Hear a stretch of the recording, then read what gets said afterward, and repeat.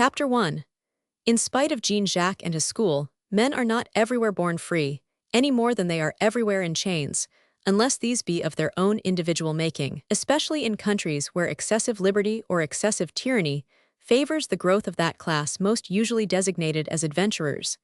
It is true that man, by his own dominant will, or by a still more potent servility, may rise to any grade of elevation, as by the absence of these qualities he may fall to any depth in the social scale. Wherever freedom degenerates into license, the ruthless predatory instinct of certain bold and unscrupulous persons may, and almost certainly will, place at their disposal the goods, the honors, and the preferment justly the due of others. And in those more numerous and certainly more unhappy countries, where the rule of the tyrant is substituted for the law of God, the unwearying flatterer, patient under blows and abstemious under high-feeding, will assuredly make his way to power. Without doubt, the eastern portion of the world, where an hereditary, or at least traditional, despotism has never ceased since the earliest social records, and where a mode of thought infinitely more degrading than any feudalism has become ingrained in the blood and soul of the chief races, presents far more favorable conditions to the growth and development of the true adventurer than are offered in any free country. For in a free country the majority can rise and overthrow the favorite of fortune, whereas in a despotic country they cannot. Of Eastern countries in this condition, Russia is the nearest to us, though perhaps we understand the Chinese character better than the Russian. The Ottoman Empire and Persia are, and always have been, swayed by a clever band of flatterers acting through their nominal master. While India, under the kindly British rule, is a perfect instance of a ruthless military despotism, where neither blood nor stratagem have been spared in exacting the uttermost farthing from the miserable serfs, are nothing else and, in robbing and defrauding the rich of their just and lawful possessions. All these countries teem with stories of adventurers risen from the ranks to the command of armies, of itinerant merchants wedded to princesses, of hardy sailors promoted to admiralties, of half-educated younger sons of English peers dying in the undisputed possession of ill-gotten millions. With the strong personal despotism of the first Napoleon began a new era of adventurers in France, not of elegant and accomplished adventurers like 1000. De Saint-Germain, Cagliostro, or the Comtesse de la Motte, but regular ragtag-bobtail cutthroat moss-troopers, who carved and slashed themselves into notice by sheer animal strength and brutality. There is infinitely more grace and romance about the Eastern adventurer. There is very little slashing and hewing to be done there, and what there is managed as quietly as possible. When a sultan must be rid of the last superfluous wife, she is quietly done up in a parcel with a few shot, and dropped into the Bosphorus without more ado. The good old-fashioned Raja of Mudpur did his killing without scandal, and when the kindly British wished to keep a secret, the man is hanged in a quiet place where there are no reporters. As in the Greek tragedies, the butchery is done behind the scenes, and there is no glory connected with the business, only gain. The ghosts of the slain sometimes appear in the columns of the recalcitrant Indian newspapers, and gibber a feeble little autotati, after the manner of the shade of Darius, but there is very little heed paid to such visitations by the kindly British. But though the raw head and bloody bones type of adventurer is little in demand in the East, there is plenty of scope for the intelligent and wary flatterer, and some room for the honest man of superior gifts, who is sufficiently free from Oriental prejudice to do energetically the thing which comes in his way, distancing all competitors for the favors of fortune by sheer industry and unerring foresight. I once knew a man in the East who was neither a flatterer nor freebooter, but who by his own masterly perseverance worked his way to immense wealth, and to such power as wealth commands, though his high view of the social aims of mankind deterred him from mixing in political questions. Bon chien chasse de race is a proverb which applies to horses, cattle, and men, as well as to dogs, and in this man, who is a noble type of the Aryan race, the qualities which have made that race dominant were developed in the highest degree. The sequel, indeed, might lead the ethnographer into a labyrinth of conjecture, but the story is too tempting a one for me to forgo telling it, although the said ethnographer should lose his wits in striving to solve the puzzle. In September 1879, I was at Simla in the lower Himalayas, at the time of the murder of Sir Louis Cavagnari at Kabul, being called there in the interests of an Anglo-Indian newspaper, of which I was then editor. In other countries, notably in Europe and in America, there are hundreds of spots by the seashore, or on the mountainside, where specific ills may be cured by their corresponding antidotes of air or water, or both. Following the aristocratic and holy example of the bishops of Salzburg for the last 8 centuries, the sovereigns of the continent are told that the air and waters of Hofgastein are the only nenuphar for the overtaxed brain in labor beneath a crown. The self-indulgent sybarite is recommended to Ems, or Wiesbaden, or Aix-la-Chapelle, and the quasi-incurable sensualist to Aix in Savoy, or to Carlsbad in Bohemia. In our own magnificent land, Bethesdas abound, in every state, from the attractive waters of laudusciating Saratoga to the magnetic springs of Lansing, Michigan. From Virginia, the carcanet of sources, the heaving, the warm, the hot sulfur springs, the white sulfur, the alum, to the hot springs of Arkansas, the ultima thule of our migratory and despairing humanity. But in India, whatever the ailing, low fever, high fever, brandy-pawnee fever, malaria caught in the chase of tigers in the Terai, or dysentery imbibed on the banks of the Ganges, there is only one cure, the hills, and chief of hill stations is Simla. On the hip rather than on the shoulder of the aspiring Himalayas, Simla or Shumla, as the natives call it, presents during the wet monsoon period a concourse of pilgrims more varied even than the Bagnères de Bigorre in the south of France, where the gay Frenchman asks permission of the lady with whom he is conversing to leave her abruptly, in order to part with his remaining lung, the loss of the first having brought him there. "Pardon, madame," said he, "Gmn vies crasher mon Otterpalmen." To Simla the whole supreme government migrates for the summer viceroy, council, clerks, printers, and hangerson. Thither the high official from the plains takes his wife, his daughters, and his liver. There the journalists congregate to pick up the news that oozes through the penthouse of government secrecy, and failing such scant drops of information, to manufacture as much as is necessary to fill the columns of their dailies. On the slopes of Jakoth wooded eminence that rises above the town, the enterprising German establishes his Concerthal and his Biergarten. Among the rhododendron trees, Madame Blavatsky, Colonel Alcott, and Mr. Sinnott move mysteriously in the performance of their wonders. And the wealthy tourist from America, the botanist from Berlin, and the casual peer from Great Britain are not wanting to complete the motley crowd. There are no roads in Simla proper where it is possible to drive, excepting one narrow way, reserved when I was there, and probably still set apart, for the exclusive delectation of the viceroy.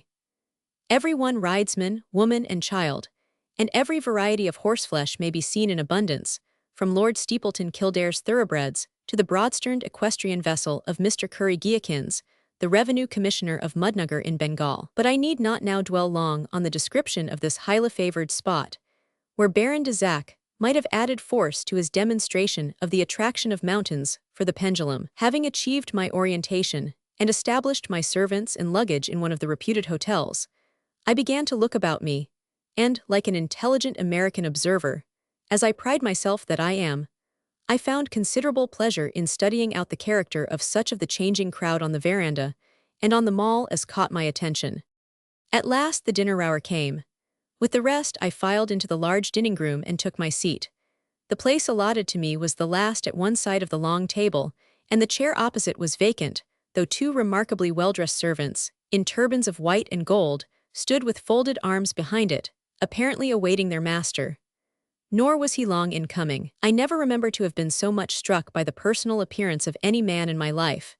He sat down opposite me, and immediately one of his 2 servants, or kitmakers, as they are called, retired, and came back bearing a priceless goblet and flask of the purest old Venetian mold. Filling the former, he ceremoniously presented his master with a brimming beaker of cold water. A water drinker in India is always a phenomenon, but a water drinker who did the thing so artistically was such a manifestation as I had never seen. I was interested beyond the possibility of holding my peace, and as I watched the man's abstemious meal, for he ate little, I contrasted him with our neighbors at the board, who seemed to be vying, like the captives of Circe, to ascertain by trial who could swallow the most beef and mountain mutton, and who could absorb the most pegs those vile concoctions of spirits, ice, and soda water, which have destroyed so many splendid constitutions under the tropical sun. As I watched him, an impression came over me that he must be an Italian. I scanned his appearance narrowly, and watched for a word that should betray his accent. He spoke to his servant in Hindustani, and I noticed at once the peculiar sound of the dental consonants, never to be acquired by a northern-born person. Before I go farther, let me try and describe Mr. Isaacs. I certainly could not have done so satisfactorily after my first meeting, but subsequent acquaintance, and the events I am about to chronicle, threw me so often in his society, and gave me such ample opportunities of observation, that the minutest details of his form and feature, as well as the smallest peculiarities of his character and manner, are indelibly graven in my memory. Isaacs was a man of more than medium stature, though he would never be spoken of as tall. An easy grace marked his movements at all times, whether deliberate or vehement, and he often went to each extreme, a grace which no one acquainted with the science of the human frame would be at a loss to explain for a moment. The perfect harmony of all the parts, the even symmetry of every muscle, the equal distribution of a strength, not colossal and overwhelming, but ever ready for action, the natural courtesy of gestural told of a body in which true proportion of every limb and sinew were at once the main feature and the pervading characteristic. This infinitely supple and swiftly moving figure was but the pedestal, as it were, for the noble face and nobler brain to which it owed its life and majestic bearing. A long oval face of a wondrous transparent olive tint, and of a decidedly oriental type. A prominent brow and arched but delicate eyebrows fitly surmounted a nose smoothly aquiline, but with the broad, well-set nostrils that bespeak active courage. His mouth, often smiling, never laughed, and the lips, though closely meeting, were not thin and writhing and cunning, as one so often sees in Eastern faces, but rather inclined to a generous Greek fullness, the curling lines ever ready to express a sympathy or a scorn which, the commanding features above seem to control and curb, as the stern, square-elbowed Arab checks his rebellious horse or gives him the rein at will. But though Mr. Isaacs was endowed with exceptional gifts of beauty by a bountiful nature, those I have enumerated were by no means what first attracted the attention of the observer. I have spoken of his graceful figure and perfect Iranian features, but I hardly noticed either at our first meeting. I was enthralled and fascinated by his eyes. I once saw in France a jewel composed of 6 precious stones, each a gem of great value, so set that they appeared to form but one solid mass, yielding a strange radiance that changed its hue at every movement and multiplied the sunlight 1,000-fold. Were I to seek a comparison for my friend's eyes, I might find an imperfect one in this masterpiece of the jeweler's art. They were dark and of remarkable size. When half closed, they were long and almond-shaped. When suddenly opened in anger or surprise, they had the roundness and bold keenness of the eagle's sight. There was a depth of life and vital light in them that told of the pent-up force of 100 generations of Persian magi. They blazed with the splendor of a godlike nature, needing neither meat nor strong drink to feed its power. My mind was made up. Between his eyes, his temperance, and his dental consonants, he certainly might be an Italian. Being myself a native of Italy, though an American by parentage, I addressed him in the language, feeling comparatively sure of his answer. To my surprise, and somewhat to my confusion, he answered in 2 words of modern Greek. Den enosa, I do not understand. He evidently supposed I was speaking a Greek dialect, and answered in the one phrase of that tongue which he knew, and not a good phrase at that. Pardon me, said I in English, I believed you a countryman, and ventured to address you in my native tongue. May I inquire whether you speak English? I was not a little astonished when he answered me in pure English, and with an evident command of the language.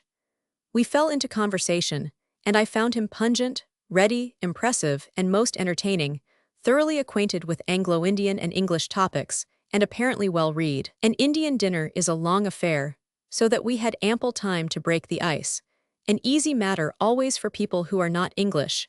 And when, after the fruit, he invited me to come down and smoke with him in his rooms, I gladly availed myself of the opportunity. We separated for a few moments, and I dispatched my servant to the manager of the hotel to ascertain the name of the strange gentleman who looked like an Italian and spoke like a fellow of Balliol. Having discovered that he was a Mr. Isaacs, I wended my way through verandas and corridors, preceded by a chuprassi and followed by my pipe-bearer, till I came to his rooms. The fashion of the hookah or narghile in India has long disappeared from the English portion of society. Its place has been assumed and usurped by the cheroot from Burma or Trichinopoli, by the cigarette from Egypt, or the more expensive Manila and Havana cigars. I, however, in an early burst of Oriental enthusiasm, had ventured upon the obsolete fashion, and so charmed was I by the indolent aromatic enjoyment I got from the rather cumbrous machine, that I never gave it up while in the East. So when Mr. Isaacs invited me to come and smoke in his rooms, or rather before his rooms, for the September air was still warm in the hills, I ordered my bearer to bring down the apparatus and to prepare it for use. I myself passed through the glass door in accordance with my new acquaintance's invitation, curious to see the kind of abode in which a man who struck me as being so unlike his fellows spent his summer months. For some minutes after I entered, I did not speak, and indeed I hardly breathed. It seemed to me that I was suddenly transported into the subterranean chambers, whither the wicked magician sent Aladdin in quest of the lamp. A soft but strong light filled the room, though I did not immediately comprehend whence it came, nor did I think to look. So amazed was I by the extraordinary splendor of the objects that met my eyes. In the first glance it appeared as if the walls and the ceiling were lined with gold and precious stones, and in reality it was almost literally the truth. The apartment, I soon saw, was small, for India at least, and every available space, nook and cranny, were filled with gold and jeweled ornaments, shining weapons, or uncouth but resplendent idols. There were sabers in scabbards set from end to end with diamonds and sapphires, with cross hilts of rubies in massive gold mounting, the spoil of some worsted Raja or Nawab of the Mutiny. There were narghiles 4 feet high, crusted with gems and curiously wrought work from Baghdad or Herat, water flasks of gold and drinking cups of jade, yataghans from Borne and idols from the Far East. Gorgeous lamps of the octagonal oriental shape hung from the ceiling, and fed by aromatic oils, shed their soothing light on all around. The floor was covered with a rich soft pile, and low divans were heaped with cushions of deep-tinted silk and gold. On the floor, in a corner which seemed the favorite resting place of my host, lay open 2 or 3 superbly illuminated Arabic manuscripts, and from a chafing dish of silver, near by a thin thread of snow-white smoke, sent up its faint perfume through the still air. To find myself transported from the conventionalities of a stiff and starched Anglo-Indian hotel to such a scene was something novel and delicious in the extreme. No wonder I stood speechless and amazed. Mr. Isaacs remained near the door while I breathed in the strange sights to which he had introduced me. At last I turned, and from contemplating the magnificence of inanimate wealth, I was riveted by the majestic face and expression of the beautiful living creature, who, by a turn of his wand, or, to speak prosaically, by an invitation to smoke, had lifted me out of humdrum into a land peopled with all the effulgent fantasies and the priceless realities of the magic East. As I gazed, it seemed as if the illumination from the lamps above were caught up and flung back with the vitality of living fire by his dark eyes, in which more than ever I saw and realized the inexplicable blending of the precious stones with the burning spark of a divine soul breathing within. For some moments we stood thus, he evidently amused at my astonishment, and I, fascinated and excited by the problem presented me for solution in his person and possessions. "Yes," said Isaacs, "you are naturally surprised at my little El Dorado, so snugly hidden away in the lower story of a commonplace hotel. Perhaps you are surprised at finding me here too, but come out into the air, your hookah is blazing, and so are the stars." I followed him into the veranda, where the long cane chairs of the country were placed, and taking the tube of the pipe from the solemn Mussulman whose duty it was to prepare it, I stretched myself out in that indolent lazy peace which is only to be enjoyed in tropical countries. Silent, and for the nonce perfectly happy, I slowly inhaled the fragrant vapor of tobacco and aromatic herbs, and honey with which the hookah is filled. No sound save the monotonous bubbling and chuckling of the smoke through the water, or the gentle rustle of the leaves on the huge rhododendron tree, which reared its dusky branches to the night in the middle of the lawn. There was no moon, though the stars were bright and clear, the foaming path of the Milky Way stretching overhead like the wake of some great heavenly ship. A soft mellow luster from the lamps in Isaac's room threw a golden stain half across the veranda and the chafing dish. Within, as the light breeze fanned the coals, sent out a little cloud of perfume which mingled pleasantly with the odor of the chillum in the pipe. The turbaned servant squatted on the edge of the steps at a little distance, peering into the dusk, as Indians will do for hours together. Isaacs lay quite still in his chair, his hands above his head, the light through the open door just falling on the jeweled mouthpiece of his narghile. He sighed a sigh only half regretful, half contented, and seemed about to speak, but the spirit did not move him, and the profound silence continued. For my part, I was so much absorbed in my reflections on the things I had seen that I had nothing to say, and the strange personality of the man made me wish to let him begin upon his own subject, if perchance I might gain some insight into his mind and mode of thought. There are times when silence seems to be sacred, even unaccountably so. A feeling is in us that to speak would be almost a sacrilege, though we are unable to account in any way for the pause. At such moments everyone seems instinctively to feel the same influence, and the first person who breaks the spell either experiences a sensation of awkwardness and says something very foolish, or, conscious of the odds against him, delivers himself of a sentiment of ponderous severity and sententiousness. As I smoked, watching the great flaming bowl of the water pipe, a little coal, forced up by the expansion of the heat, toppled over the edge and fell tinkling on the metal foot below. The quick ear of the servant on the steps caught the sound, and he rose and came forward to trim the fire. Though he did not speak, his act was a diversion. The spell was broken. "The Germans," said Isaacs, "say that an angel is passing over the house. I do not believe it." I was surprised at the remark. It did not seem quite natural for Mr. Isaacs to begin talking about the Germans, and from the tone of his voice, I could almost have fancied he thought the proverb was held as an article of faith by the Teutonic races in general. "I do not believe it," he repeated reflectively. "There is no such thing as an angel passing. It is a misuse of terms.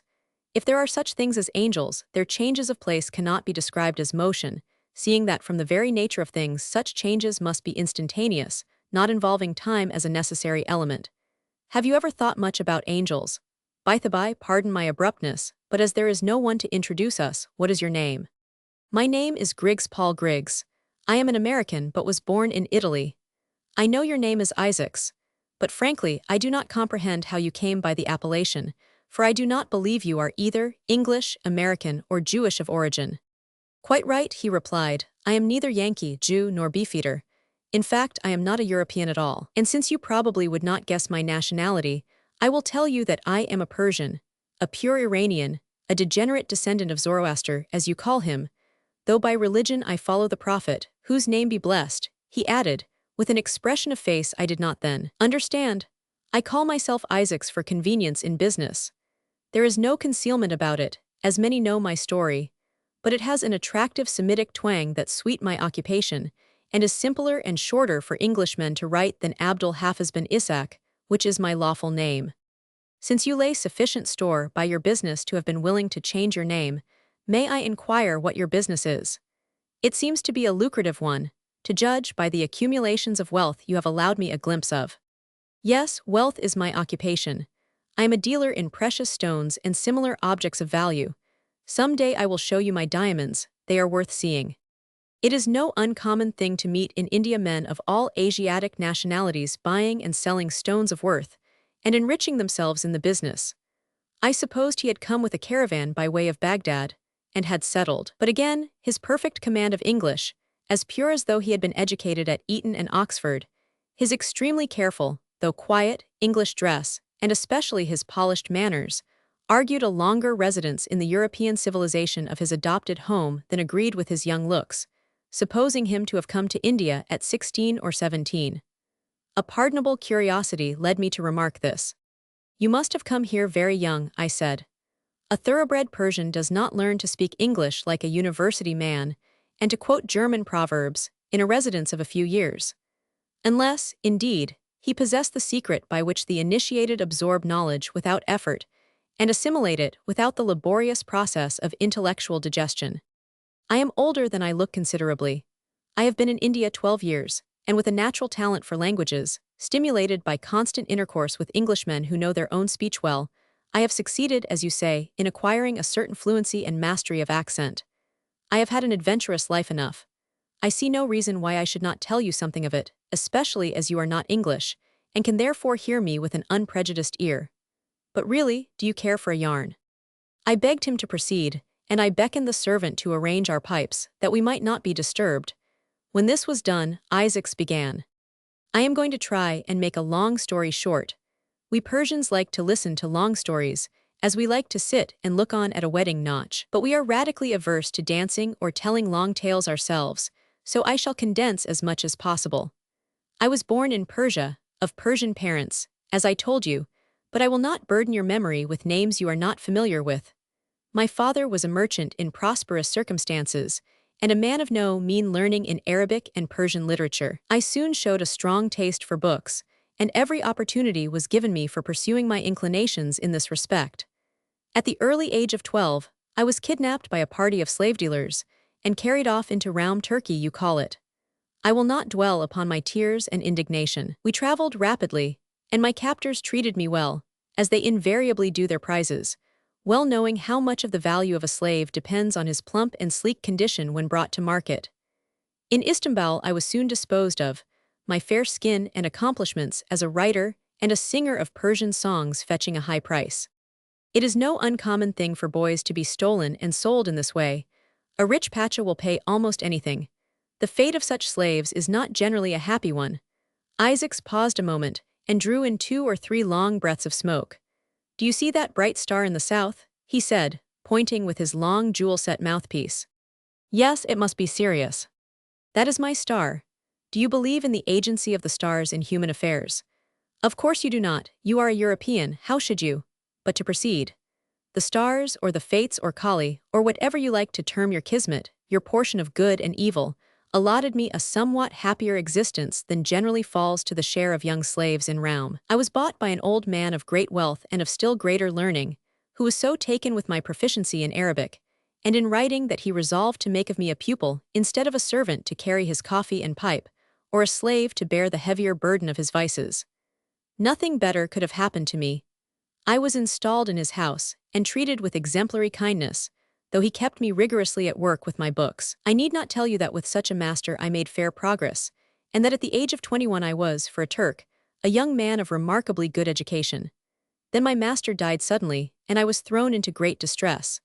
I was of course nothing but a slave, and liable to be sold at any time. I escaped.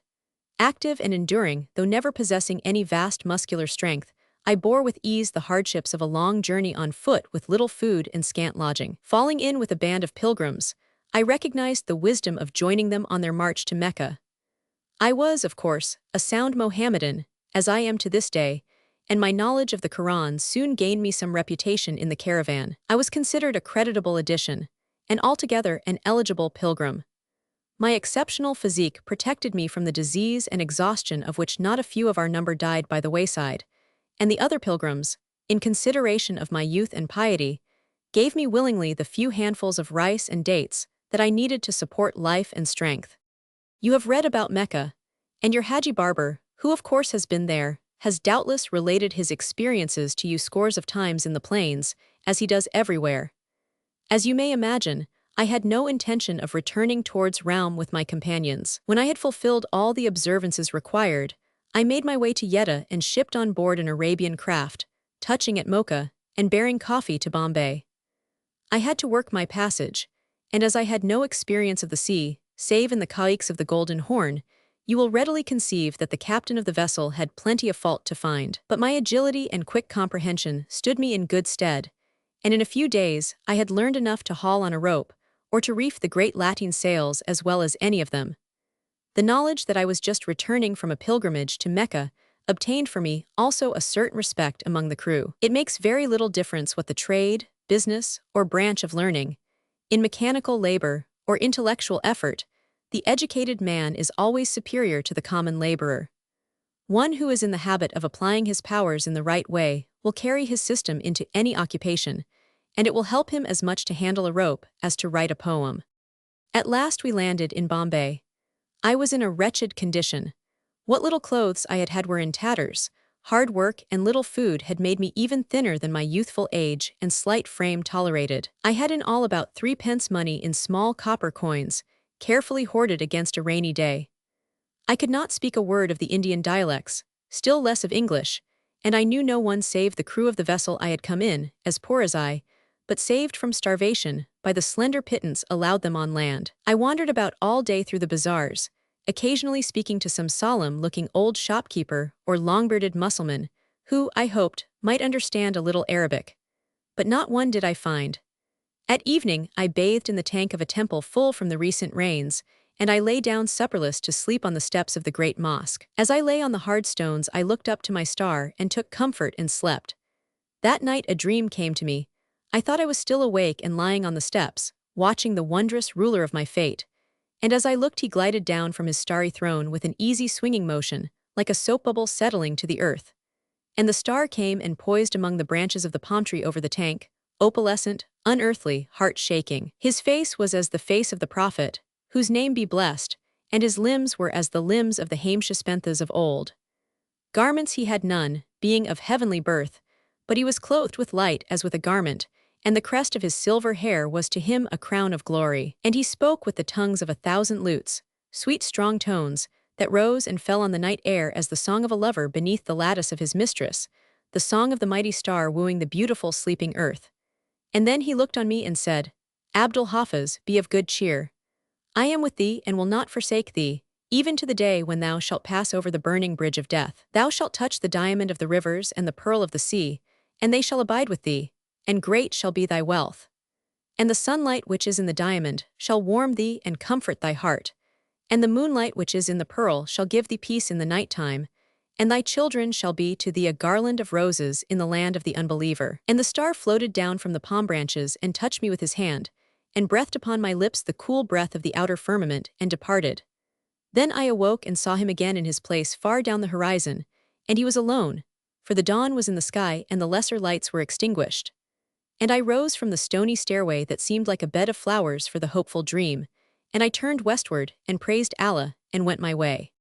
The sun being up, all was life, and the life in me spoke of a most capacious appetite. So I cast about for a shop where I might buy a little food with my few coppers, and seeing a confectioner spreading out his wares, I went near and took stock of the queer balls of flour and sugar, and strange oily-looking sweetmeats. Having selected what I thought would be within my modest means, I addressed the shopkeeper to call his attention, though I knew he would not understand me, and I touched with my hand the article I wanted, showing with the other some of the small coins I had. As soon as I touched the sweetmeats, the man became very angry, and bounding from his seat called his neighbors together, and they all shouted and screamed at me, and called a man I thought to be a soldier, though he looked more like an ape in his long loose trousers of dirty black, and his untidy red turban, under which cumbrous garments his thin and stunted frame seemed even blacker and more contemptible than nature had made them. I afterwards discovered him to be one of the Bombay police. He seized me by the arm, and I, knowing I had done no wrong, and curious to discover, if possible, what the trouble was, accompanied him whither he led me. After waiting many hours in a kind of little shed where there were more policemen, I was brought before an Englishman. Of course, all attempts at explanation were useless. I could speak not a word of anything but Arabic and Persian, and no one present understood either. At last, when I was in despair, trying to muster a few words of Greek I had learned in Istanbul, and failing signally therein, an old man with a long beard looked curiously in at the door of the crowded court. Some instinct told me to appeal to him, and I addressed him in Arabic. To my infinite relief, he replied in that tongue, and volunteered to be interpreter. In a few moments I learned that my crime was that I had touched the sweetmeats on the counter. In India, as you who have lived here doubtless know, it is a criminal offense, punishable by fine or imprisonment, for a non-Hindu person to defile the food of even the lowest caste man.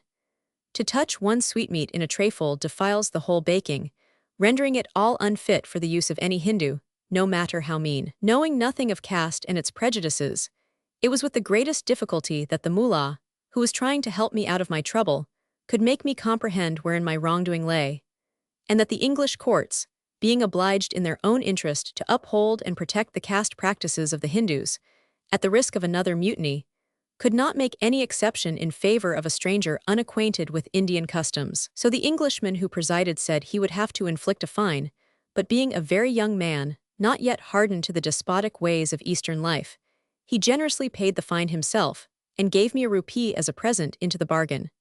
It was only 2 shillings, but as I had not had so much money for months, I was as grateful as though it had been 100. If I ever meet him, I will requite him, for I owe him all I now possess. My case being dismissed, I left the court with the old mullah, who took me to his house and inquired of my story, having first given me a good meal of rice and sweetmeats, and that greatest of luxuries, a little pot of fragrant mocha coffee. He sat in silence while I ate, ministering to my wants, and evidently pleased with the good he was doing. Then he brought out a package of burris, those little cigarettes rolled in leaves that they smoke in Bombay, and I told him what had happened to me. I implored him to put me in the way of obtaining some work by which I could at least support life, and he promised to do so, begging me to stay with him until I should be independent. The day following, I was engaged to pull a punkah in the house of an English lawyer, connected with an immense lawsuit involving one of the Mohammedan principalities. For this irksome work, I was to receive 6 rupees 12 shillings monthly. But before the month was up, I was transferred, by the kindness of the English lawyer and the good offices of my co-religionist the mullah, to the retinue of the Nizam of Hyderabad, then in Bombay. Since that time I have never known want. I soon mastered enough of the dialects to suit my needs, and applied myself to the study of English, for which opportunities were not lacking. At the end of 2 years, I could speak the language enough to be understood, and my accent from the first was a matter of surprise to all. I had also saved out of my gratuities about 100 rupees. Having been conversant with the qualities of many kinds of precious stones from my youth up, I determined to invest my economies in a diamond or a pearl. Before long, I struck a bargain with an old Marwari over a small stone, of which I thought he misjudged the value, owing to the rough cutting. The fellow was cunning and hard in his dealings, but my superior knowledge of diamonds gave me the advantage. I paid him 93 rupees for the little gem, and sold it again in a month for 200 to a young English collector and magistrate who wanted to make his wife a present. I bought a larger stone, and again made nearly 100% on the money. Then I bought 2, and so on, until having accumulated sufficient capital, I bade farewell to the court of the Nizam, where my salary never exceeded 16 rupees a month as scribe and Arabic interpreter, and I went my way with about 2,000 rupees in cash and precious stones. I came northwards, and finally settled in Delhi, where I set up as a dealer in gems and objects of intrinsic value. It is now 12 years since I landed in Bombay. I have never soiled my hands with usury, though I have twice advanced large sums at legal interest for purposes I am not at liberty to disclose.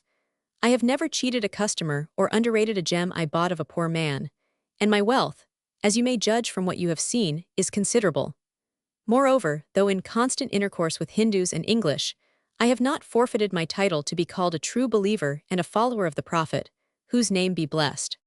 Isaac ceased speaking, and presently the waning moon rose pathetically over the crest of the mountains with that curiously doleful look she wears after the full is past, as if weeping over the loss of her better half.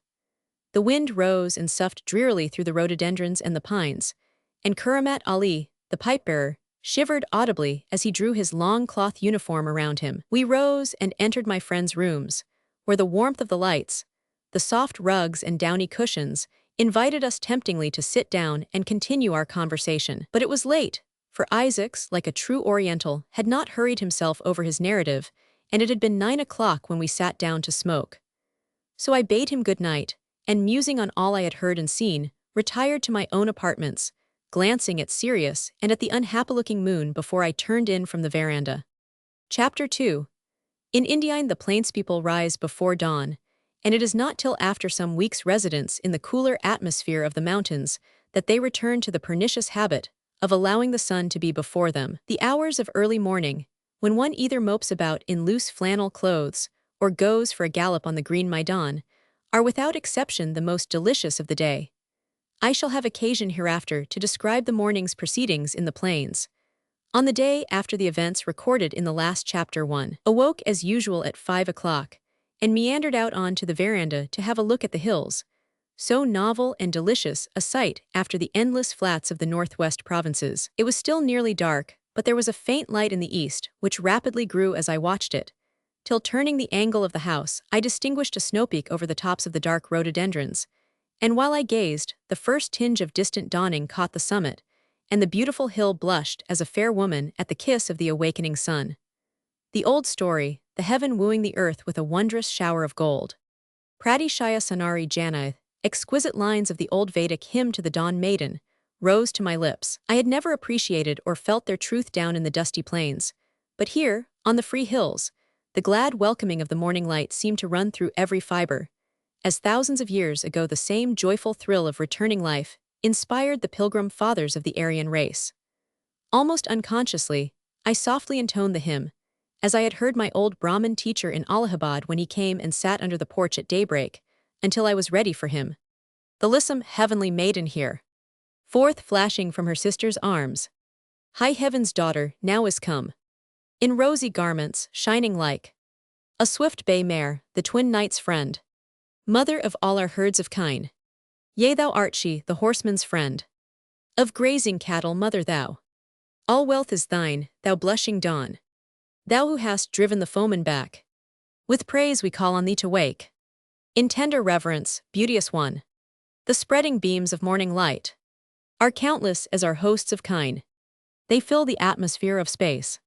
Filling the sky, thou openedst wide the gates of night, thou glorious dawn. Rejoicing run thy daily race. The heaven above thy rays have filled the broad beloved room of air. O splendid, brightest maid of morn! I went indoors again to attend to my correspondence, and presently a gorgeously liveried white-bearded chuprassi appeared at the door, and bending low as he touched his hand to his forehead, intimated that if the great lord of the earth, the protector of the poor, would turn his ear to the humblest of his servants, he would hear of something to his advantage.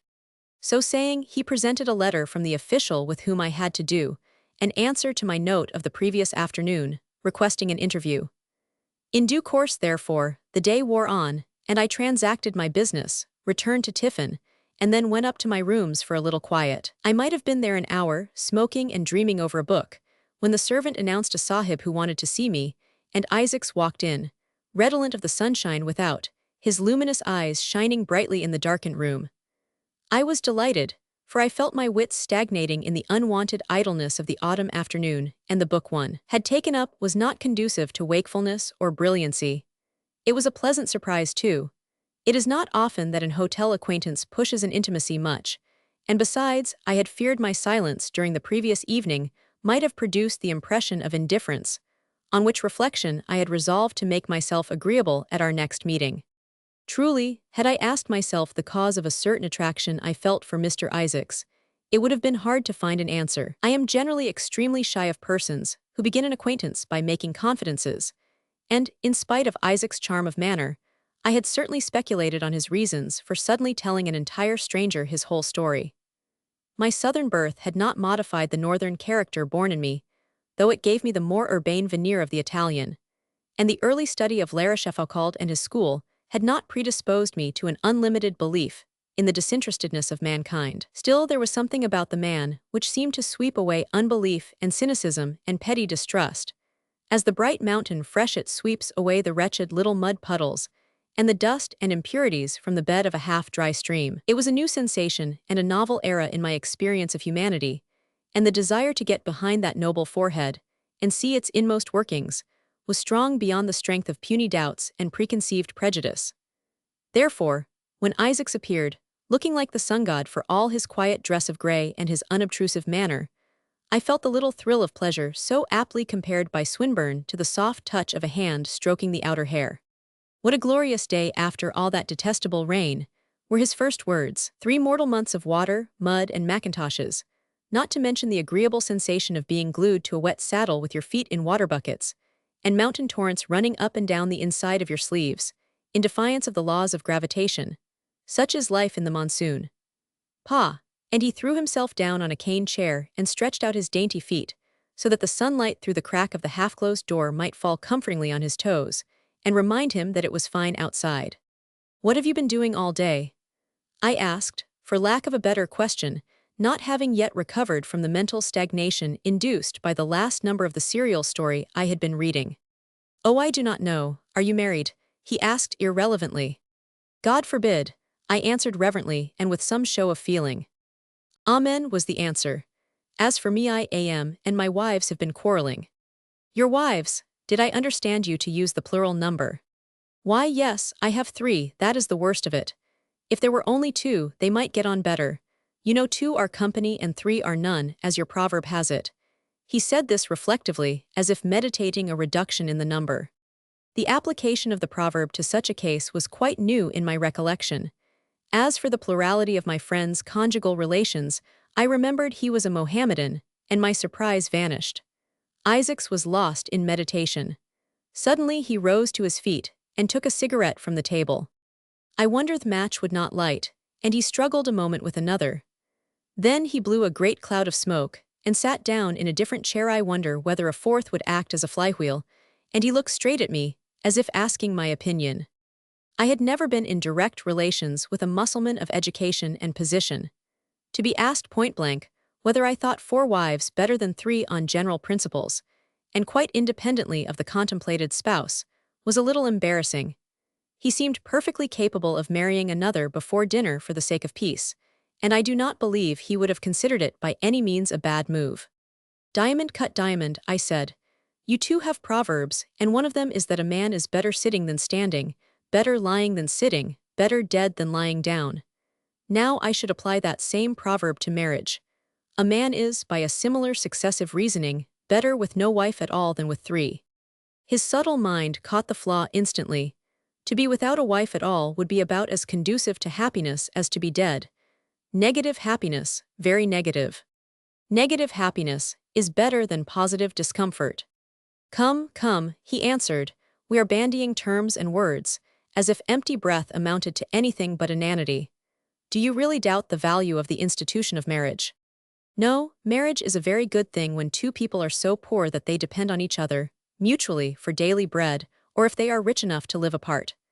For a man in my own position, marriage would be the height of folly, an act of rashness only second to deliberate suicide.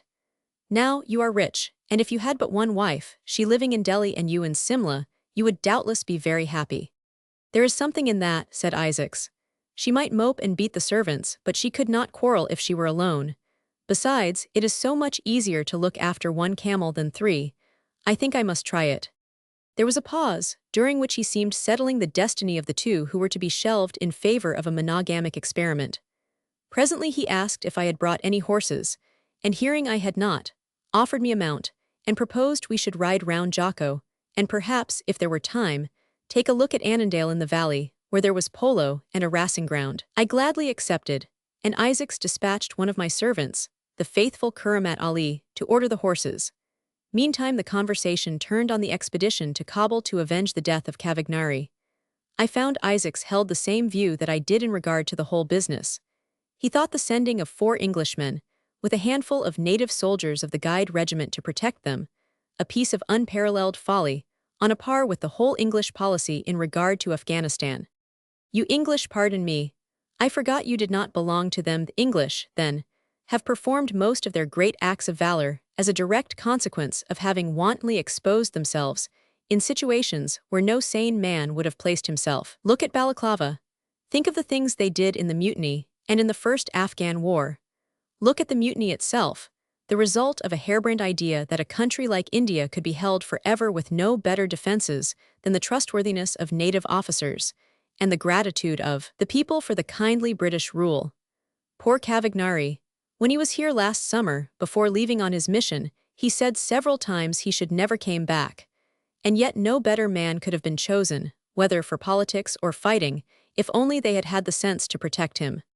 Having delivered himself of this eulogy, my friend dropped his exhausted cigarette, lit another, and appeared again absorbed in the triangulation of his matrimonial problem. I imagined him weighing the question whether he should part with Zobeda and Zuleika and keep Anima, or send Zuleika and Amina about their business, and keep Zobeda to be a light in his household. At last Kuramat Ali, on the watch in the veranda, announced the saises with the horses, and we descended. I had expected that a man of Isaac's tastes and habits would not be stingy about his horseflesh, and so was prepared for the character of the animals that awaited us. They were 2 superb Arab stallions, one of them being a rare specimen of the weight-carrying kind, occasionally seen in the Far East. Small head, small feet and feather-tailed, but broad in the quarters and deep in the chest, able to carry a 12-stone man for hours at the stretching, even gallop that never trembles and never tires, sure-footed as a mule, and tender-tempered as a baby. So we mounted the gentle creatures and rode away. The mountain on which Simla is situated has a double summit, like a Swiss peak, the one higher than the other. On the lower height and the neck between the two is built the town, and the bungalows used as offices and residences for the government officials cover a very considerable area. Jocko, the higher eminence, is thickly covered with a forest of primeval rhododendrons and pines, and though there are outlying bungalows and villas scattered about among the trees near the town, they are so far back from the main road, reserved as I have said for the use of the viceroy, as far as driving is concerned, that they are not seen in riding along the shady way. And on the opposite side, where the trees are thin, the magnificent view looks far out over the spurs of the mountains, the only human habitation visible being a Catholic convent, which rears its little Italian campanile against the blue sky, and rather adds to the beauty of the scene than otherwise. As we rode along, we continued our talk about the new Afghan war, though neither of us was very much in the humor for animated conversation. The sweet scent of the pines, the matchless motion of the Arab, and the joyous feeling that the worst part of the tropical year was past, were enough for me, and I drank in the high, rarefied air, with the intense delight of a man who has been smothered with dust and heat, and then steamed to a jelly by a spring and summer in the plains of Hindustan. The road abounds in sharp turns, and I, as the heavier mount, rode on the inside as we went round the mountain. On reaching the open part on the farther side, we drew rein for a moment to look down at the deep valleys, now dark with the early shade, at the higher peaks red with the westering sun, and at the black masses of foliage, through which some giant trunk here and there caught a lingering ray of the departing light. Then, as we felt the cool of the evening coming on, we wheeled and scampered along the level stretch, stirrup to stirrup and knee to knee. The sharp corner at the end pulled us up, but before we had quite reined in our horses, as delighted as we to have a couple of minutes' straight run, we swung past the angle and cannoned into a man ambling peaceably along with his reins on one finger, and his large gray felt hat flapping at the back of his neck. There was a moment's confusion, profuse apologies on our part, and some ill-concealed annoyance on the part of the victim, who was, however, only a little jostled and taken by surprise. "Really, sir," he began. "Oh, Mr. Isaacs, no harm done, I assure you, that is not much, bad thing riding fast round corners. No harm, not much. How are you?" all in a breath. "How d'ye do, Mr. Giakins, my friend Mr. Griggs." "The real offender," I added in a conciliatory tone, for I had kept my place on the inside. "Mr. Griggs," said Mr. Curry Giakins. "Mr. Griggs of Allahabad, Daily Howler. Yes, corresponded, glad to see you in the flesh." I did not think he looked particularly glad. He was a revenue commissioner residing in Mudnagar, a rank conservative, a regular old John Company man, with whom I had had more than one tiff in the columns of the Howler, leading to considerable correspondence. I trust that our collision in the flesh has had no worse results than our tilts in print, Mr. Giakins. "Not at all. Oh, do not mention it. Bad enough, though, but no harm done, none whatever," pulling up and looking at me as he pronounced the hissed two words with a peculiarly English slowness after a very quick sentence. While he was speaking, I was aware of a pair of riders walking their horses toward us, and apparently struggling to suppress their amusement at the mishap to the old gentleman, which they must have witnessed. In truth, Mr. Giakins, who was stout and rode a broad-backed obese tat, can have presented no very dignified appearance, for he was jerked half out of the saddle by the concussion, and his near leg, returning to its place, had driven his nether garment halfway to his knee, while the large felt hat was settling back onto his head at a rakish angle, and his coat collar had gone well up the back of his neck. "Dear uncle," said the lady as she rode up, "I hope you're not hurt." She was very handsome as she sat there trying not to laugh, a lithe figure in a grey habit and a broad-brimmed hat, fair as a Swede, but with dark eyes and heavy lashes. Just then she was showing her brilliant teeth, ostensibly in delight at her dear uncle's escape, and her whole expression was animated and amused. Her companion was a soldierly-looking young Englishman, with a heavy mustache and a large nose. A certain devil-may-care look about his face was attractive as he sat carelessly watching us. I noticed his long stirrups and the curb rein hanging loose, while he held the snaffle, and concluded he was a cavalry officer. Isaacs bowed low to the lady and wheeled his horse. She replied by a nod, indifferent enough. But as he turned, her eyes instantly went back to him, and a pleasant, thoughtful look passed over her face, which betrayed at least a trifling interest in the stranger, if stranger he were. All this time Mr. Giakins was talking and asking questions of me. When had I come? What brought me here? How long would I stay? And so on, showing that whether friendly or not he had an interest in my movements. In answering his questions, I found an opportunity of calling the Queen the Empress, of lauding Lord Beaconsfield's policy in India, and of congratulating Mr. Giakins upon the state of his district, with which he had nothing to do, of course. But he swallowed the bait, all in a breath, as he seemed to do everything. Then he introduced us. "Catherine, you know Mr. Isaacs. Mr. Griggs, Miss Westenhaw, Lord Steepleton Kildare, Mr. Isaacs." We bowed and rode back together over the straight piece we passed before the encounter. Isaacs and the Englishman walked their horses on each side of Miss Westenhaw, and Giakins and I brought up the rear. I tried to turn the conversation to Isaacs, but with little result. Yes, good fellow Isaacs, for a fire-worshipper or whatever he is. Good judge of a horse. Lots of rupees too, queer fish. By the by, Mr. Griggs, this new expedition is going to cost us something handsome, eh? Why, yes. I doubt whether you will get off under 10 million sterling. And where is it to come from? You will have a nice time making your assessments in Bengal, Mr. Giakins, and we shall have an incomedex and all sorts of agreeable things. Incomedex? Well, I think not. You see, Mr. Griggs, it would hit the members of the council, so they will not do it for their own sakes and the viceroy too. Ha ha, how do you think Lord Lytton would like an incomedex, eh? And the old fellow chuckled. We reached the end of the straight, and Isaacs reined in and bid Miss Westenhaw and her companion good evening. I bowed from where I was, and took Mr. Giakin's outstretched hand. He was in a good humor again, and called out to us to come and see him as we rode away. I thought to myself I certainly would, and we paced back, crossing the open stretch for the third time. It was almost dark under the trees as we re-entered the woods. I pulled out a cheroot and lit it. Isaacs did the same, and we walked our horses along in silence. I was thinking of the little picture I had just seen. The splendid English girl on her thoroughbred beside the beautiful Arab steed and his graceful rider. What a couple, I thought. What noble specimens of great races. Why did not this fiery young Persian with his wealth, his beauty, and his talents wed some such wife as that? Some hybrid Englishwoman who should love him and give him home and children and, I was forced to add, commonplace happiness.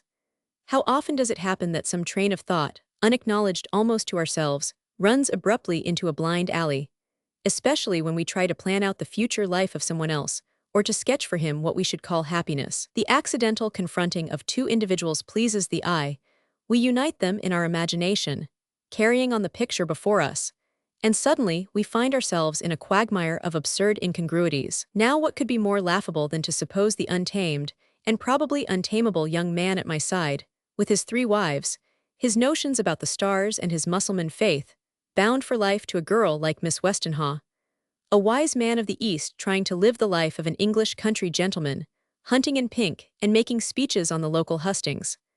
I smiled to myself in the dark and puffed at my cigar. Meanwhile Isaacs was palpably uneasy. First he kicked his feet free of the stirrups and put them back again. Then he hummed a few words of a Persian song and let his cigar go out, after which he swore loudly in Arabic at the eternal matches that never would light. Finally he put his horse into a hand gallop, which could not last on such a road in the dark, and at last he broke down completely in his efforts to do impossible things, and began talking to me. You know Mr. Giakins by correspondence, then? Yes, and by controversy. And you, I see, know Miss Westenhaw. Yes, what do you think of her? A charming creature of her type. Fair and English, she will be fat at 35, and will probably paint at 40, but at present she is perfection off her kind of course, I added, not wishing to engage my friend in the defense of his 3 wives on the score of beauty. I see very little of Englishwomen, said Isaacs. My position is peculiar, and though the men, many of whom I know quite intimately, often ask me to their houses, I fancy when I meet their women I can detect a certain scorn of my nationality, a certain undefinable manner toward me, by which I suppose they mean to convey to my obtuse comprehension that I am but a step better than a nativia nigger, in fact, to use the term they love so well. So I simply avoid them, as a rule, for my temper is hasty. Of course I understand it well enough. They are brought up or trained by their fathers and husbands to regard the native Indian as an inferior being, an opinion in which, on the whole, I heartily concur. But they go a step farther and include all Asiatics in the same category. I do not choose to be confounded with a race I consider worn out and effete. As for the men, it is different. They know I am rich and influential in many ways that are useful to them now, and they hope that the fortunes of war or revolution may give them a chance of robbing me hereafter, in which they are mistaken. Now there is our stout friend, whom we nearly brought to grief a few minutes ago. He is always extremely civil, and never meets me that he does not renew his invitation to visit him. I should like to see something more of Mr. Curry Giakins myself. I do not believe he is half as bad as I thought. Do you ever go there? Sometimes. Yes, on second thoughts I believe I call on Mr. Curry Giakins pretty often. Then after a pause he added, I like her. I pointed out the confusion of genders. Isaacs must have smiled to himself in the gloom, but he answered quietly. I mean Miss Westenhaw, I like her, yes, I am quite sure I do. She is beautiful and sensible, though if she stays here much longer she will be like all the rest. We will go and see them tomorrow. Here we are, just in time for dinner. Come and smoke afterwards. Chapter 3. A loose robe of light material from cashmere thrown around him, Isaacs half sat, half lay, on the soft, dark cushions in the corner of his outer room. His feet were slipperless, Eastern fashion, and his head covered with an embroidered cap of curious make. By the yellow light of the hanging lamps he was reading an Arabic book, and his face wore a puzzled look that sat strangely on the bold features. As I entered, the book fell back on the cushion, sinking deep into the down by its weight, and one of the heavy gold clasps clanged sharply as it turned. He looked up, but did not rise, and greeted me, smiling, with the Arabic salutation. "Peace be with you." "And with you, peace," I answered in the same tongue. He smiled again at my unfamiliar pronunciation. I established myself on the divan near him and inquired whether he had arrived at any satisfactory solution of his domestic difficulties. "My father," he said, "upon whom be peace, had but one wife, my mother. You know Mussulmans are allowed 4 lawful wives. Here is the passage in the beginning of the 4th chapter. If ye fear that ye shall not act with equity towards orphans of the female sex, take in marriage of such other women as please you, 2 or 3 or 4, and not more. But if ye fear that ye cannot act equitably towards so many, marry one only, or the slaves which ye shall have acquired." The first part of this passage, continued Isaacs, is disputed. I mean the words referring to orphans. But the latter portion is plain enough. When the apostle warns those who fear they cannot act equitably towards so many, I am sure that in his wisdom he meant something more by equitable treatment than the mere supplying of bodily wants. He meant us to so order our households that there should be no jealousies, no heartburnings, no unnecessary troubling of the peace. Now woman is a thing of the devil, jealous, and to manage a number of such creatures so that they shall be even passably harmonious among themselves is a fearful task, soul-wearying, hearth-hardening, never-ending, leading to no result. Just what I told you, a man is better with no wife at all than with 3. But why do you talk about such matters with me, an unbeliever, a Christian, who, in the words of your prophet, shall swallow down nothing but fire into my belly, and shall broil in raging flames when I die? Surely it is contrary to the custom of your coreligionists, and how can you expect an infidel Frank to give you advice? "I do not," laconically replied my host. "Besides, with your views of women in general, their vocation, their aims, and their future state, is it at all likely that we should ever arrive at even a fair discussion of marriage and marriage laws? With us, women have souls, and what is a great deal more, seem likely to have votes. They certainly have the respectful and courteous service of a large proportion of the male sex. You call a woman a thing of the devil. We call her an angel from heaven. And though some eccentric persons like myself refuse to ally themselves for life with any woman, I confess, as far as I am concerned, that it is because I cannot contemplate the constant society of an angel with the degree of appreciation such a privilege justly deserves, and I suspect that most confirmed bachelors, knowingly or unconsciously, think as I do. The Buddhists are not singular in their theory that permanent happiness should be the object. They say," said Isaacs, quickly interrupting, "that the aim of the ignorant is pleasure, the pursuit of the wise happiness. Pray, under which category would you class marriage? I suppose it comes under one or the other." "I cannot say I see the force of that. Look at your own case, since you have introduced it." "Never mind my own case. I mean with your ideas of one wife, and heavenly woman, and voting, and domestic joy, and all the rest of it. Take the ideal creature you rave about." "I never rave about anything." "Take the fascinating female you describe, and for the sake of argument imagine yourself very poor or very rich, since you would not enter wedlock in your present circumstances. Suppose you married your object of courteous service and respectful adoration. Which should you say you would attain thereby, pleasure or happiness?" "Pleasure is but the refreshment that cheers us in the pursuit of true happiness," I answered, hoping to evade the direct question by a sententious phrase. "I will not let you off so easily. You shall answer my question," he said. He looked full at me with a deep searching gaze that seemed hardly warranted by the lightness of the argument. I hesitated, and he impatiently leaned forward, uncrossing his legs and clasping his hands over one knee to bring himself nearer to me. "Pleasure or happiness?" he repeated. "Which is it to be?" A sudden light flashed over my obscured intellect. "Both," I answered. "Could you see the ideal woman as I would fain paint her to you, you would understand me better. The pleasure you enjoy in the society of a noble and beautiful woman should be but the refreshment by the wayside as you journey through life together. The day will come when she will be beautiful no longer, only noble and good, and true to you as to herself. And then, If pleasure has been to you what it should be, you will find that in the happiness attained it is no longer counted, or needed, or thought of. It will have served its end, as the crib holds the ship in her place while she is building, and when your wide-winged vessel has smoothly glided off into the great ocean of happiness, the crib and the stocks and the artificial supports will fall to pieces and be forgotten forever. Yet have they had a purpose, and have borne a very important part in the life of your ship. Having heard me attentively till I had finished, Isaacs relaxed his hold on his knee and threw himself back on the cushions, as if to entrench himself for a better fight. I had made an impression on him, but he was not the man to own it easily.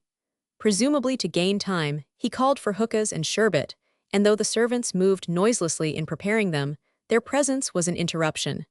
When we were settled again, he had taken a nearly upright position on the couch, and as he pulled at the long tube, his face assumed that stolid look of oriental indifference, which is the most discouraging shower bath to the persuasive powers. I had really no interest in converting him to my own point of view about women.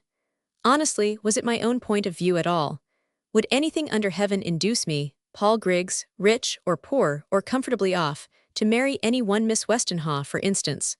Probably not. But then my preference for single blessedness did not prevent me from believing that women have souls. That morning, the question of the marriage of the whole universe had been a matter of the utmost indifference, and now I, a confirmed and hopelessly contented bachelor, was trying to convince a man with 3 wives that matrimony was a most excellent thing in its way, and that the pleasure of the honeymoon was but the faint introduction to the bliss of the silver wedding.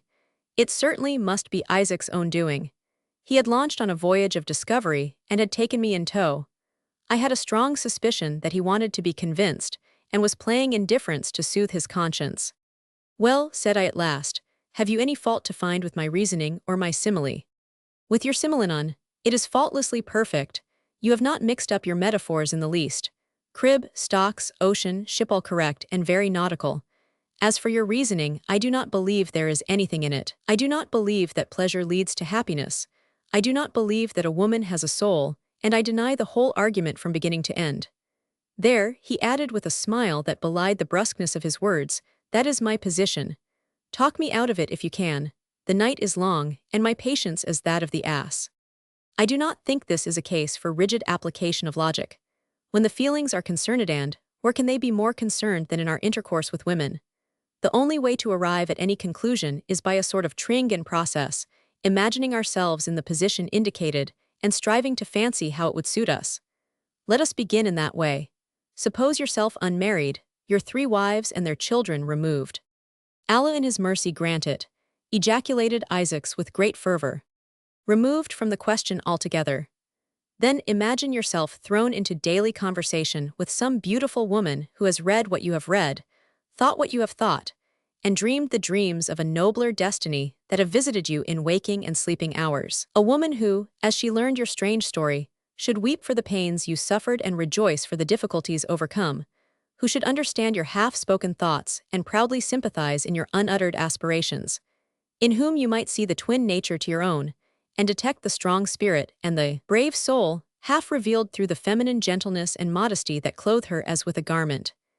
Imagine all this, and then suppose it lay in your power, was a question of choice, for you to take her hand in yours and go through life and death together, till death seem life for the joy of being united forever. Suppose you married her not to lock her up in an indolent atmosphere of rosewater, narghiles, and sweetmeats, to die of inanition, or to pester you to death with complaints and jealousies and inopportune caresses, but to be with you and help your life when you most need help, by word and thought and deed, to grow more and more a part of you, an essential element of you in action or repose, to part from which would be to destroy at a blow the whole fabric of your existence. Would you not say that, with such a woman, the transitory pleasure of early conversation and intercourse had been the stepping stone to the lasting happiness of such a friendship as you could never hope for in your old age among your sex? Would not her faithful love and abounding sympathy be dearer to you every day, though the roses in her cheeks should fade, and the bright hair whiten with the dust of life's journey?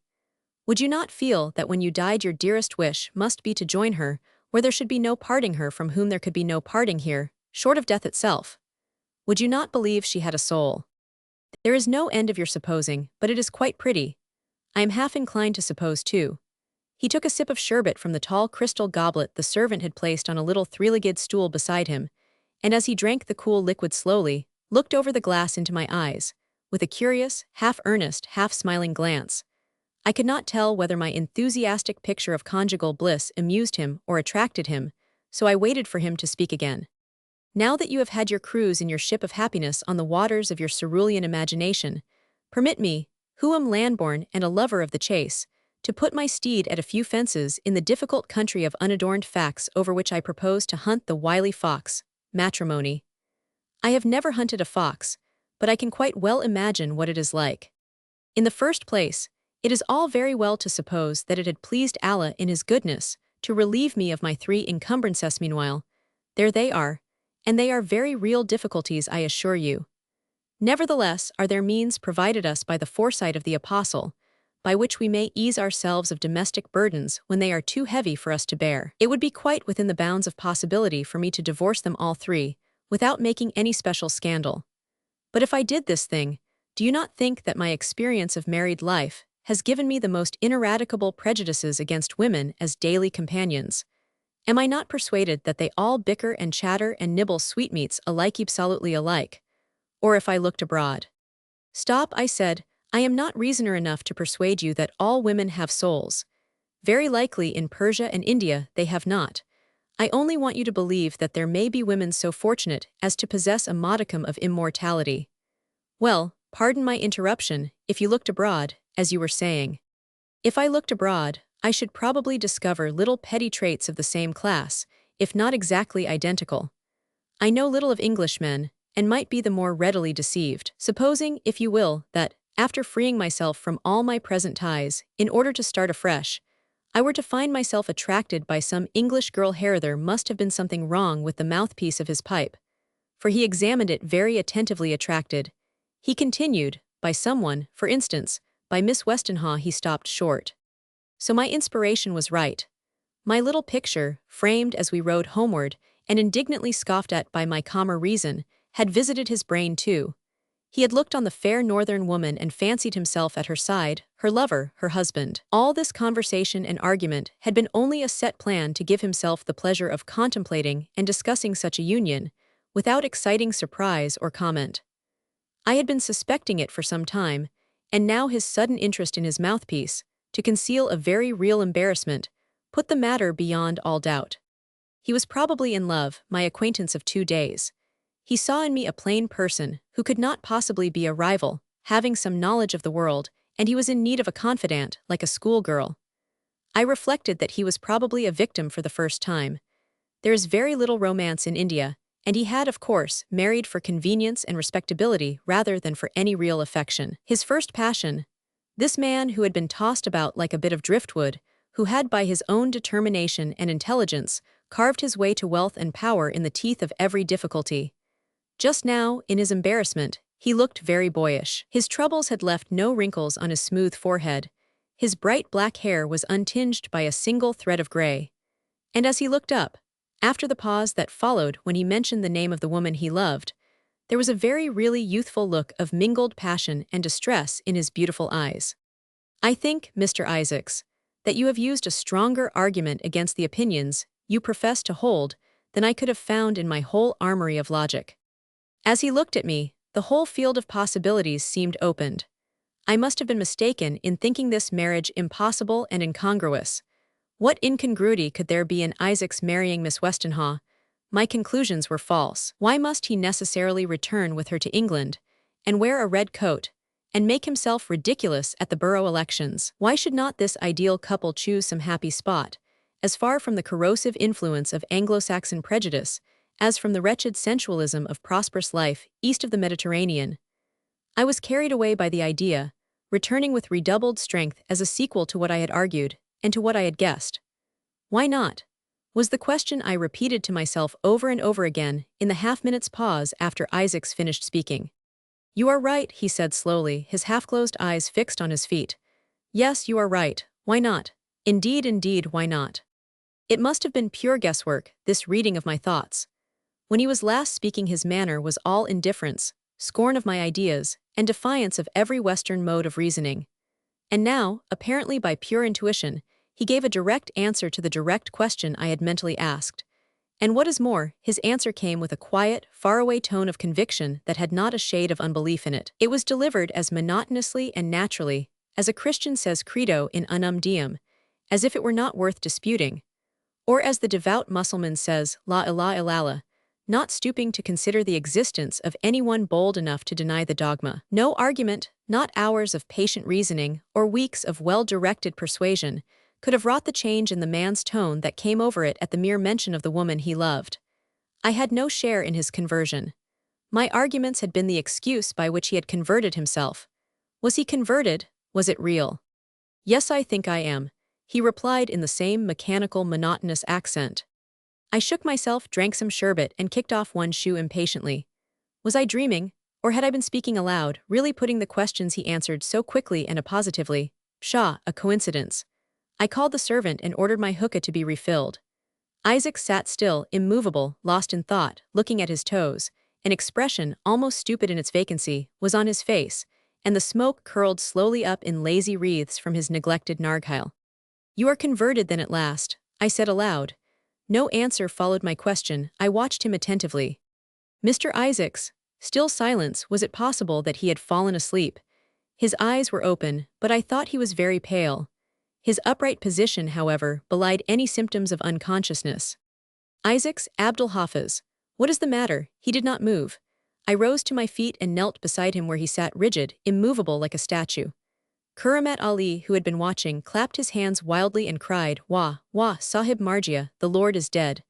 I motioned him away with a gesture and he held his peace, cowering in the corner, his eyes fixed on us. Then I bent low as I knelt and looked under my friend's brows into his eyes. It was clear he did not see me, though he was looking straight at his feet. I felt for his pulse.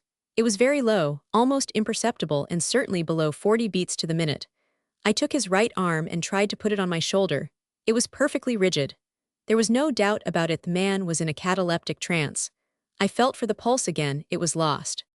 I was no stranger to this curious phenomenon, where the mind is perfectly awake, but every bodily faculty is lulled to sleep beyond possible excitation, unless the right means be employed.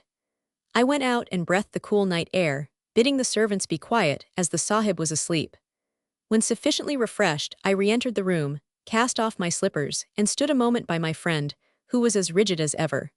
Nature, in her bountiful wisdom, has compensated me for a singular absence of beauty by endowing me with great strength, and with one of those exceptional constitutions which seem constantly charged with electricity. Without being what is called a mesmerist, I am possessed of considerable magnetic power, which I have endeavored to develop as far as possible. In many a long conversation with old Manu Lal, my Brahmin instructor in languages and philosophy, while in the plains, we had discussed the trance state in all its bearings. This old pundit was himself a distinguished mesmerist, and though generally unwilling to talk about what is termed occultism, on finding in me a man naturally endowed with the physical characteristics necessary to those pursuits, he had given me several valuable hints as to the application of my powers. Here was a worthy opportunity. I rubbed my feet on the soft carpet, and summoning all my strength, began to make the prescribed passes over my friend's head and body.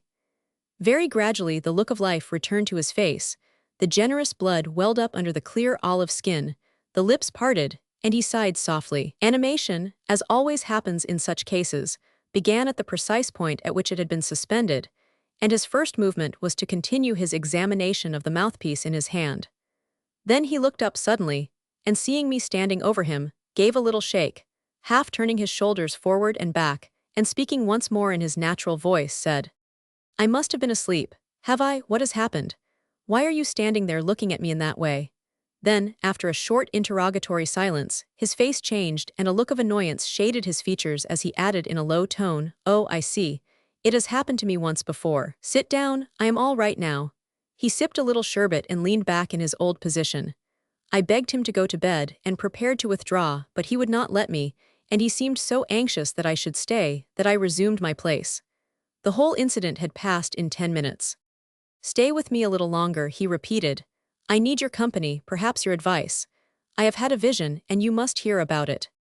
I thought as I sat here that my spirit left my body and passed out through the night air and hovered over Simla. I could see into every bungalow, and was conscious of what passed in each. But there was only one where my gaze rested, for I saw upon a couch in a spacious chamber the sleeping form of one I knew. The masses of fair hair were heaped as they fell upon the pillow, as if she had lain down weary of bearing the burden of such wealth of gold. The long dark lashes threw little shadows on her cheeks, and the parted lips seemed to smile at the sweetness of the gently heaving breath that fanned them as it came and went. And while I looked, the breath of her body became condensed, as it were, and took shape and form and color, so that the image of herself floated up between her body and my watching spirit. Nearer and nearer to me came the exquisite vision of beauty, till we were face to face, my soul and hers, high up in the night. And there came from her eyes, as the long lids lifted, a look of perfect trust and of love and of infinite joy. Then she turned her face southward and pointed to my life star burning bright among his lesser fellows, and with a long sweet glance that bid me follow where she led, her maiden soul floated away, half lingering at first, as I watched her. Then, with dizzy speed, vanishing in the firmament as a falling star and leaving no trace behind save an infinitely sad regret and a longing to enter with her into that boundless empire of peace. But I could not, for my spirit was called back to this body.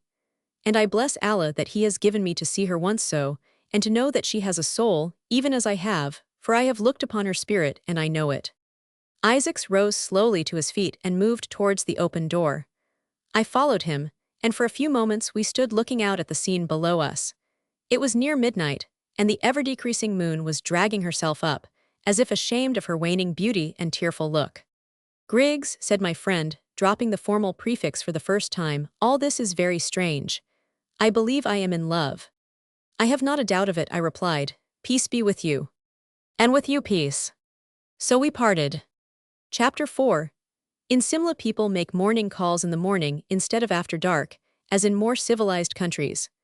Soon after dawn, I received a note from Isaacs, saying that he had business with the Maharaja of Bathapur about some precious stones, but that he would be ready to go with me to call on Mr. Curry Giakins at 10 o'clock, or soon after. I had been thinking a great deal about the events of the previous evening, and I was looking forward to my next meeting with Isaacs with intense interest.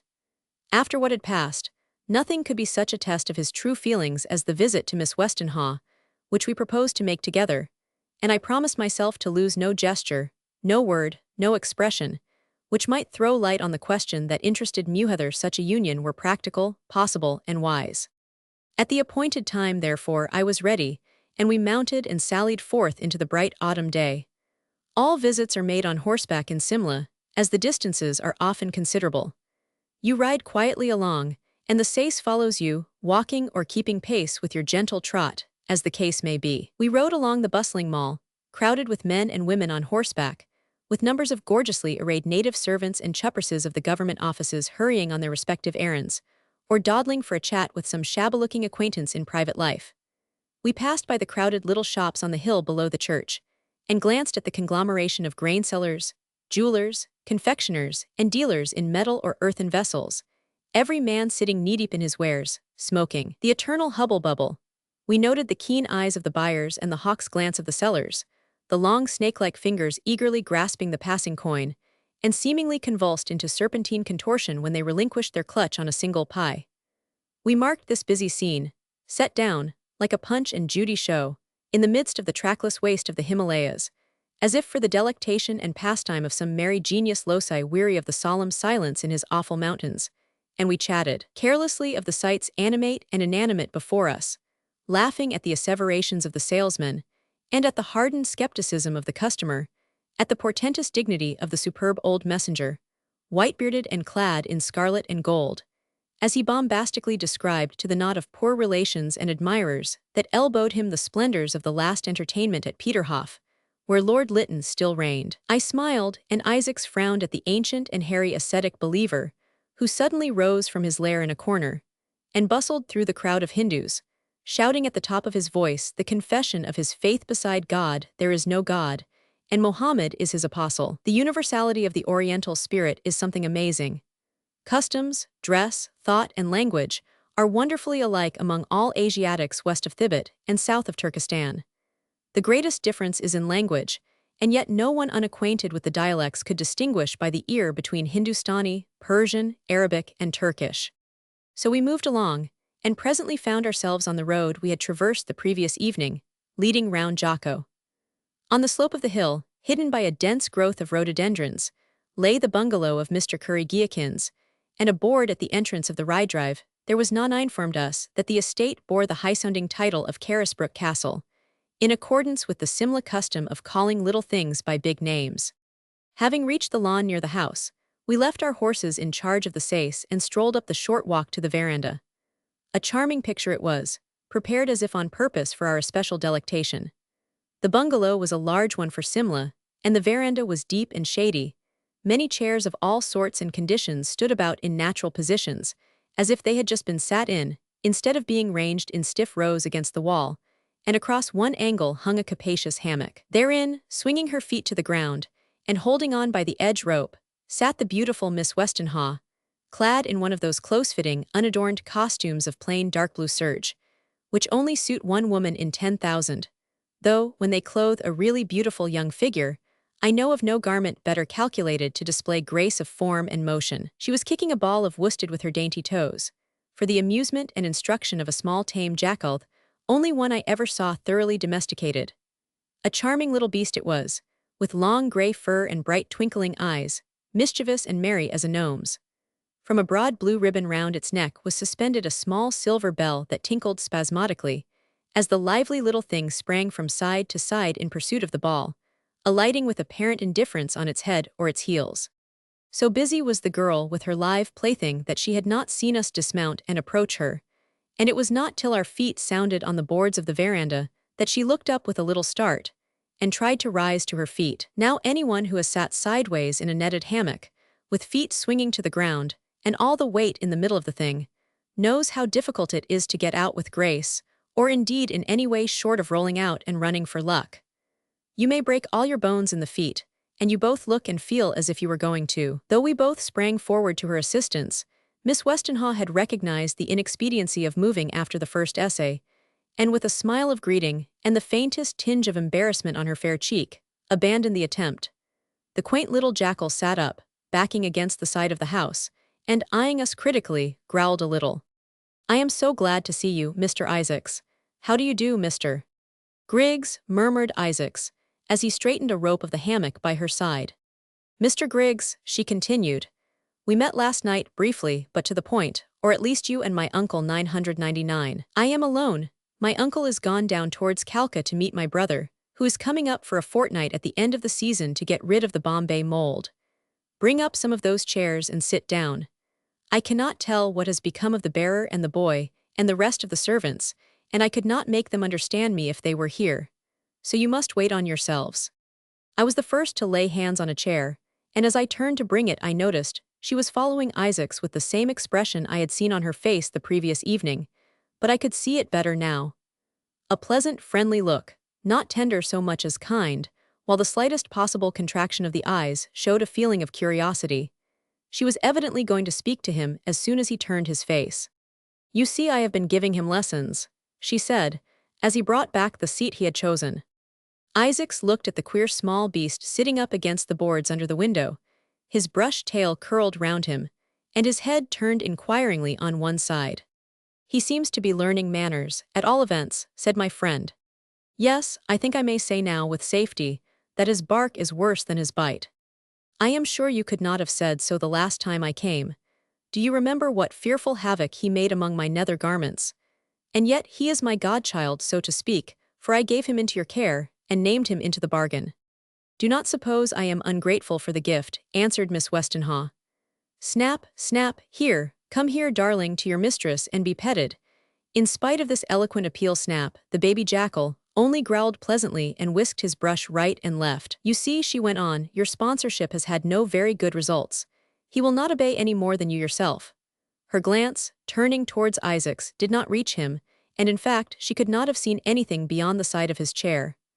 Isaac's, on the contrary, seemed to be counting her eyelashes and taking a mental photograph of her brows. "Snap," said he. The jackal instantly rose and trotted to him, fawning on his outstretched hand. "You malign me, Miss Westenhaw. Snap is no less obedient than one. Then why did you insist on playing tennis left-handed the other day, though you know very well how it puzzles me?" "My dear Miss Westenhaw," he answered, "I am not a tennis player at all, to begin with, And as I do not understand the finesse of the game, to use a word I do not understand either, you must pardon my clumsiness in employing the hand most convenient and ready. Some people, I began, are what is called ambidexter, and can use either hand with equal ease. Now the ancient Persians, who invented the game of polo. I do not quarrel so much with you, Mr. Isaacs, as she said this. She looked at me, though entirely disregarding and interrupting my instructive sentence. I do not quarrel with you so much for using your left hand at tennis, as for employing left-handed weapons when you speak of other things, or beings, for you are never so left-handed, and so adroit as when you are indulging in some elaborate abuse of our sex. How can you say that? Protested Isaacs. You know with what respectful and almost devotional reverence I look upon all women, and, his eyes brightening perceptibly, upon you in particular. English women, especially in their youth, are not used to pretty speeches. They are so much accustomed to the men of their own nationality that they regard the least approach to a compliment as the inevitable introduction to the worst kind of insult. Miss Westenhaw was no exception to this rule, and she drew herself up proudly. There was a moment's pause, during which Isaac seemed penitent, and she appeared to be revolving the bearings of the affront conveyed in his last words. She looked along the floor slowly, till she might have seen his toes. Then her eyes opened a moment and met his, falling again instantly with a change of color. And pray, Mr. Isaacs, would you mind giving us a list of the ladies you look upon with respectful and devotional reverence? One of the horses held by the sais at the corner of the lawn neighed lowly, and gave Isaacs an opportunity of looking away. Miss Westenhaw, he said quietly, you know I am a Mussulman, and that I am married. It may be that I have borrowed a phrase from your language which expresses more than I would convey, though it would ill become me to withdraw my last words, since they are true. It was my turn to be curious now. I wondered where his boldness would carry him. Among his other accomplishments, this man was capable of speaking the truth even to a woman, not as a luxury and a bon bouche, but as a matter of habit. As I looked, the hot blood mantled up to his brows. She was watching him, and womanlike, seeing he was in earnest and embarrassed, she regained her perfect natural composure. Oh, I had forgot, she said. I forgot about your wife in Delhi. She half turned in the hammock, and after some searching, during which we were silent, succeeded in finding a truant piece of worsted work behind her. The wool was pulled out of the needle, and she held the steel instrument up against the light, as she doubled the worsted round the eye and pushed it back through the little slit. I observed that Isaacs was apparently in a line with the light, and that the threading took some time. Mr. Griggs, she said slowly, and by the very slowness of the address I knew she was going to talk to me, and at my friend, as women will. Mr. Griggs, do you know anything about Mohammedans? That is a very broad question, I answered, almost as broad as the Mussulman creed. She began making stitches in the work she held, and with a little side shake settled herself to listen, anticipating a discourse. The little jackal sidled up and fawned on her feet. I had no intention, however, of delivering a lecture on the faith of the Prophet. I saw my friend was embarrassed in the conversation, and I resolved, if possible, to interest her. Among primitive people and very young persons, I continued, marriage is an article of faith, a moral precept, and a social law. I suppose you are married, Mr. Griggs, she said, with an air of childlike simplicity. Pardon me, Miss Westenhaw, I neither condescend to call myself primitive, nor aspire to call myself young. She laughed. I had put a wedge into my end of the conversation. I thought, said she, from the way in which you spoke of primitive and young persons, that you considered their opinion, in regard to this question, as being the natural and proper opinion of the original and civilized young man.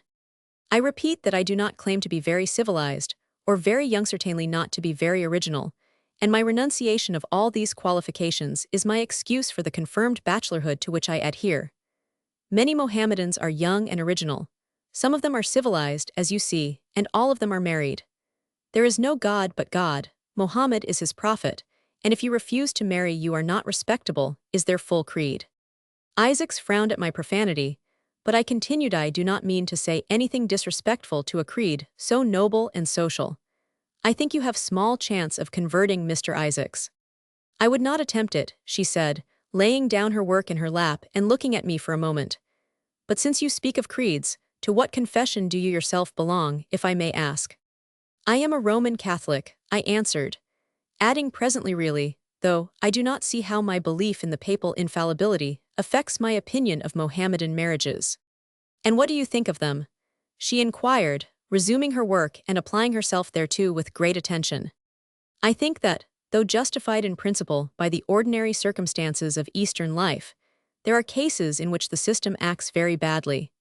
I think that young men are often led by sheer force of example into marrying several wives before they have sufficiently reflected on the importance of what they are doing. I think that both marriage and divorce are too easily managed in consideration of their importance to a man's life, and I am convinced that no civilized man of Western education, if he were to adopt Islam, would take advantage of his change of faith to marry 4 wives. It is a case of theory versus practice, which I will not attempt to explain. It may often be good in logic, but it seems to me it is very often bad in real life. Yes, said Isaacs. There are cases. He stopped, and Miss Westenhaw, who had been very busy over her work, looked quietly up, only to find that he was profoundly interested in the horses cropping the short grass, as far as the sais would let them stretch their necks, on the other side of the lawn. I confess, said Miss Westenhaw, that my ideas about Mohammedans are chiefly the result of reading the Arabian Nights, ever so long ago. It seems to me that they treat women as if they had no souls and no minds, and were incapable of doing anything rational if left to themselves. It is a man's religion. My uncle says so too, and he ought to know. The conversation was meandering in a kind of vicious circle. Both Isaacs and I were far too deeply interested in the question to care for such idle discussion.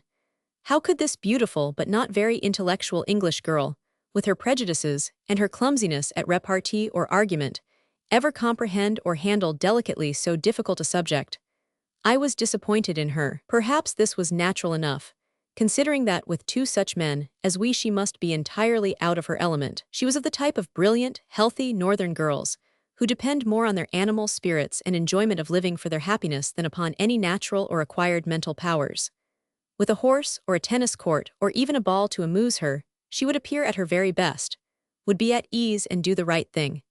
But when called upon to sustain a conversation, such as that into which her curiosity about Isaacs had plunged her, she did not know what to do. She was constrained, and even some of her native grace of manner forsook her. Why did she avoid his eyes and resort to such a petty little trick as threading a needle in order to get a look at him? An American girl, or a French woman, would have seen that her strength lay in perfect frankness, that Isaac's straightforward nature would make him tell her unhesitatingly anything she wanted to know about himself, and that her position was strong enough for her to look him in the face and ask him what she pleased. But she allowed herself to be embarrassed, and though she had been really glad to see him, and liked him and thought him handsome, she was beginning to wish he would go, merely because she did not know what to talk about, and would not give him a chance to choose his own subject. As neither of us were inclined to carry the analysis of matrimony any farther, nor to dispute the opinions of Mr. Curry-Giakins as quoted by his niece, there was a pause. I struck in and boldly changed the subject. Are you going to see the polo this afternoon, Miss Westenhaw? I heard at the hotel that there was to be a match today of some interest. Oh yes, of course, I would not miss it for anything. Lord Steepleton is coming to Tiffin, and we shall ride down together to Annandale. Of course you are going too, it will be a splendid thing. Do you play polo, Mr. Griggs? Mr. Isaacs is a great player, when he can be induced to take the trouble. He knows more about it than he does about tennis. I am very fond of the game, I answered, but I have no horses here, and with my weight it is not easy to get a mount for such rough work. Do not disturb yourself on that score, said Isaacs. You know my stable is always at your disposal, and I have a couple of ponies that would carry you well enough. Let us have a game one of those days, whenever we can get the ground. We will play on opposite sides and match the far west against the far east. What fun! Cried Miss Westenhaw, her face brightening at the idea, and I will hold the stakes and bestow the crown on the victor. What is to be the prize? Asked Isaacs with a smile of pleasure. He was very literal and boyish sometimes. That depends on which is the winner, she answered. There was a noise among the trees of horses' hoofs on the hard path, and presently we heard a voice calling loudly for a sais, who seemed to be lagging far behind. It was a clear, strong voice, and the speaker abused the groom's female relations to the 4th and 5th generations with considerable command of the Hindustani language. Miss Westenhaw, who had not been in the country long, did not understand a word of the very free swearing that was going on in the woods, but Isaacs looked annoyed, and I registered a black mark against the name of the newcomer, whoever he might be. "Oh, it is Lord Steepleton," said the young girl. "He seems to be always having a row with his servants." "Do not go," she went on as I took up my hat. "He is such a good fellow, you ought to know him." Lord Steepleton Kildare now appeared at the corner of the lawn, hotly pursued by his breathless groom, who had been loitering on the way, and had thus roused his master's indignation. He was, as I have said, a fine specimen of a young Englishman, though being Irish by descent, he would have indignantly denied any such nationality. I saw when he had dismounted that he was tall and straight, though not a very heavily built man. He carried his head high, and looked every inch a soldier as he strode across the grass, carefully avoiding the pegs of the tennis net. He wore a large grey felt hat, like everyone else, and he shook hands all round before he took it off, and settled himself in an easy chair as near as he could get to Miss Westenhaw's hammock. "How are ye, Ahise, Mr. Isaacs, Mr. Griggs of Allahabad? Jolly day, is not it?" And he looked vaguely at the grass. "Really, Miss Westenhaw, I got in such a rage with my rascal of a Sace that I did not remember I was so near the house. I am really very sorry I talked like that. I hope you did not think I was murdering him." Isaacs looked annoyed. "Yes," said he, "we thought Mahmoud was going to have a bad time of it. I believe Miss Westenhaw does not understand Hindustani." A look of genuine distress came into the Englishman's face. "Really," said he, very simply, "you do not know how sorry I am that anyone should have heard me. I am so hasty. But let me apologize to you all most sincerely for disturbing you with my brutal temper." His misdeed had not been a very serious crime after all, and there was something so frank and honest about his awkward little apology that I was charmed. The man was a gentleman. Isaacs bowed in silence, and Miss Westenhaw had evidently never thought much about it. "We were talking about polo when you came, Lord Steepleton. Mr. Isaacs and Mr. Griggs are going to play a match, and I am to hold the stakes. Do you not want to make one in the game?" "May I?" said the young man, grateful to her for having helped him out. "May I? I should like it awfully. I so rarely get a chance of playing with any except the regular set here," and he looked inquiringly at us. "We should be delighted, of course," said Isaacs. "By the way, can you help us to make up the number? And when shall it be?"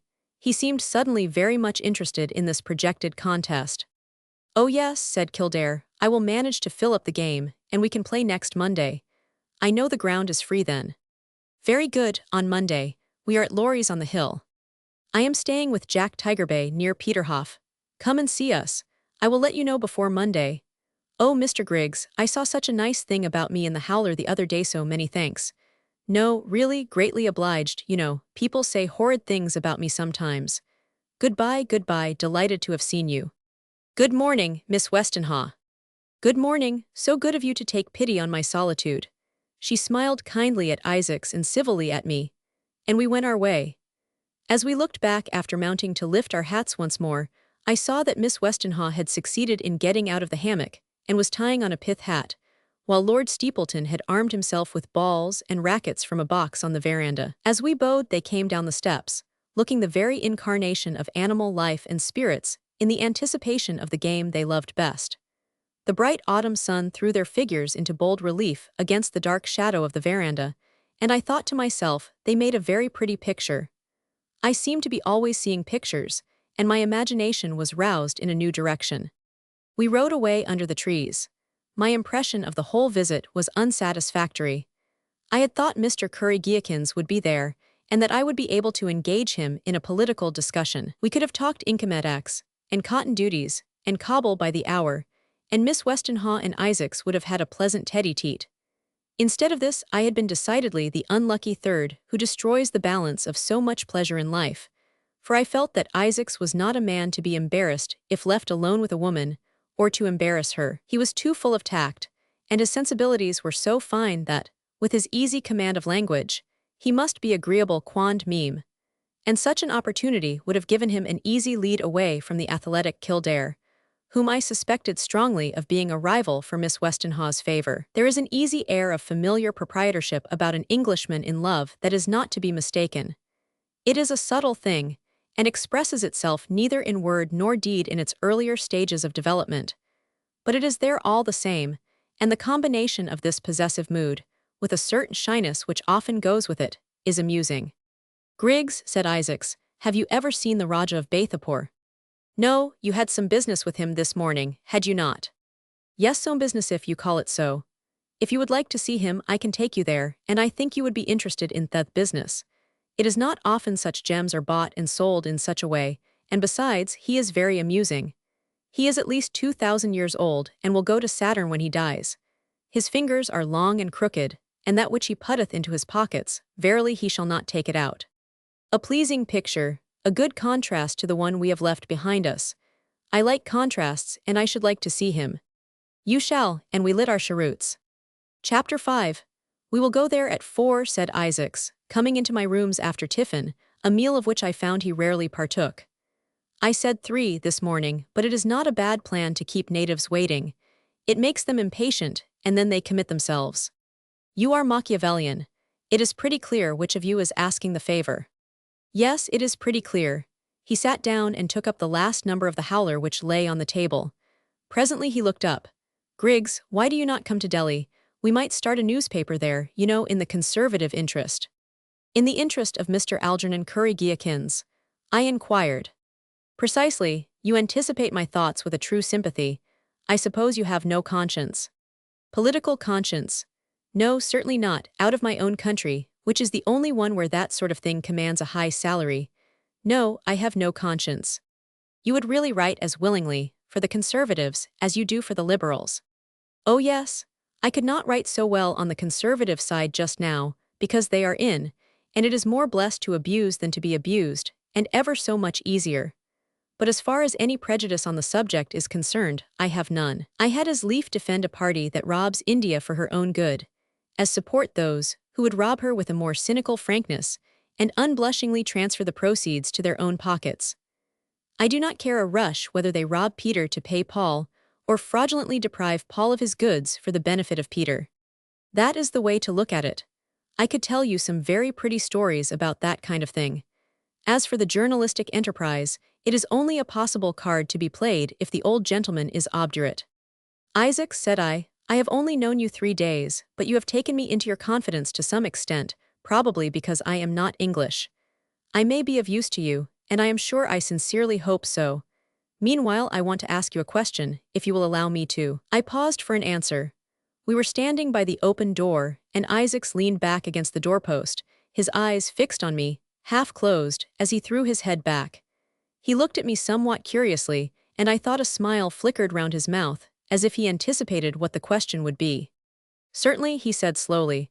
Ask me anything you like, I have nothing to conceal. Do you seriously think of marrying, or proposing to marry, Miss Catherine Westenhaw? I do seriously think of proposing to marry, and of marrying Miss Westenhaw. He looked very determined as he thus categorically affirmed his intention.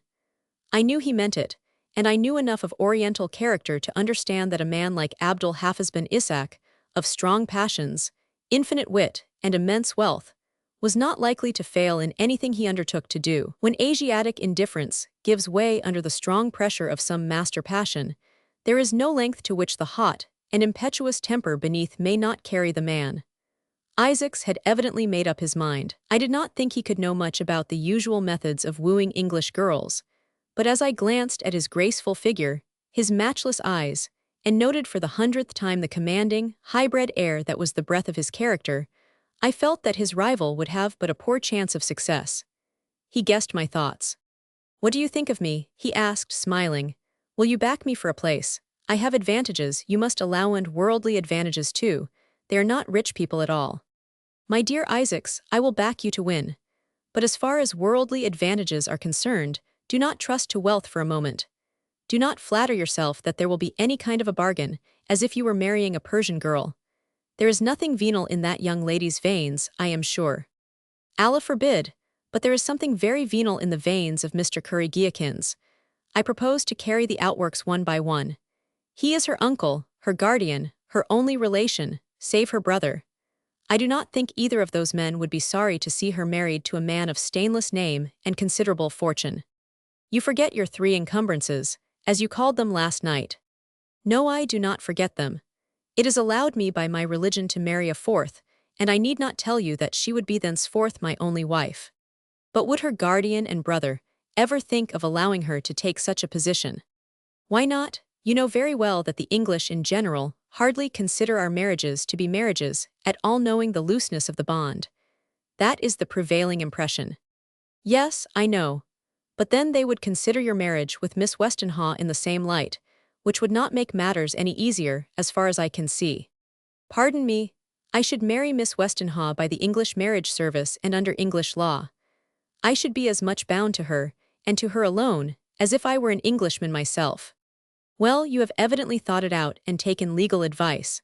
And really, as far as the technical part of it goes, I suppose you have as good a chance as Lord Steepleton Kildare. Isaacs frowned, and his eyes flashed. I saw at once that he considered the Irish officer a rival, and a dangerous one. I did not think that if Isaacs had fair play and the same opportunities Kildare had much chance. Besides, there was a difficulty in the way. As far as religion is concerned, Lord Steepleton is not much better off than you, if he wants to marry Miss Westenhaw.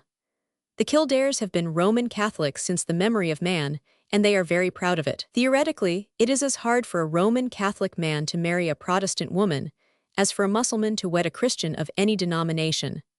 Harder, in fact, for your marriage depends upon the consent of the lady, and his upon the consent of the church. He has all sorts of difficulties to surmount, while you have only to get your personality accepted, which, when I look at you, I think might be done, I added, laughing. Joe Hoga, so Hogahat will be, he said. But religion or no religion, I mean to do it. Then he lighted a cigarette and said, Come, it is time to go and see His Saturnine Majesty, the Maharaja of Bathapur. I called for my hat and gloves. By the by, Griggs, you may as well put on a black coat. You know the old fellow is a king, after all, and you had better produce a favorable impression. I retired to comply with his request, and as I came back he turned quickly and came towards me, holding out both hands, with a very earnest look in his face. Griggs, I care for that lady more than I can tell you, he said, taking my hands in his. My dear fellow, I am sure you do. People do not go suddenly into trances at a name that is indifferent to them. I am sure you love her very honestly and dearly. You and she have come into my life almost together, for it was not until I talked with you last night that I made up my mind. Will you help me? I have not a friend in the world. The simple, boyish look was in his eyes, and he stood holding my hands and waiting for my answer. I was so fascinated that I would have then and there gone through fire and water for him, as I would now. Yes, I will help you. I will be a friend to you. Thank you, I believe you. He dropped my hands and we turned and went out silent. In all my wanderings, I had never promised any man my friendship and unconditional support before. There was something about Isaacs that overcame and utterly swept away preconceived ideas, rules, and prejudices. It was but the third day of our acquaintance, and here was I swearing eternal friendship like a schoolgirl, promising to help a man, of whose very existence I knew nothing 3 days ago, to marry a woman whom I had seen for the first time yesterday. But I resolved that, having pledged myself, I would do my part with my might, whatever that part might be. Meanwhile we rode along, and Isaacs began to talk about the visit we were going to make. I think, he said, that you had better know something about this matter beforehand. The way is long, and we cannot ride fast over the steep roads, so there is plenty of time. Do not imagine that I have idly asked you to go with me because I supposed it would amuse you. Dismiss also from your mind the impression that it is a question of buying and selling jewels. It is a very serious matter, and if you would prefer to have nothing to do with it, do not hesitate to say so. I promised the Maharaja this morning that I would bring, this afternoon, a reliable person of experience who could give advice, and who might be induced to give his assistance as well as his counsel. I have not known you long, but I know you by reputation, and I decided to bring you if you would come. From the very nature of the case, I can tell you nothing more, unless you consent to go with me. I will go, I said. In that case, I will try and explain the situation in as few words as possible. The Maharaja is in a tight place. You will readily understand that the present difficulties in Kabul cause him endless anxiety, considering the position of his dominions. The unexpected turn of events, following now so rapidly on each other, since the English wantonly sacrificed Cavagnari and his friends to a vainglorious love of bravado, has shaken the confidence of the native princes in the stability of English rule. They are frightened out of their senses, having the fear of the tribes before them if the English should be worsted. And they dread, on the other hand, lest the English, finding themselves in great straits, should levy heavy contributions on them native prince for the consolidation of what they term the empire. They have not much sense, these poor old kings and boy princes, or they would see that the English do not dare to try any of those old-fashioned Clive tactics now. But old Bathapur has heard all about the King of Oudh, and thinks he may share the same fate. I think he may make his mind easy on that score. The kingdom of Bathapur is too inconveniently situated and too full of mosquitoes to attract the English. Besides, there are more roses than rubies there just now. True, and that question interests me closely, for the old man owes me a great deal of money. It was I who pulled him through the last famine. Not a very profitable investment, I should think. Shall you ever see a rupee of that money again? Yes, he will pay me, though I did not think so a week ago, or indeed yesterday. I lent him the means of feeding his people and saving many of them from actual death by starvation, because there are so many Mussulmans among them, though the Maharaja is a Hindu. As for him, he might starve tomorrow, the infidel hound. I would not give him a chowpatty or a mouthful of dal to keep his wretched old body alive. Do I understand that this interview relates to the repayment of the moneys you have advanced? Yes, though that is not the most interesting part of it. He wanted to pay me in flesh, human flesh, and he offered to make me a king into the bargain if I would forgive him the debt. The latter part of the proposal was purely visionary. The promise to pay in so much humanity he is able to perform. I have not made up my mind. I looked at Isaacs in utter astonishment. What in the world could he mean? Had the Maharaja offered him some more wives' creatures of peerless beauty and immense value? No, I knew he would not hesitate now to refuse such a proposition. Will you please to explain what you mean by his paying you in man? I asked. In 2 words, the Maharaja of Bathapur has in his possession a man. Safely stowed away under a triple watch and carefully tended, this man awaits his fate as the Maharaja may decide. The English government would pay an enormous sum for this man, but Bathapur fears that they would ask awkward questions, and perhaps not believe the answers he would give them. So, as he owes me a good deal, he thinks I might be induced to take his prisoner and realize him, so to speak, thus cancelling the debt, and saving him from the alternative of putting the man to death privately, or of going through dangerous negotiations with the government. Now this thing is perfectly feasible, and it depends upon me to say yes or no to the proposition. Do you see now? It is a serious matter enough. But the man, who is he? Why do the English want him so much? Isaacs pressed his horse close to mine, and looking round to see that the sais was a long way behind, he put his hand on my shoulder, and leaning out of the saddle till his mouth almost touched my ear, he whispered quickly, "Sher Ali." "The devil, you say?" I ejaculated, surprised out of grammar and decorum by the startling news. Persons who were in India in 1879 will not have forgotten the endless speculation caused by the disappearance of the Emir of Afghanistan, Sher Ali, in the spring of that year. Defeated by the English at Ali Masjid and Peshawar, and believing his cause lost, he fled, no one knew whither. Though there is reason to think that he might have returned to power and popularity among the Afghan tribes if he had presented himself after the murder of Cavagnari. Yes, continued Isaacs, he has been a prisoner in the palace of Bathapur for 6 weeks, and not a soul save the Maharaja and you and I know it. He came to Bathapur, humbly disguised as a yogi from the hills, though he is a Mussulman, and having obtained a private hearing, disclosed his real name, proposing to the sovereign a joint movement on Kabul, then just pacified by the British, and promising all manner of things for the assistance. Old Batho, who is no fool, clapped him into prison under a guard of Punjabi soldiers, who could not speak a word of Afghan, and after due consideration packed up his traps and betook himself to Simla by short stages, for the journey is not an easy one for a man of his years. He arrived the day before yesterday, and has ostensibly come to congratulate the Viceroy on the success of the British arms. He has had to modify the enthusiasm of his proposed address, in consequence of the bad news from Kabul. Of course, his first move was to send for me, and I had a long interview this morning, in which he explained everything. I told him that I would not move in the matter without a third person necessary as a witness when dealing with such peopling I have brought you. But what was his proposal? To invest you with a crown? Did he think you were a likely person for a new emir of Kabul? Exactly. My faith and above all my wealth suggested to him that I, as a born Persian, might be the very man for the vacant throne. No doubt, the English would be delighted to have me there. But the whole thing is visionary and ridiculous. I think I shall accept the other proposition and take the prisoner. It is a good bargain." I was silent. The intimate way in which I had seen Isaac's hitherto had made me forget his immense wealth and his power. I had not realized that he could be so closely connected with intrigues of such importance as this, or that independent native princes were likely to look upon him as a possible emir of Afghanistan. I had nothing to say, and I determined to keep to the part one was brought to perform, which was that of a witness and nothing more. If my advice were asked, I would speak boldly for Shere Ali's liberation and protest against the poor man being bought and sold in this way.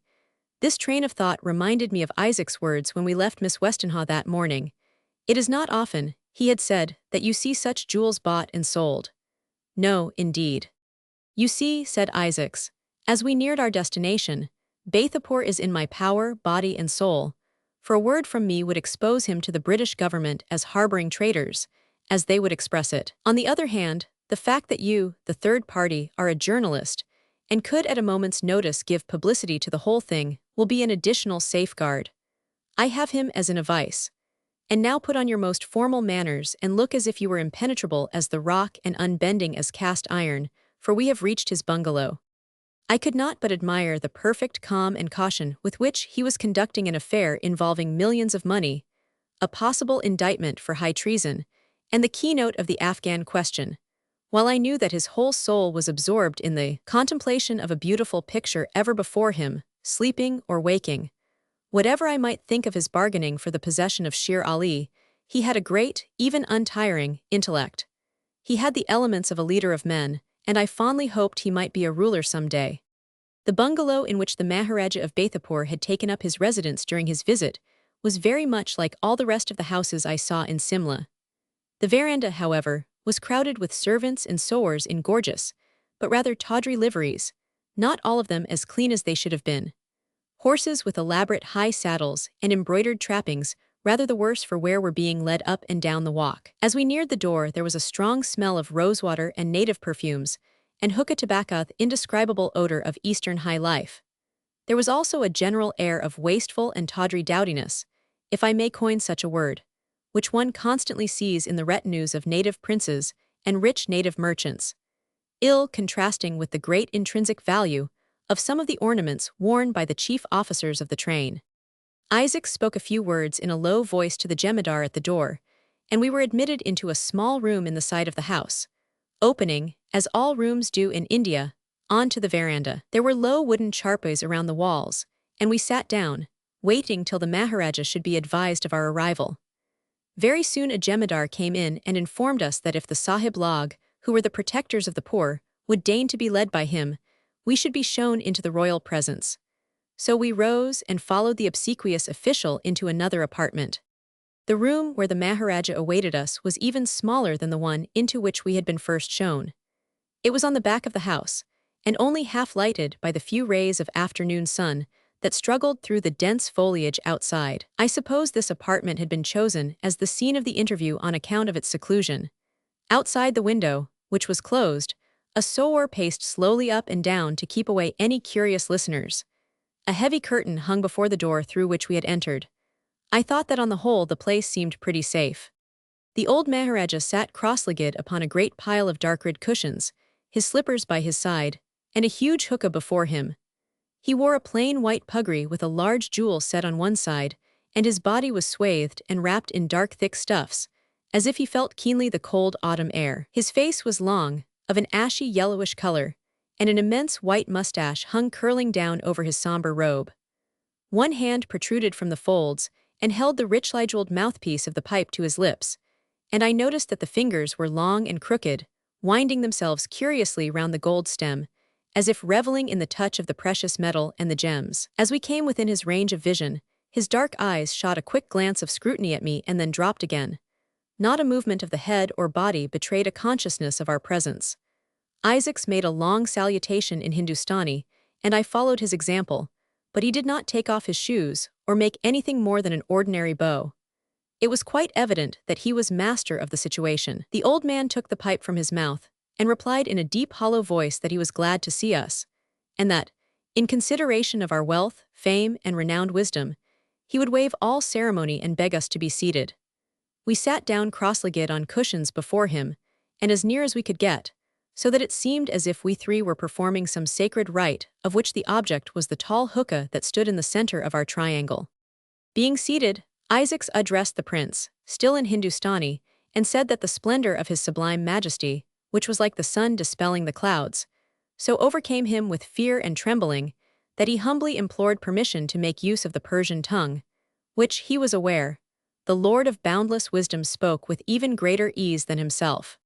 Without waiting for an answer, and with no perceptible manifestation of any such fear and trembling as he professed, Isaacs at once began to speak in his native tongue, and dropping all forms of ceremony or circumlocution, plunged boldly into business. He did not hesitate to explain to the Maharaja the strength of his position, dwelling on the fact that, by a word to the English of the whereabouts of Sher Ali, he could plunge Baithapur into hopeless and endless entanglements, to which there could be but one issue: absorption into the British Raj. He dwelt on the large sums the Maharaja owed him for assistance lent during the late famine, and he skillfully produced the impression that he wanted the money down, then and there. If your majesty should refuse to satisfy my just claims, I have ample weapons by which to satisfy them for myself, and no considerations of mercy or pity for your majesty will tempt me to abate 1 rupee in the account of your indebtedness, which, as you well know, is not swelled by any usurious interest. You could not have borrowed the money on such easy terms from any bank in India or England, and if I have been merciful hitherto, I will be so no longer. What saith the apostle of Allah? Verily, life for life, and eye for eye, and nose for nose, and ear for ear, and tooth for tooth, and for wounding retaliation. And the time of your promise is expired, and you shall pay me. And is not the wise Frank, who sitteth at my right hand, the ready writer, who giveth to the public every day a new book to read, the paper of news, Kabari Kagas, wherein are written the misdeeds of the wicked, and the dealings of the fraudulent and the unwary receive their just reward. And think you he will not make a great writing, several columns in length, and deliver it to the devils that perform his bidding? And shall they not multiply what he hath written? And so it broadcast over the British Raj for the minor consideration of one honor a copy, that all shall see how the Maharaja of Baithapur doth scandalously repudiate his debts, and harbour traitors to the Raj in his palace. Isaac said all this in a solemn and impressive manner, calculated to inspire awe and terror in the soul of the unhappy debtor. As for the Maharaja, the cold sweat stood on his face, and at the last words, his anxiety was so great that the long fingers uncurled spasmodically, and the jeweled mouthpiece fell back, as the head of a snake, among the silken coils of the tube at his feet. Instantly, on feeling the grasping hand empty, his majesty, with more alacrity than I would have expected, darted forward with outstretched claws, as a hawk on his prey, and seizing the glittering thing returned it to his lips with a look of evident relief. It was habit, of course, for we were not exactly the men to plunder him of his toy, but there was a fierceness about the whole action that spoke of the real miser. Then there was silence for a moment. The old man was evidently greatly impressed by the perils of his situation. Isaacs continued, "Your Majesty well perceives that you have surrounded yourself with dangers on all sides. No danger threatens me. I could buy you and Baithapur tomorrow if I chose. But I am a just man. When the Prophet, whose name be blessed, saith that we shall have eye for eye, and nose for nose, and for wounding retaliation, he saith also that he that remitteth the same as alms it shall be an atonement unto him. Now your Majesty is a hard man, and I well know that if I force you to pay me now, you will cruelly tax and oppress your subjects to refill your coffers. And many of your subjects are true believers, following the Prophet, upon whom be peace. And it is also written, Thou shalt rob a stranger, but thou shalt not rob a brother. And if I cause you to rob my brethren, is not the sin mine, and the atonement thereof? Now also has the lawful interest on your bond mounted up to several lakhs of rupees. But for the sake of my brethren, who are in bondage to you, who are an unbeliever and shall broil everlastingly in raging flames, I will yet make a covenant with you, and the agreement thereof shall be this. You shall deliver into my hand, before the dark half of the next moon. The man Isaacs lowered his voice to a whisper, barely audible in the still room, where the only sound heard as he paused was the tread of the sowar on the veranda outside. The man Sher Ali, formerly Emir of Afghanistan, now hidden in your palace of Baithapur. Him you shall give to me safe and untouched at the place which I shall choose, northwards from here, in the pass towards Kadung. And there shall not be an hair of his head touched, and if it is good in my eyes I will give him up to the British, and if it is good in my eyes I will slay him, and you shall ask no questions. And if you refuse to do this, I will go to the great Lord Sahib and tell him of your doings, and you will be arrested before this night and shall not escape. But if you consent and put your hand to this agreement, I will speak no word, and you shall depart in peace. And moreover, for the sake of the true believers in your kingdom, I will remit to you the whole of the interest on your debt, and the bond you shall pay at your convenience. I have spoken, do you answer me? Isaacs calmly took from his pocket 2 rolls covered with Persian writing, and lighting a cigarette, proceeded to peruse them carefully, to detect any flaw or error in their composition. The face of the old Maharaja betrayed great emotion, but he bravely pulled away at his hookah and tried to think over the situation. In the hope of delivering himself from his whole debt, he had rashly given himself into the hands of a man who hated him, though he had discovered that hatred too late. He had flattered himself that the loan had been made out of friendly feeling and a desire for his interest and support. He found that Isaacs had lent the money, for real or imaginary religious motives, in the interest of his co-religionists.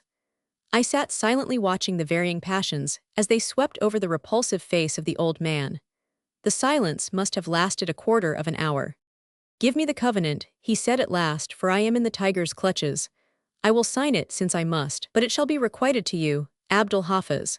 And when your body has been eaten of jackals and wild pigs in the forest, your soul shall enter into the shape of a despised sweeper, and you and your offspring shall scavenge the streets of the cities of my kingdom and of the kingdom of my son and son's son to 10,000 generations. A Hindu cannot express scorn more deadly or hate more lasting than this." Isaac smiled, but there was a concentrated look in his face, relentless and hard, as he answered the insult. "I am not going to bandy words with you, but if you are not quick about signing that paper, I may change my mind and send for the Angrezi sowers from Peterhof. So you had better hurry yourself." Isaacs produced a small inkhorn and a reed pen from his pocket. "Sign," he said, rising to his feet before that soldier outside passes the window 3 times, "or I will deliver you to the British." Trembling in every joint and the perspiration standing on his face like beads, the old man seized the pen and traced his name and titles at the foot, first of one copy and then of the other. Isaacs followed, writing his full name in the Persian character, and I signed my name last, Paul Griggs, in large letters at the bottom of each roll, adding the word witness, in case of the transaction becoming known. "And now," said Isaacs to the Maharaja, "dispatch at once a messenger, and let the man here mentioned be brought under a strong guard and by circuitous roads to the pass of Kadung, and let them there encamp before the 3rd week from today, when the moon is at the full. And I will be there and will receive the man.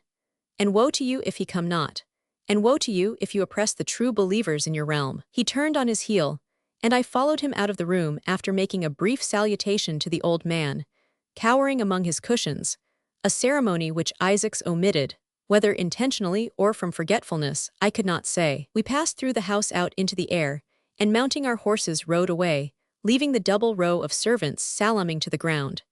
The duration of our private interview with the Maharaja had given them an immense idea of our importance.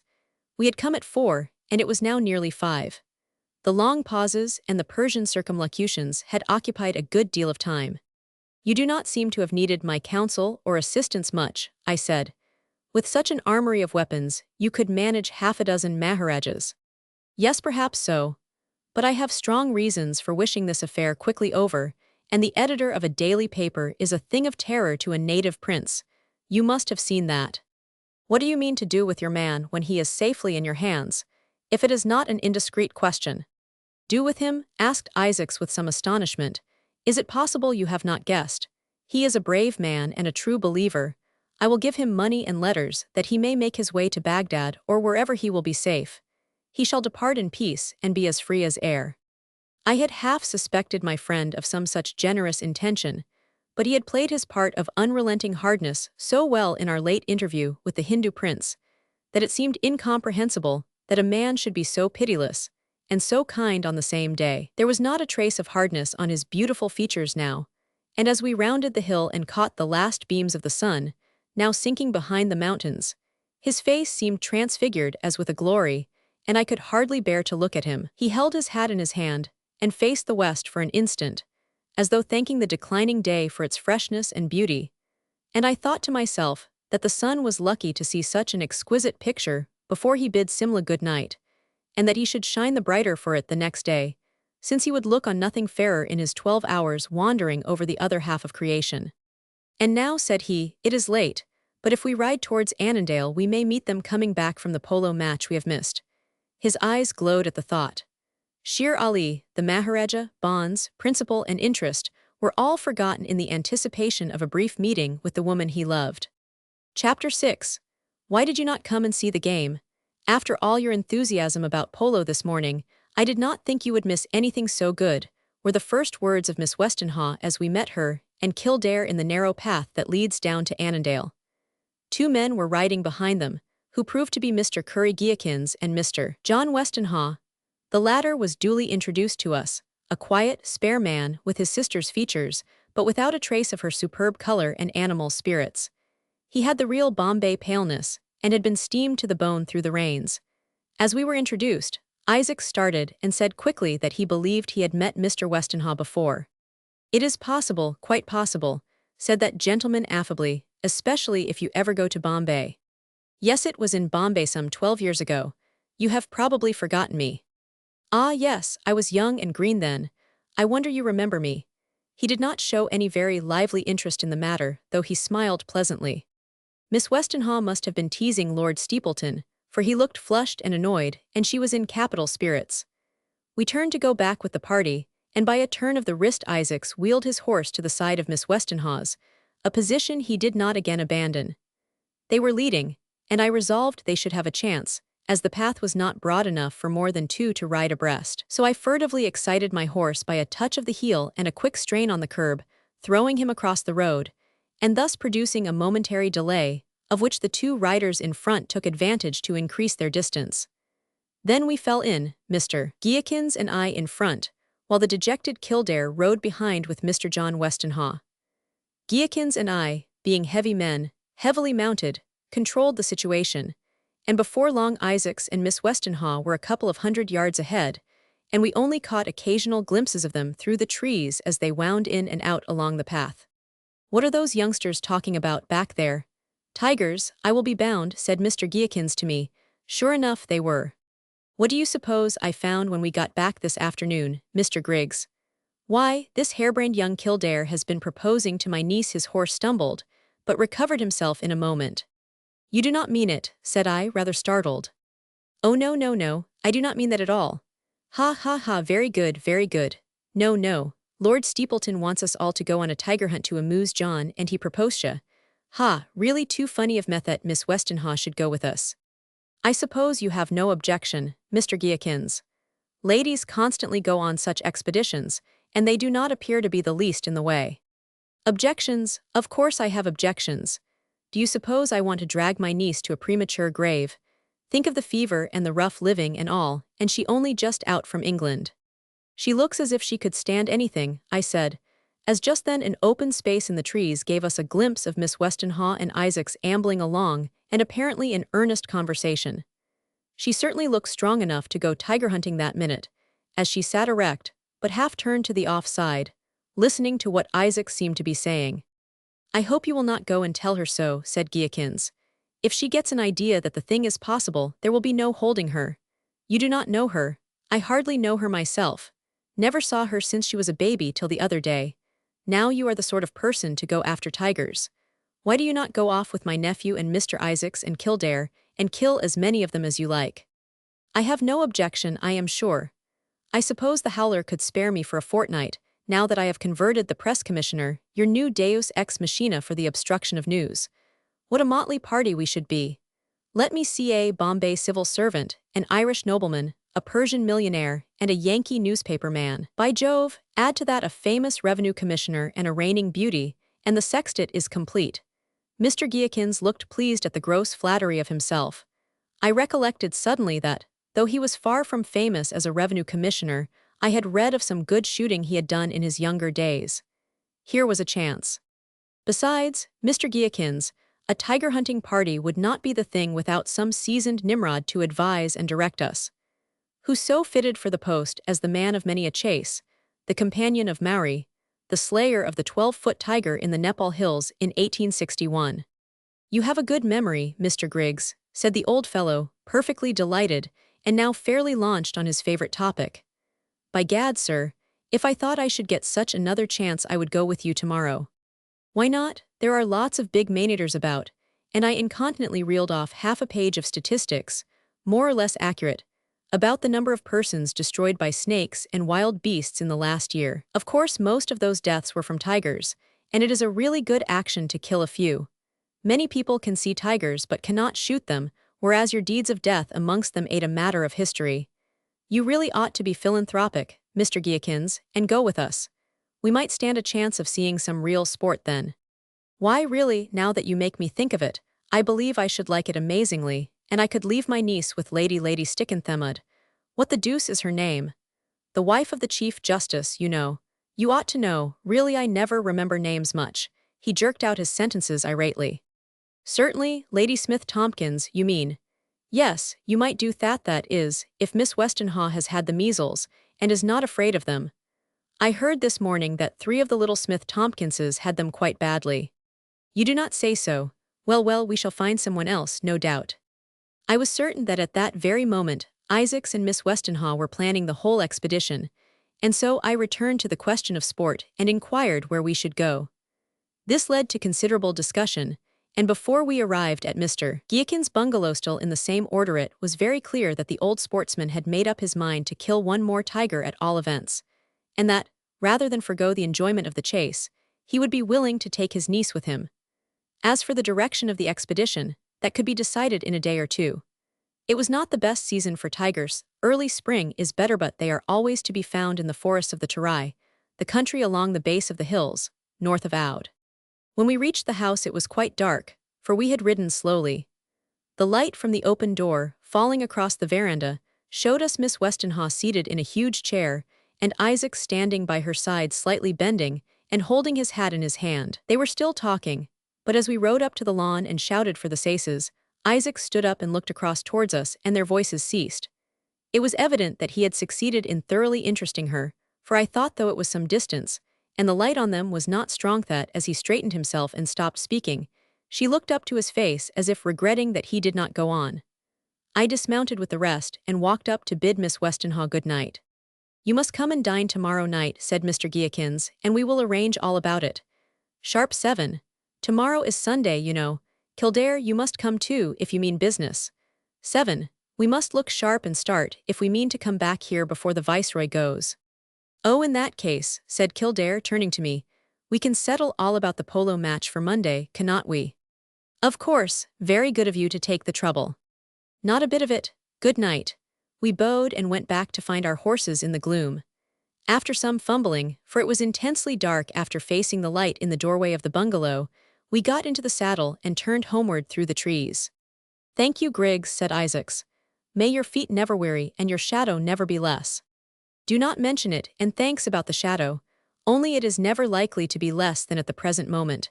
How dark it is, to be sure. I knew well enough what he was thanking me for. I lit a cheroot. Isaacs, I said, you are a pretty cool hand, upon my word. Why, indeed. Here you and Miss Westenhaw have been calmly planning an extensive tiger hunt, when you have promised to be in the neighborhood of Kadung in 3 weeks, wherever that may be. I suppose it is in the opposite direction from here, for you will not find any tigers nearer than the Terai at this time of year. I do not see the difficulty, he answered. We can be in Oude in 2 days from here, shoot tigers for 10 days and be here again in 2 days more. That is just a fortnight. It will not take me a week to reach Kadung. I am much mistaken if I do not get there in 3 days. I shall lay a dak by messengers before I go to Oude, and between a double set of coolies and lots of ponies wherever the roads are good enough, I shall be at the place of meeting soon enough, never fear. Oh, very well. But I hardly think Giakins will want to return under 3 weeks, and I did not think you would want to leave the party. He had evidently planned the whole 3 weeks' business carefully. I did not continue the conversation. He was naturally absorbed in the arrangement of his numerous schemes. No easy matter, when affairs of magnitude have to be ordered to suit the exigencies of a grand passion. I shrank from intruding on his reflections, and I had quite enough to do in keeping my horse on his feet in the thick darkness. Suddenly he reared violently, and then stood still, quivering in every limb. Isaac's horse plunged and snorted by my side, and cannoned heavily against me. Then all was quiet. I could see nothing. Presently a voice, low and musical, broke on the darkness, and I thought I could distinguish a tall figure on foot at Isaac's knee. Whoever the man was, he must be on the other side of my companion, but I made out a head from which the voice proceeded. "Peace, Abdul Hafiz," it said. "Alaikum salam, Ram Lal," answered Isaacs. He must have recognized the man by his voice. "Abdul," continued the stranger, speaking Persian, "I have business with thee this night. Thou art going home. If it is thy pleasure, I will be with thee in 2 hours in thy dwelling." "Thy pleasure is my pleasure, be it so." I thought the head disappeared. "Be it so," the voice echoed, growing faint, as if moving rapidly away from us. The horses, momentarily startled by the unexpected pedestrian, regained their equanimity. I confess the incident gave me a curiously unpleasant sensation. It was so very odd that a man on foot, a Persian, I judged, by his accent should know of my companion's whereabouts, and that they should recognize each other by their voices. I recollected that our coming to Mr. Giakin's bungalow was wholly unpremeditated, and I was sure Isaacs had spoken to none, but our part not even to his say since our meeting with the Westonhaughs on the Annandale Road, an hour and a half before. "I wonder what he wants," said my friend, apparently soliloquizing. "He seems to know where to find you, at all events," I answered. "He must have second sight to know you had been to Carisbrooke." "He has. He is a very singular personage altogether. However, he has done me more than one service before now, and though I do not comprehend his method of arriving at conclusions, still less his mode of locomotion, I am always glad of his advice." "But what is he? Is he a Persian? You called him by an Indian name, but that may be a disguise. Is he a wise man from Iran?" "He is a very wise man, but not from Iran. No, he is a Brahmin by birth, a Buddhist by adopted religion, and he calls himself an adept by profession, I suppose, if he can be said to have any. He comes and goes unexpectedly with amazing rapidity. His visits are brief, but he always seems to be perfectly conversant with the matter in hand, whatever it be. He will come tonight and give me about 20 words of advice, which I may follow or may not, as my judgment dictates. And before I have answered or recovered from my surprise, he will have vanished, apparently into space. For if I ask my servants where he is gone, they will stare at me as if I were crazy, until I show them that the room is empty, and accuse them of going to sleep instead of seeing who goes in and out of my apartment. He speaks more languages than I do, and better. He once told me he was educated in Edinburgh, and his perfect knowledge of European affairs and of European topics leads me to think he must have been there a long time. Have you ever looked into the higher phases of Buddhism? It is a very interesting study." "Yes, I have read something about it.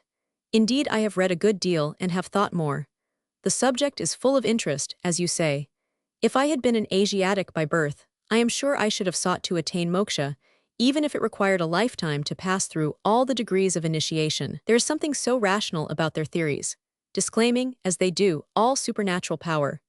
And at the same time, there is something so pure and high in their conception of life, in their ideas about the ideal, if you will allow me the expression, that I do not wonder Edwin Arnold has set our American transcendentalists and Unitarians and freethinkers speculating about it all, and wondering whether the East may not have had men as great as Emerson and Channing among its teachers."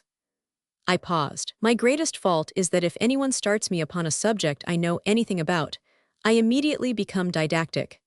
So I paused and reflected that Isaacs, being, as he himself declared, frequently in the society of an adept of a high class, was sure to know a great deal more than one. "I too," he said, "have been greatly struck, and sometimes almost converted, by the beauty of the higher Buddhist thoughts.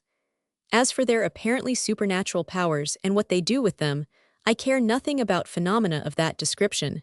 We live in a land where marvels are common enough. Who has ever explained the mango trick, or the basket trick, or the man who throws a rope up into the air and then climbs up it and takes the rope after him, disappearing into blue space? And yet you have seen those things. I have seen them, everyone has seen them, and the performers claim no supernatural agency or assistance. It is merely a difference of degree, whether you make a mango grow from the seed to the tree in half an hour, or whether you transport yourself 10,000 miles in as many seconds, passing through walls of brick and stone on your way, and astonishing some ordinary mortal by showing that you know all about his affairs.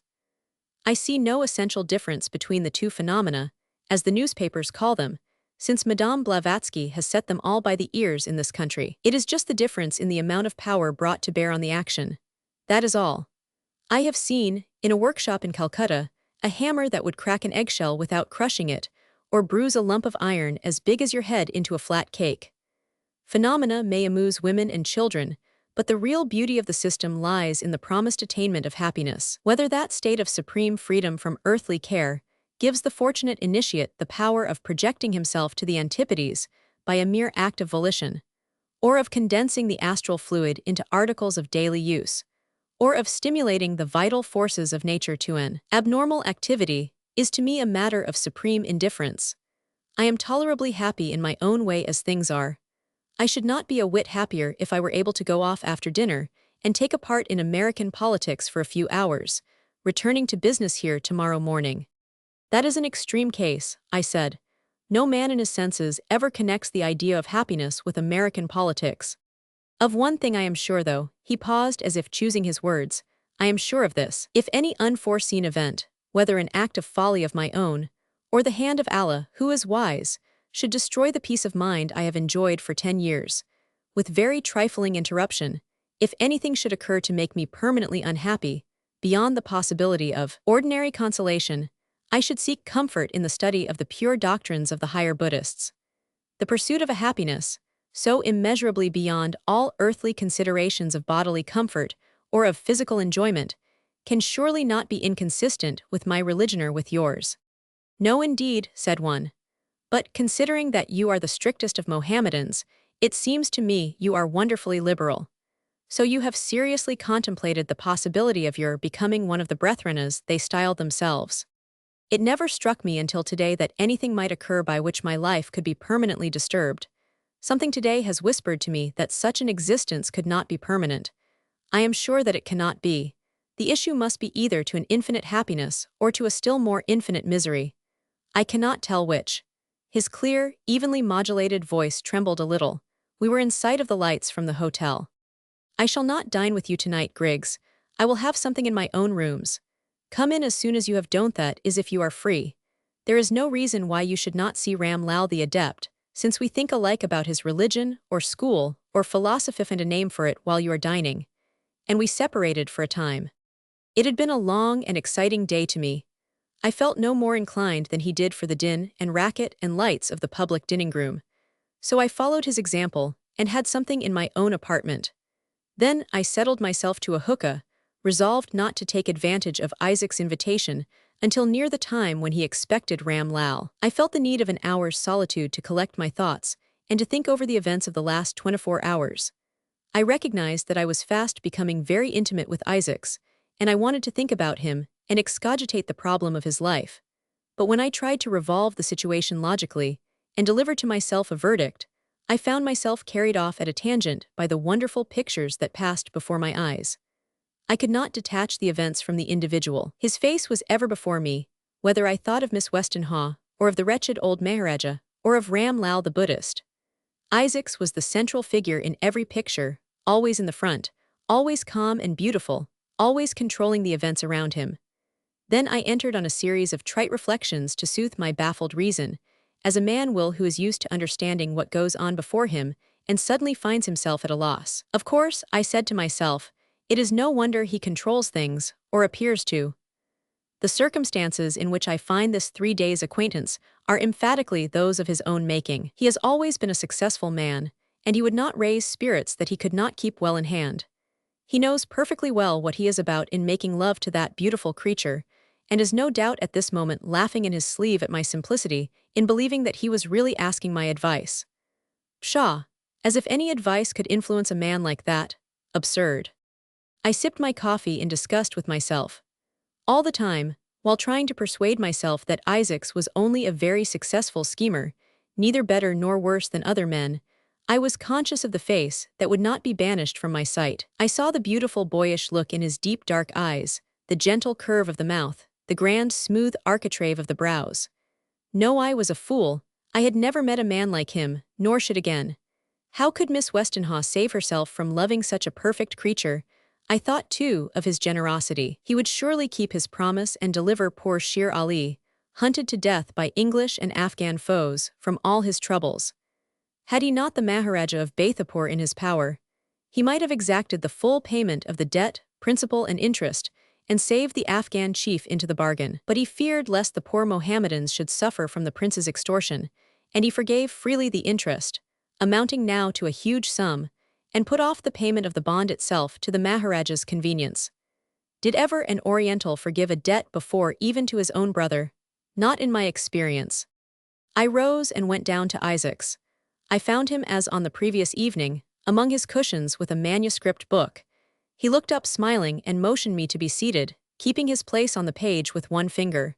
He finished the verse before he spoke, and then laid the book down and leaned back. So you have made up your mind that you would like to see Ram Lal. He will be here in a minute, unless he changes his mind and does not come after all. There was a sound of voices outside. Someone asked if Isaacs were in, and the servant answered. A tall figure in a grey kaftan and a plain white turban stood in the door. I never change my mind, said the stranger in excellent English, though with an accent peculiar to the Hindu tongue when struggling with European languages. His voice was musical and high in pitch, though soft and sweet in tone. The quality of voice that can be heard at a great distance, with no apparent effort to the speaker. I never change my mind. I am here. Is it well with you? It is well, Ram Lal. I thank you. Be seated if you will stay with us a while. This is my friend Mr. Griggs, of whom you probably know. He thinks as I do on many points, and I was anxious that you should meet. While Isaacs was speaking, Ram Lal advanced into the room and stood a moment under the soft light, a grey figure, very tall but not otherwise remarkable. He was all grey, the long kaftan wrapped round him, the turban which I had first thought white, the skin of his face, the pointed beard and long moustache, the heavy eyebrows a study of greys against the barbaric splendor of the richly hung walla soft outline on which the yellow light dwelt lovingly, as if weary of being cast back and reflected from the glory of gold and the thousand facets of the priceless gems. Ram Lal looked toward me, and as I gazed into his eyes, I saw that they too were grey, a very singular thing in the East End, that they were very far apart, giving his face a look of great dignity and fearless frankness. To judge by his features, he seemed to be very thin, and his high shoulders were angular, though the long loose garment concealed the rest of his frame from view. I had plenty of time to note these details, for he stood a full minute in the middle of the room, as if deciding whether to remain or to go. Then he moved quietly to a divan and sat down cross-legged. Abdul, you have done a good deed today, and I trust you will not change your mind before you have carried out your present intentions. I never change my mind, Bamlai, said Isaacs, smiling as he quoted his visitor's own words. I was startled at first. What good deed was the Buddhist referring to if not to the intended liberation of Sher Ali?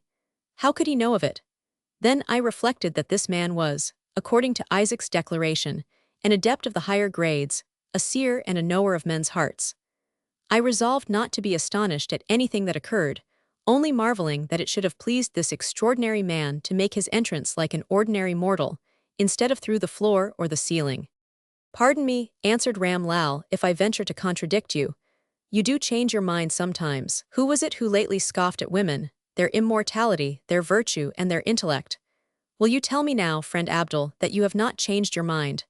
Do you think of anything, sleeping or waking, but the one woman for whom you have changed your mind? Is not her picture ever before you, and the breath of her beauty upon your soul? Have you not met her in the spirit as well as in the flesh? Surely we shall hear no more of your doubts about women for some time to come.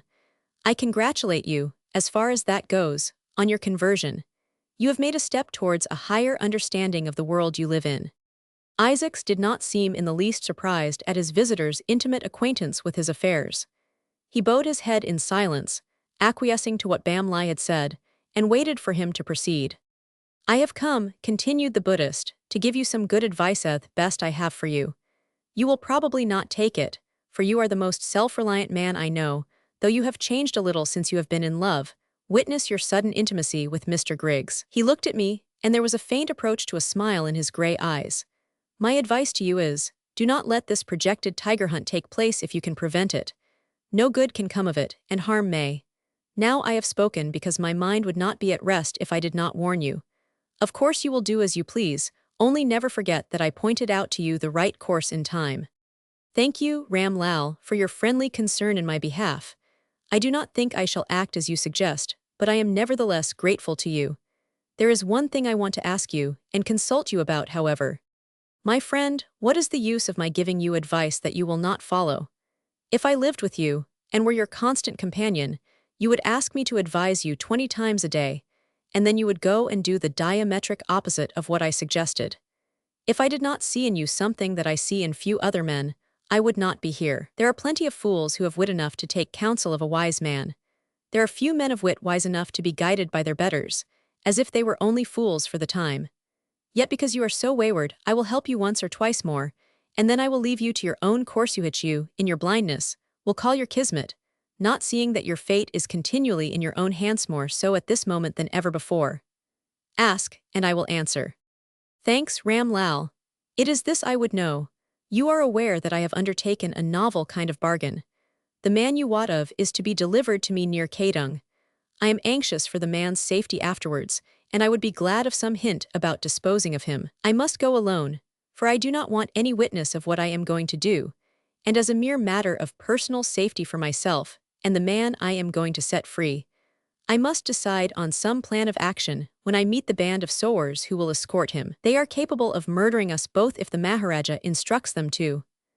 As long as I am alive to bring the old man into disgrace with the British, the captive is safe, but it would be an easy matter for those fellows to dispose of us together, and there would be an end of the business.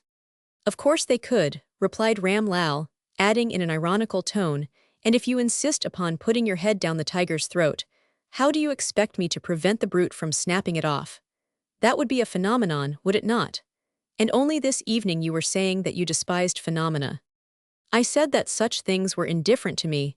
I did not say I despised them, but I think that this thing may be done without performing any miracles. If it were not such a good action on your part, one would have nothing to do with it. But since you mean to risk your neck for your own peculiar views of what is right, I will endeavor that you shall not break it.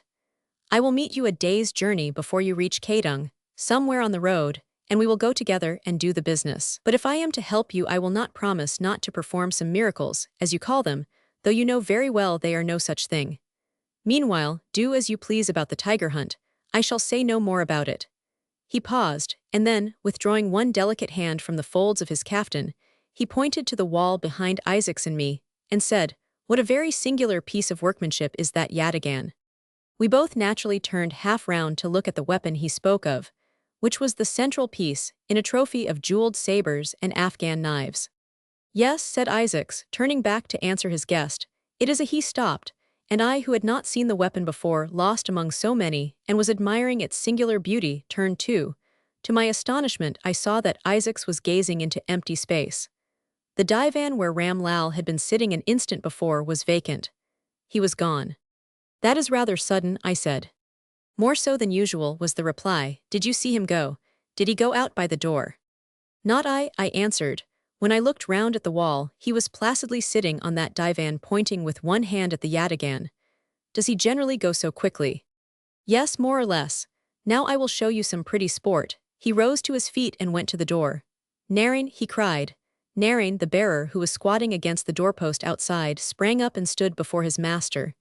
"Narain, why did you not show that pundit the way downstairs? What do you mean, have you no manners?" Narain stood open-mouthed. "What pundit, Sahib?" he asked.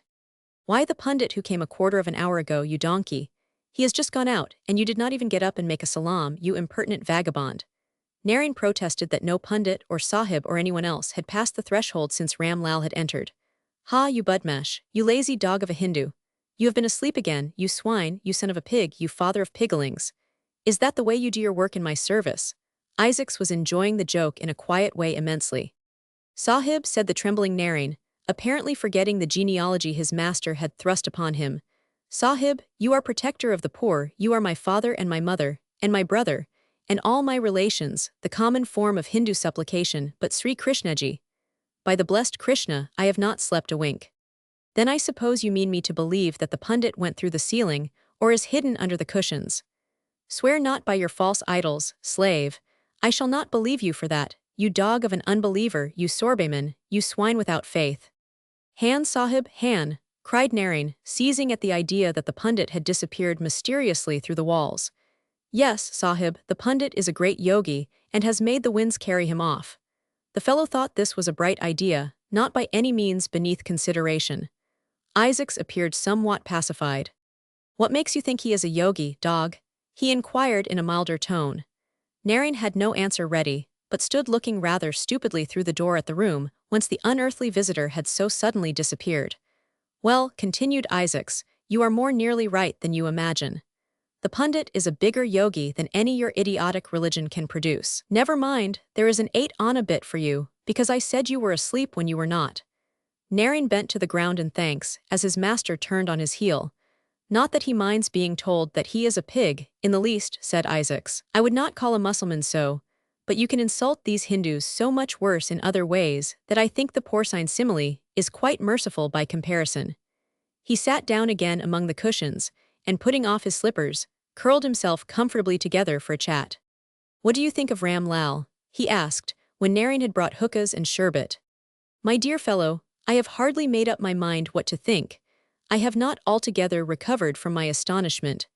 I confess that there was nothing startling about his manner or his person. He behaved and talked like a well-educated native, in utter contrast to the amazing things he said, and to his unprecedented mode of leave-taking.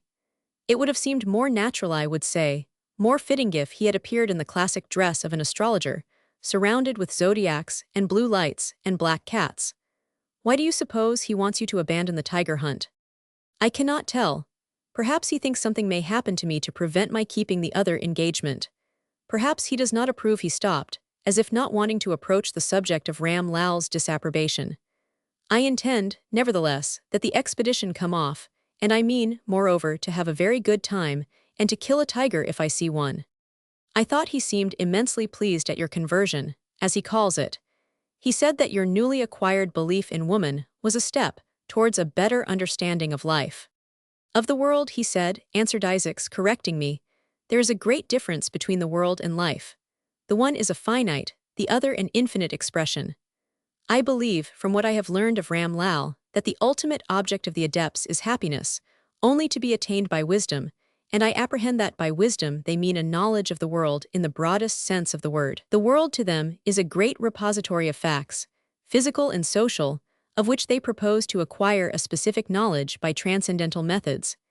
If that seems to you a contradiction of terms, I will try and express myself better. If you understand me, I am satisfied.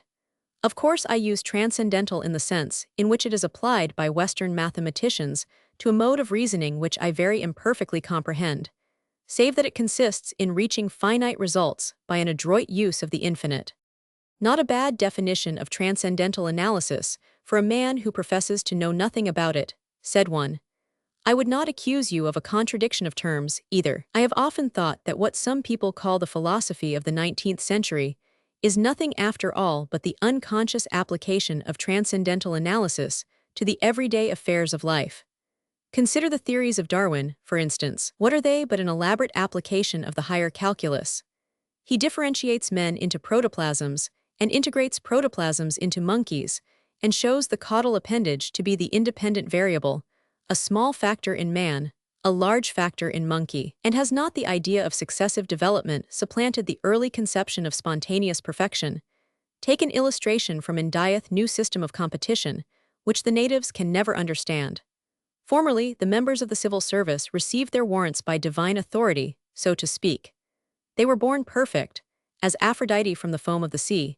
They sprang armed and ready from the head of old John Company, as Pallas Athene from the head of Zeus. Now all that is changed. They are selected from a great herd of candidates by methods of extreme exactness, and when they are chosen, they represent the final result of infinite probabilities for and against their election. They are all exactly alike.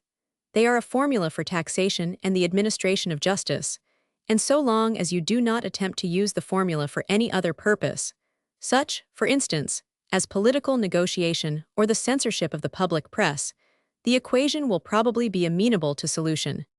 "As I told you," said Isaacs, "I know nothing, or next to nothing, of Western mathematics, but I have a general idea of the comparison you make. In Asia and in Asiatic minds, there prevails an idea that knowledge can be assimilated once and for all, that if you can obtain it, you immediately possess the knowledge of everything passkey that shall unlock every door. That is the reason of the prolonged fasting and solitary meditation of the ascetics.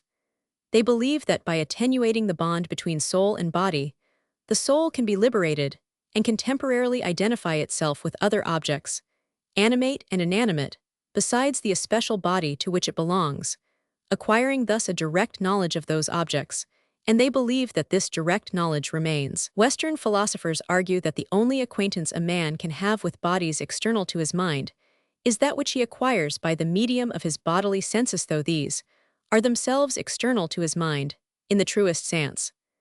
The senses not being absolutely reliable, knowledge acquired by means of them is not absolutely reliable either. So the ultimate difference between the Asiatic saint and the European man of science is that while the former believes all knowledge to be directly within the grasp of the soul, under certain conditions, the latter, on the other hand, denies that any knowledge can be absolute, being all obtained indirectly through a medium not absolutely reliable. The reasoning by which the Western mind allows itself to act fearlessly on information, which is not according to its own verdict necessarily accurate, depends on a clever use of the infinite in unconsciously calculating the probabilities of that accuracy, and this entirely falls in with what you said about the application of transcendental analysis to the affairs of everyday life.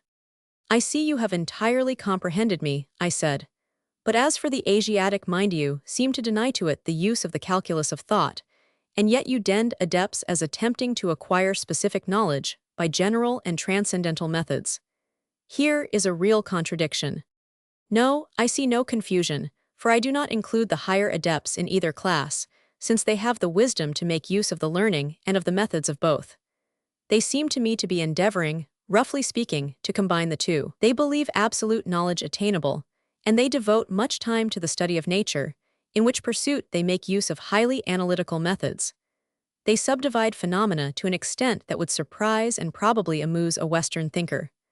They count 14 distinct colors in the rainbow and invariably connect sound, even to the finest degrees, with shades of color. I could name many other peculiarities of their mode of studying natural phenomena, which displays a much more minute subdivision and classification of results than you are accustomed to. But beside all this, they consider that the senses of the normal man are susceptible of infinite refinement, and that upon a greater or less degree of acquired acuteness of perception, the value of his results must depend. To attain this high degree of sensitiveness, necessary to the perception of very subtle phenomena, the adepts find it necessary to train their faculties, bodily and mental, by a life of rigid abstention from all pleasures or indulgences not indispensable in maintaining the relation between the physical and intellectual powers.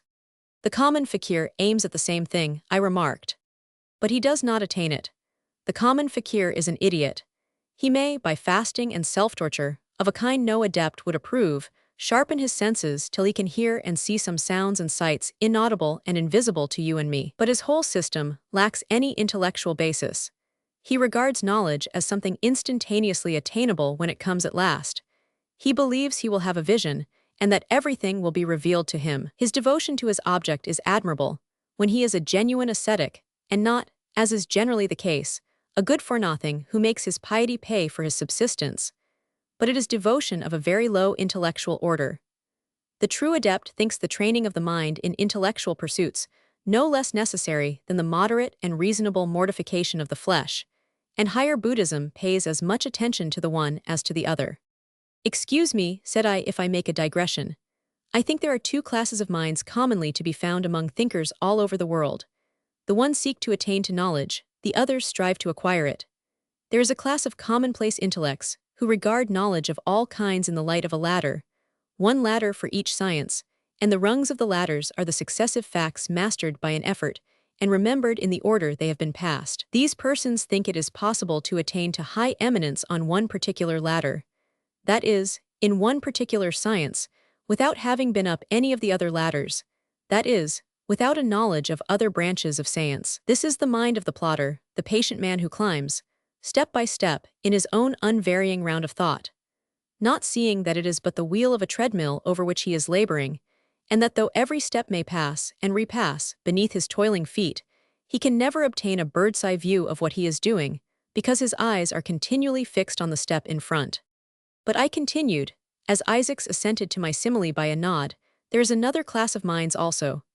There are persons who regard the whole imaginable and unimaginable knowledge of mankind, past, present, and future, as a boundless plain over which they hang suspended and can look down. Immediately beneath them there is a map spread out which represents, in the midst of the immense desert, the things they themselves know. It is a puzzle map, like those they make for children, where each piece fits into its appointed place, and will fit nowhere else.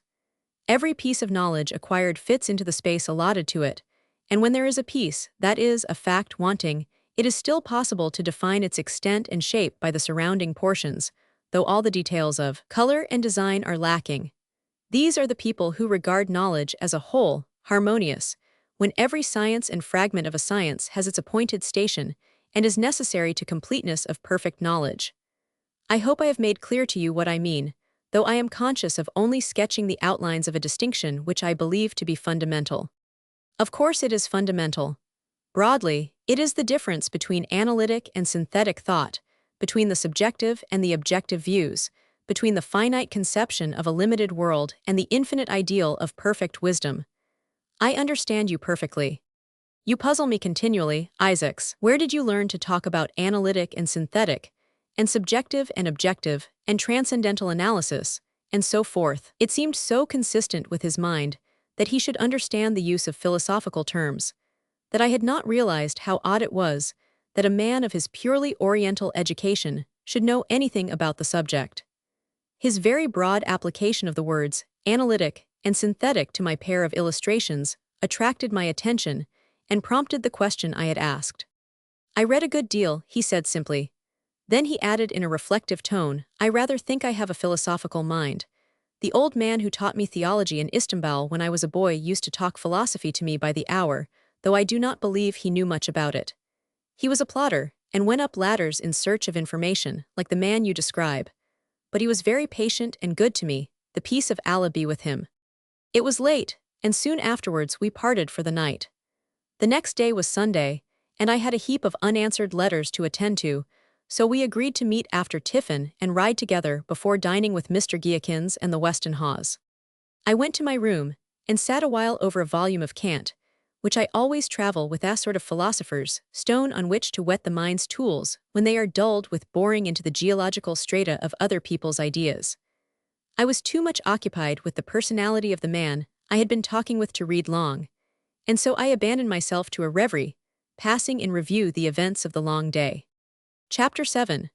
The Sabbatarian tendency of the English mind at home and abroad is proverbial, and if they are well behaved on Sunday in London, they are models of virtue in Simla on the same day. Whether they labor and are well-fed and gouty in their island home, or suffer themselves to be boiled for gain in the tropical kettles of Ceylon and Singapore, whether they risk their lives in hunting for the North Pole or the Northwest Passage, or endanger their safety in the pursuit of tigers in the Terai, they will have their Sunday, come rain, come shine. On the deck of the steamer in the Red Sea, in the cabin of the inbound Arctic explorer, in the crowded Swiss hotel, or the straggling Indian hill station, there is always a parson of some description, in a surplus of no description at all, who produces a Bible and a couple of well-thumbed sermons from the recesses of his trunk or his lunch basket, or his gun case, and goes at the work of weekly redemption with a will. And what is more, he is listened to, and for the time being though on weekdays he is styled a bore by the old and a prig by the young, becomes temporarily invested with a dignity not his own,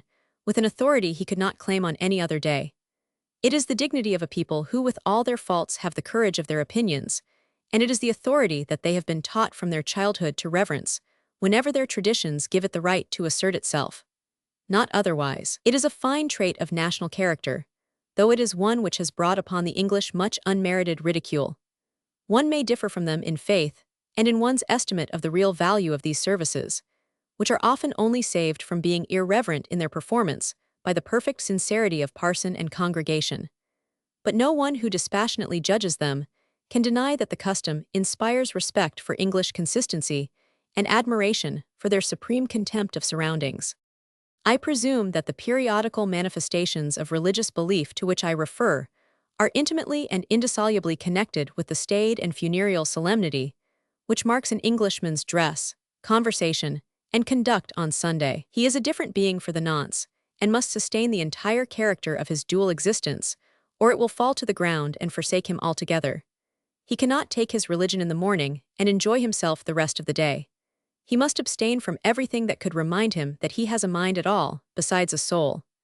No amusement will he tolerate, no reading of even the most harmless fiction can he suffer, while he is in the weekly devotional trance. I cannot explain these things. They are race questions, problems for the ethnologist. Certain it is, however, that the partial decay of strict Sabbatarianism, which seems to have set in during the last quarter of a century, has not been attended by any notable development of power in English thought of that class. The First Republic tried the experiment of the decimal week, and it was a failure. The English who attempt to put off even a little of the quaint armor of righteousness, which they have been accustomed to buckle on every seventh day for so many generations, are not so successful in the attempt as to attract many to follow them. They are not graceful in their holiday gambols. Meditating somewhat on this wise, I lay in my long chair by the open door that Sunday morning in September. It was a little warmer again, and the sun shone pleasantly across the lawn on the great branches and bright leaves of the rhododendron. The house was very quiet. All the inmates were gone to the church on the Mall, and the servants were basking in the last few days of warmth they would enjoy before their masters returned to the plains. The Hindu servant hates the cold. He fears it as he fears cobras, fever, and Freemasons. His ideal life is nothing to do, nothing to wear, and plenty to eat, with the thermometer at 135 degrees in the veranda and 110 inside. Then he is happy. His body swells with much good rice and dal, and his heart with pride. He will wear as little as you will let him, and whether you will let him or not, he will do less work in a given time than any living description of servant. So they basked in rows in the sunshine, and did not even quarrel or tell yarns among themselves. It was quiet and warm and sleepy. I dozed lazily, dropped my book in my lap, struggled once, and then fairly fell asleep. I was roused by Kuramat Ali pulling at my foot, as natives will when they are afraid of the consequences of waking their master. When I opened my eyes, he presented a card on a salver, and explained that the gentleman wanted to see me. I looked, and was rather surprised to see it was Kildare's card.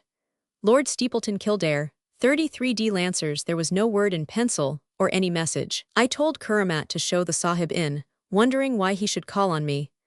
By Indian etiquette, if there was to be any calling, it was my duty to make the first visit. Before I had time to think more, I heard the clanking of spurs and saber on the veranda, and the young man walked in, clad in the full uniform of his regiment. I rose to greet him, and was struck by his soldierly bearing and straight figure, as I had been at our first meeting. He took off his bearskin, for he was in the fullest of full dress, and sat down.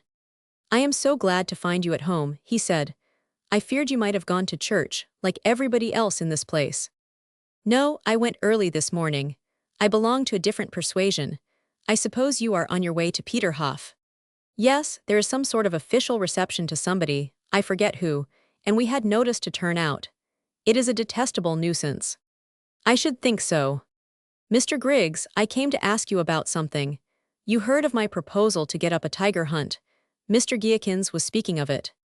"Yes, he wanted us to go, Mr. Isaacs and me, and suggested leaving his niece, Miss Westenhaw, with Lady Smith Tompkins. It would be so dull without a lady in the party. Nothing but tigers and shikaries and other native abominations to talk to. Do you not think so?" "Why, yes. I told Mr. Giakins that all the little Smith Tompkins children had the measles, and the house was not safe. If they have not had them, they will, I have no doubt. Heaven is just, and will not leave you to the conversational mercies of the entertaining tiger and the engaging shikari. By Jove, Mr. Griggs, that was a brilliant idea, and as you say, they may all get the measles yet. The fact is, I have set my heart on this thing. Miss Westenhaw said she had never seen a tiger, except in cages and that kind of thing, and so I made up my mind she should. Besides, it will be no end of a lark.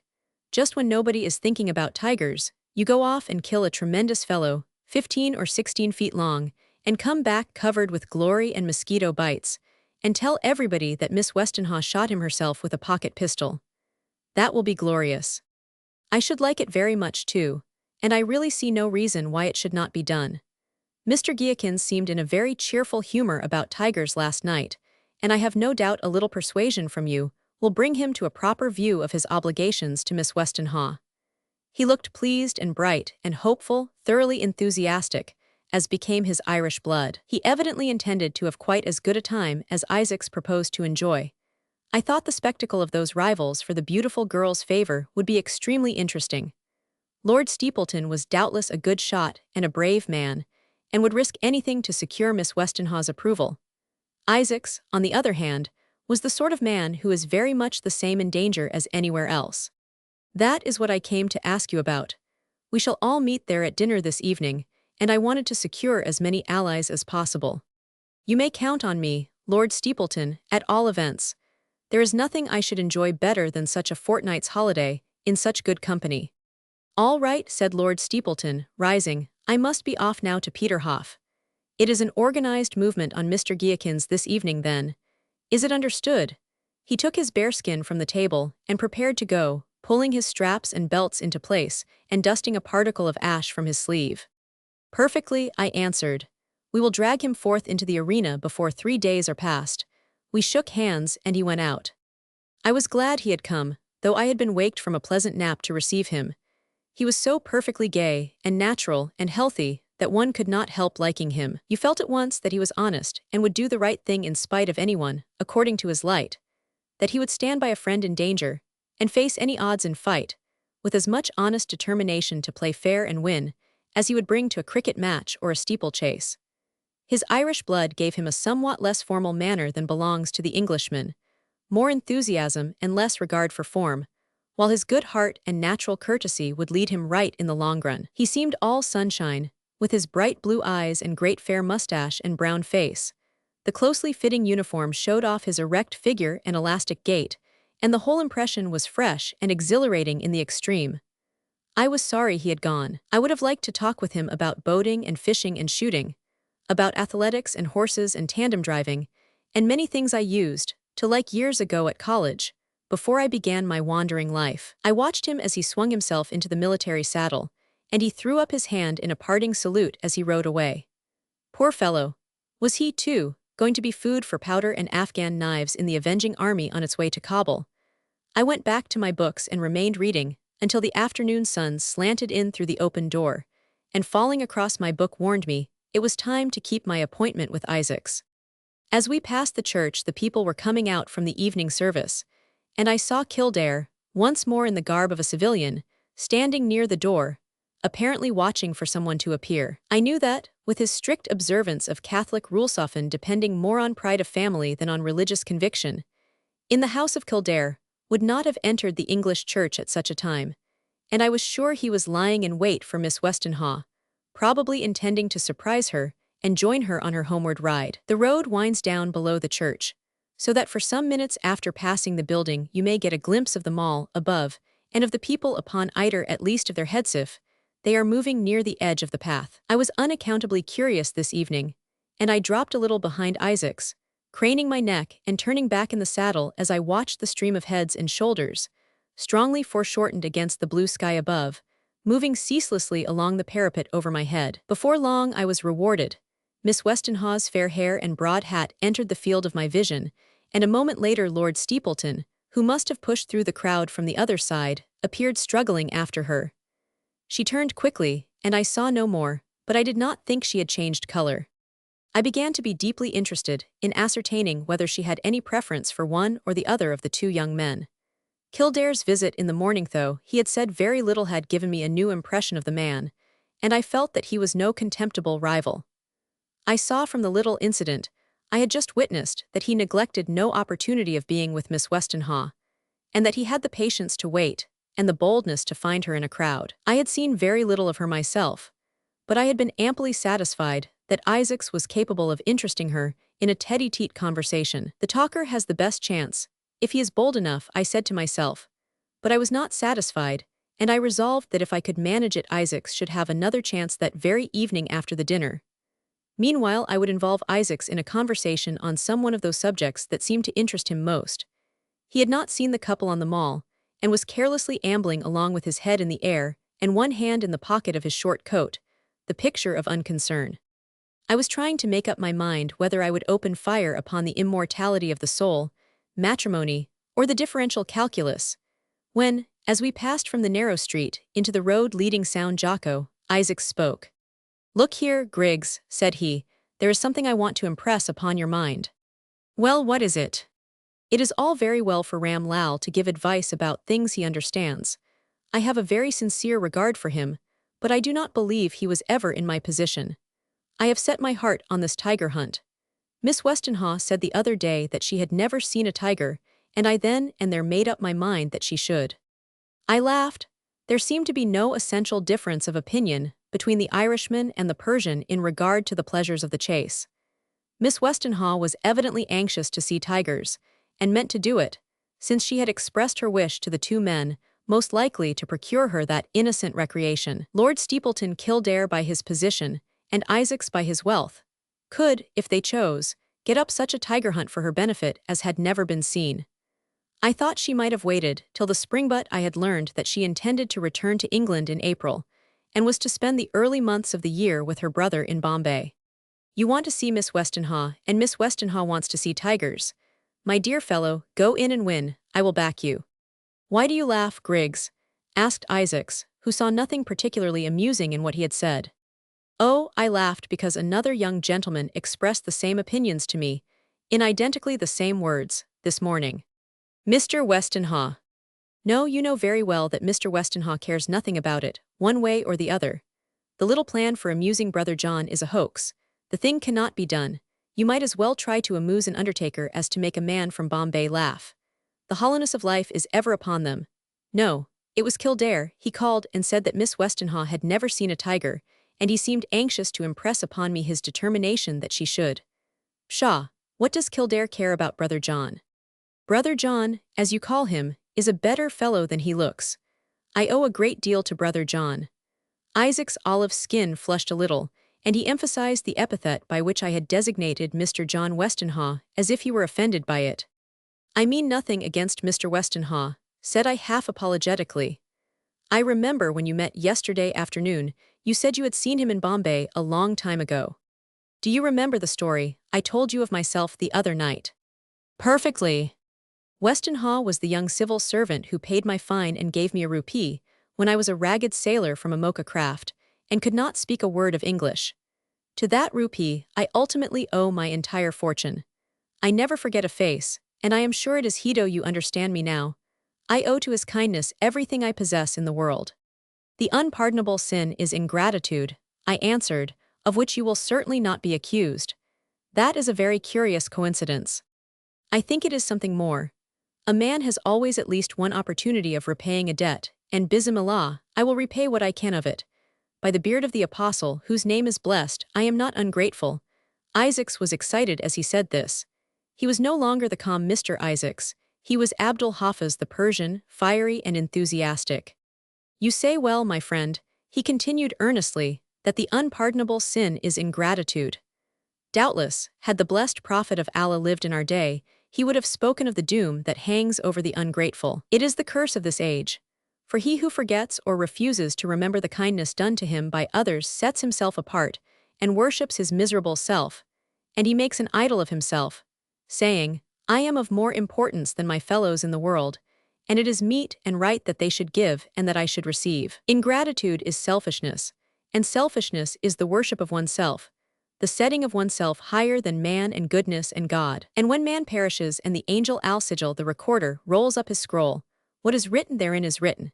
And Israfil shall call men to judgment, and the scrolls shall be unfolded, and he that has taken of others and not given in return, but has ungratefully forgotten and put away the remembrance of the kindness received, shall be counted among the unbelievers and the extortioners and the unjust, and shall broil in raging flames.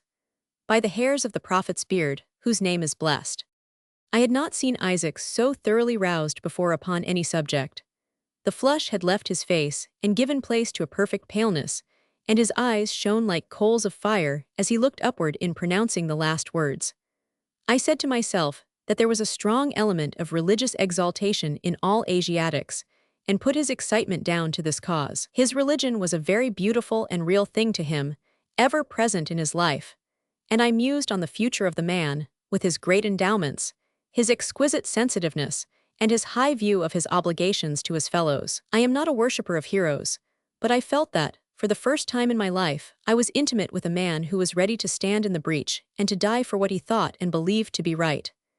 After a pause of some minutes, during which we had ridden beyond the last straggling bungalows of the town, he spoke again, quietly, his temporary excitement having subsided.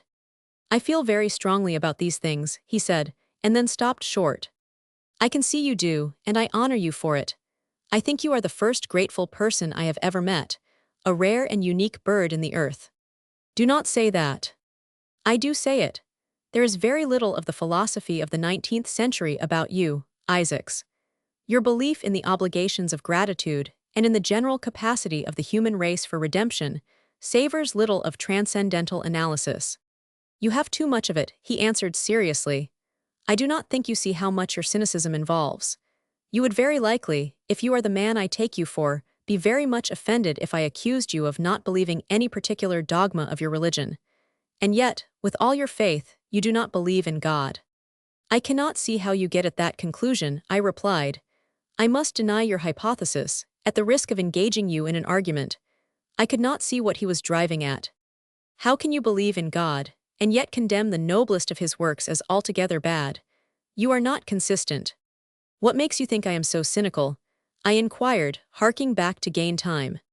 A little cloud, a little sultriness in the air, is all that betrays the coming Kemsin, that by and by shall overwhelm and destroy man and beast in its sandy darkness.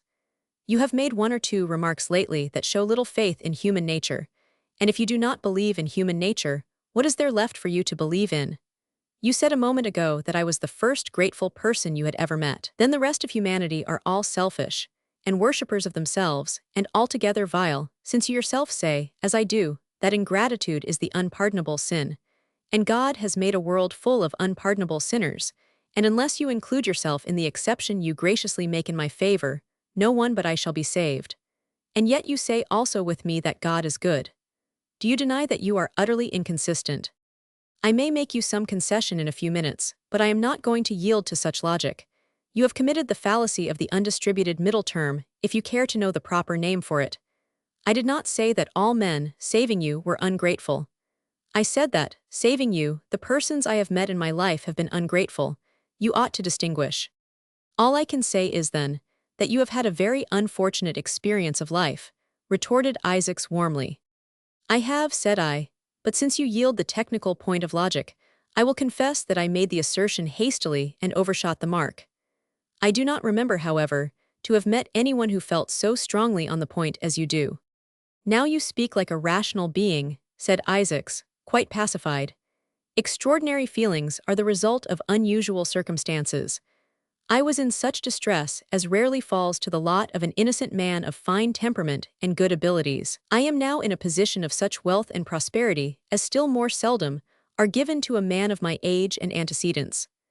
I remember that I obtained the first step on my road to fortune through the kindness of John Westenhaw, though I could never learn his name, and I met him at last, as you saw, by an accident. I call that accident a favor, and an opportunity bestowed on me by Allah, and the meeting has roused in me those feelings of thankfulness which, for want of an object upon which to show them, have been put away out of sight as a thing sacred for many years. I am willing you should say that, were my present fortune less, my gratitude would be proportionately less felt. It is very likely, though the original gift remain the same, 1 rupee and no more.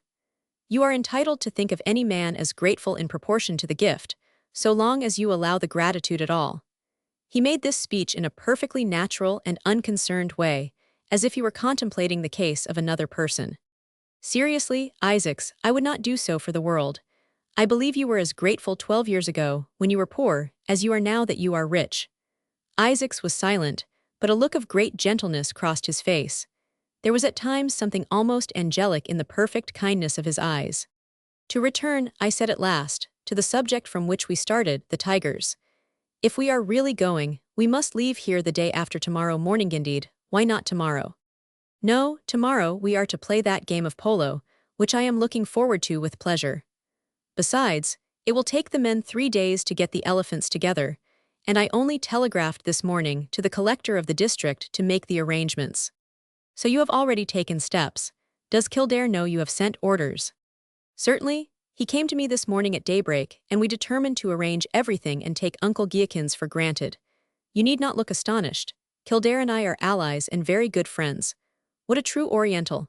How wise and farsighted was the Persian, how bold and reckless the Irishman. It was odd, I thought, that Kildare had not mentioned the interview with Isaacs. Yet there was a certain rough delicacy contradictory and impulsive in his silence about this coalition with his rival. We rode along and discussed the plans for the expedition. All the men in the party, except Lord Steepleton, who had not been long in India, had killed tigers before. There would be enough of us without asking anyone else to join. The collector to whom Isaacs had telegraphed was an old acquaintance of his, and would probably go out for a few days with us. It all seemed easy enough and plain sailing. In the course of time, we returned to our hotel, dressed, and made our way through the winding roads to Mr. Curry-Guillotin's bungalow. We were met on the veranda by the old commissioner, who welcomed us warmly and praised our punctuality, for the clock was striking 7 in the drawing-room, as we divested ourselves of our light topcoats. In the vestibule, Miss Westenhaw and her brother came forward to greet us. "John," said the young lady, "you know I told you there was someone here whom you got out of trouble ever so many years ago in Bombay. Here he is. This is a new introduction. Mr. John Westenhaw, Mr. Abdul Hafiz bin Ishaq, commonly known to his friends as Mr. Isaacs." Her face beamed with pleasure, and I thought with pride, as she led her brother to Isaacs, and her eyes rested long on the Persian with a look that, to me, argued something more than a mere interest. The two men clasped hands and stood for some seconds looking at each other in silence, but with very different expressions. Westenhaw wore a look of utter amazement, though he certainly seemed pleased. The good heart that had prompted the good action 12 years before was still in the right place, above any petty considerations about nationality. His astonishment gradually changed to a smile of real greeting and pleasure, as he began to shake the hand he still held. I thought that even the faintest tinge of blood colored his pale cheek. "God bless my soul," said he, "I remember you perfectly well now. But it is so unexpected. My sister reminded me of the story, which I had not forgotten, and now I look at you I remember you perfectly. I am so glad." As Isaacs answered, his voice trembled, and his face was very pale. There was a moisture in the brilliant eyes that told of genuine emotion. "Mr. Westenhaw, I consider that I owe to you everything I have in the world. This is a greater pleasure than I thought was in store for me. Indeed, I thank you again." His voice would not serve him. He stopped short and turned away to look for something in his coat. "Indeed," said Westenhaw, "it was a very little thing I did for you." And presently the two men went together into the drawing-room, Westenhaw asking all manner of questions, which Isaacs, who was himself again, began to answer. The rest of us remained in the vestibule to meet Lord Steepleton, who at that moment came up the steps. There were more greetings, and then the head khitmatgar appeared and informed the Sahib Log, protectors of the poor, that their meat was ready. So we filed into the dining-room. Isaacs was placed at Miss Westenhaw's right, and her brother sat on his other side. Guillotin's was opposite his niece at the other end, and Kildare and I were together, facing Westenhaw and Isaacs, a party of 6. Of course Kildare sat beside the lady. The dinner opened very pleasantly. I could see that Isaac's undisguised gratitude and delight in having at last met the man who had helped him had strongly predisposed John Westenhaw in his favor. Who is it that is not pleased at finding that some deed of kindness, done long ago with hardly a thought, has borne fruit and been remembered, and treasured up by the receiver as the turning point in his life? Is there any pleasure greater than that we enjoy through the happiness of others in those rare cases where kindness is not misplaced? I had had time to reflect that Isaacs had most likely told a part of his story to Miss Westenhaw on the previous afternoon as soon as he had recognized her brother. He might have told her before. I did not know how long he had known her, but it must have been some time.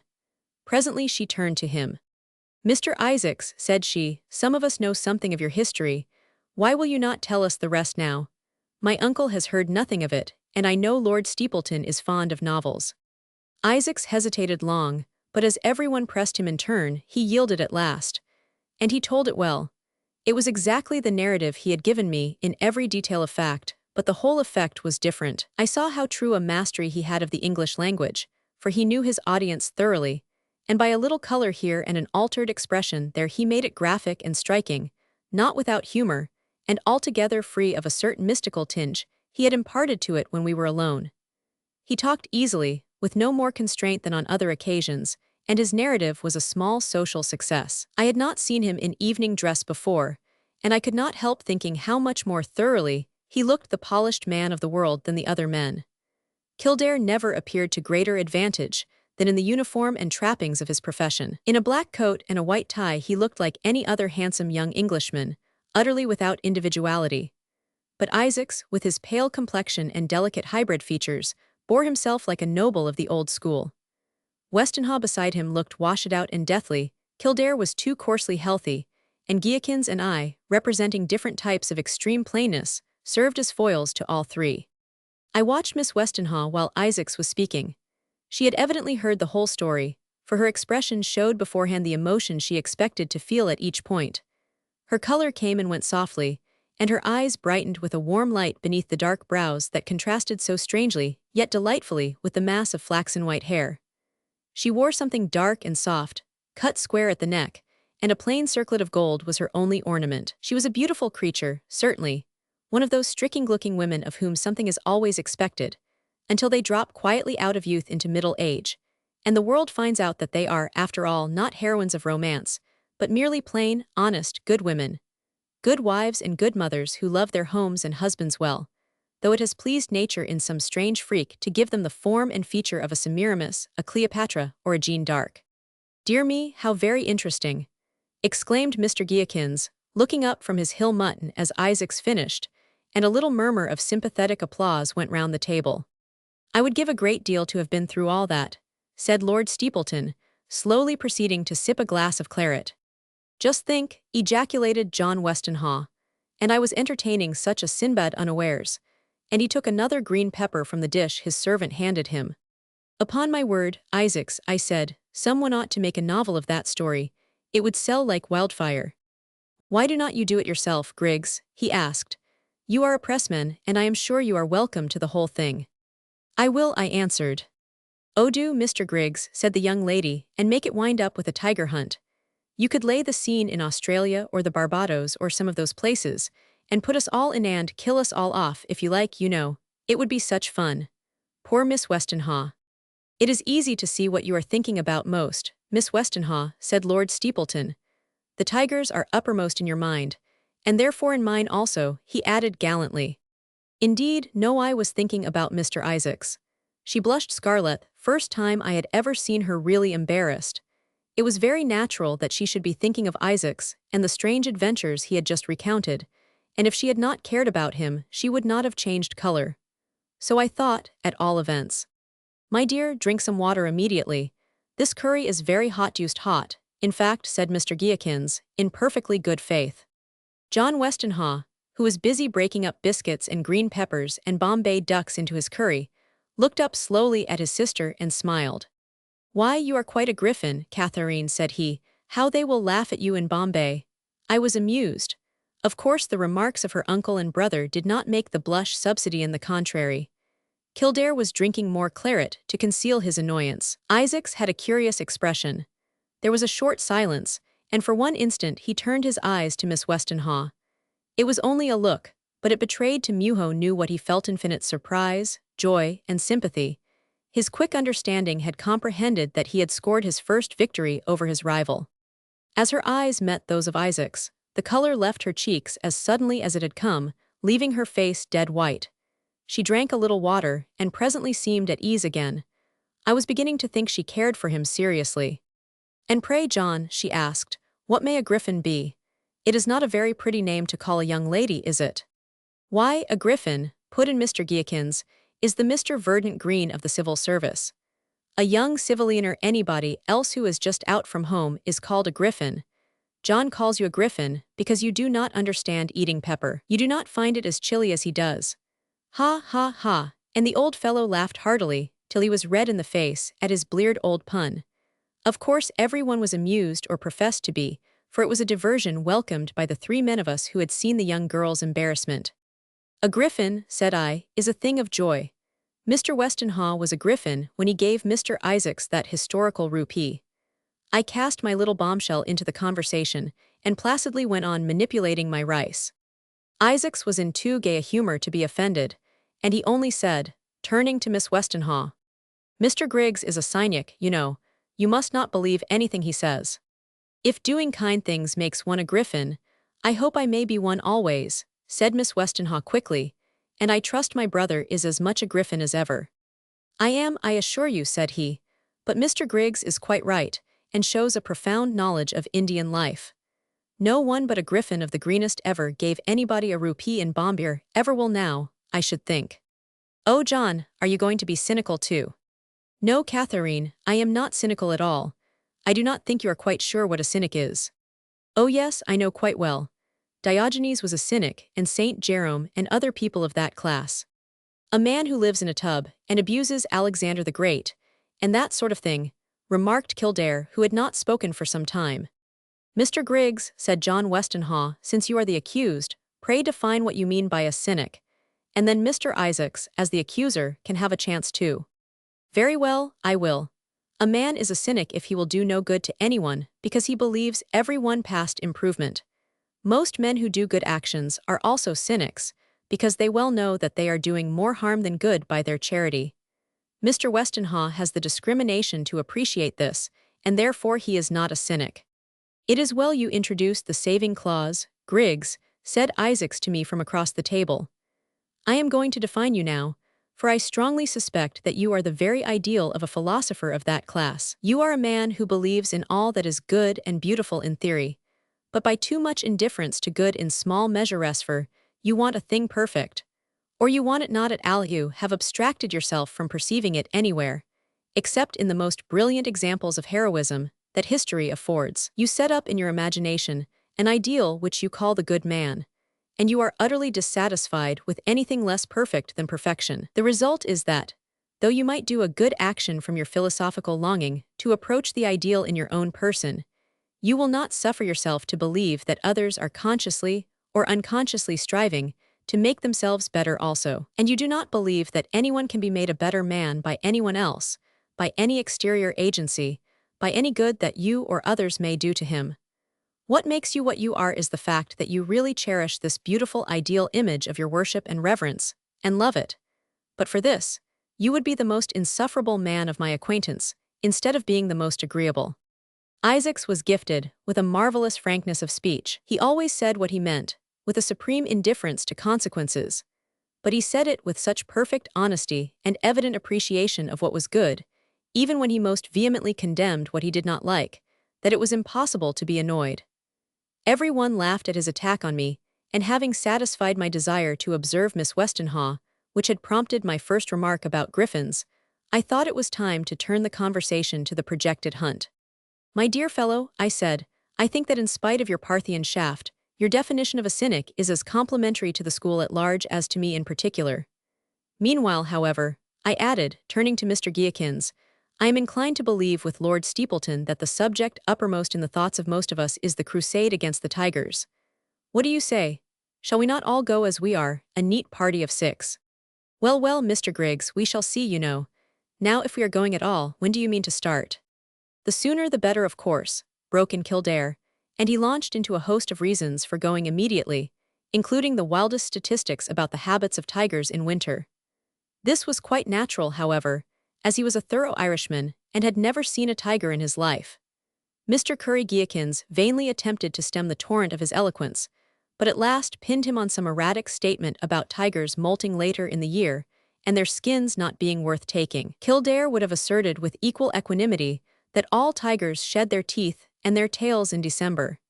He was evidently trying to rouse Mr. Geakins into a discussion on the subject of tiger shooting in general, a purpose very easily accomplished. The old gentleman was soon goaded to madness by Kildare's wonderful opinions, and before long he vowed that the youngster had never seen a tiger, not one in his whole life, sir, and that it was high time he did, high time indeed, and he swore he should see one before he was a week older. Yes, sir, before he was a week older, if I have to carry you among 'em like a baby in arms, sir, by gad, sir, I should think so.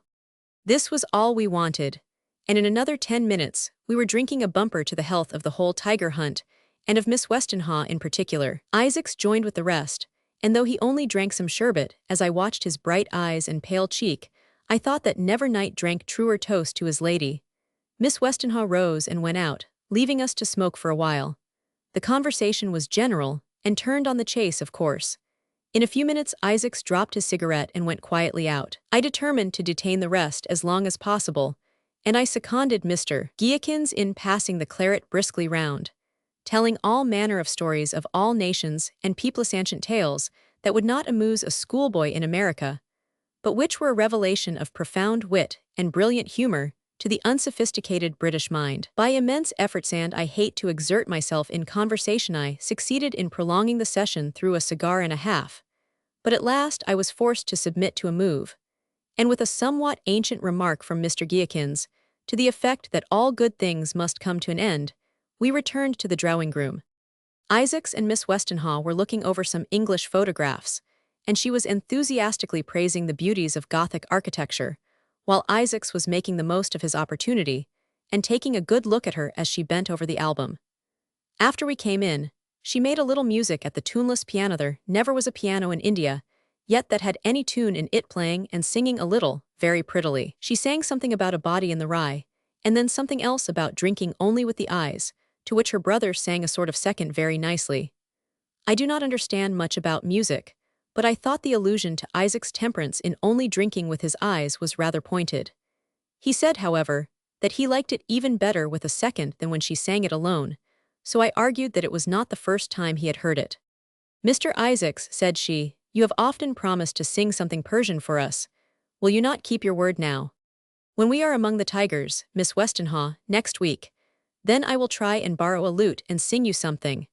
It was late for an Indian dinner party, so we took our departure soon afterwards, having agreed to meet the following afternoon at Annandale for the game of polo, in which Westenhaw said he would also play. He and Isaacs made some appointment for the morning. They seemed to be very sympathetic to each other. Kildare mounted and rode homeward with us, though he had much farther to go than we. If he felt any annoyance at the small successes Isaacs had achieved during the evening, he was far too courteous a gentleman to show it.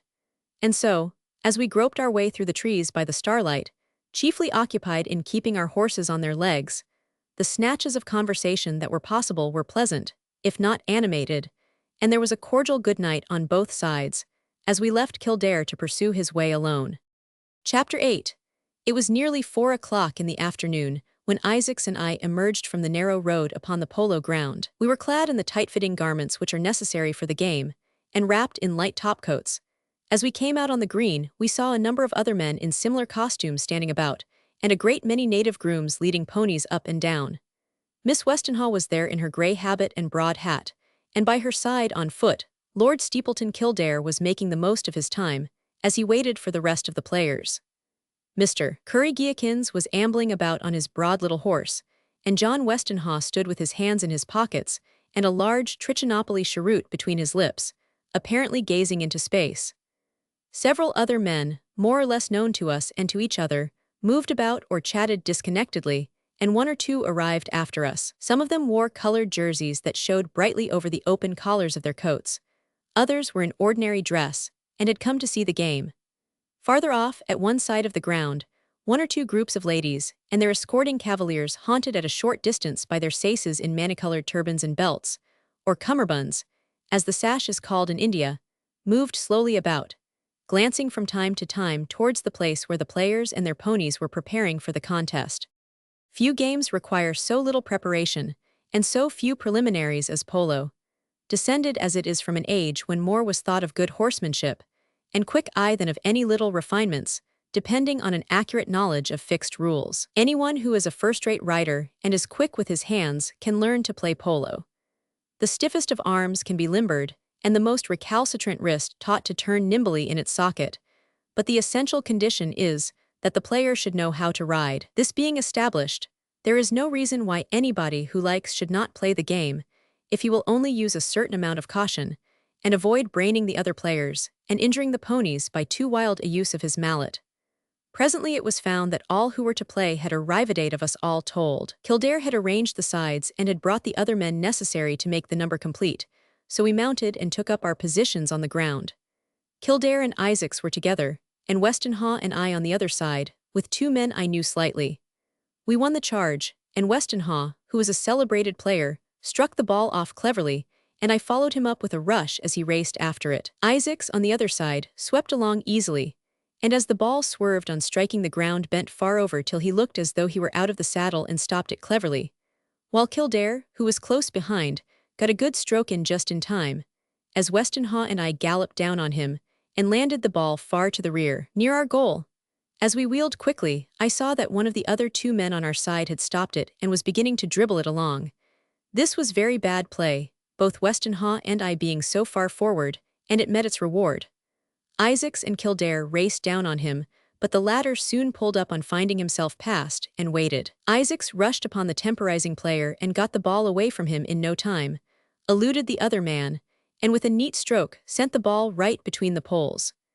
The game had hardly lasted 3 minutes, and a little sound of clapping was heard from where the spectators were standing, far off on one side. I could see Miss Westenhaw plainly, as she cantered with her uncle to where the victors were standing together on the other side, patting their ponies and adjusting stirrup and saddle.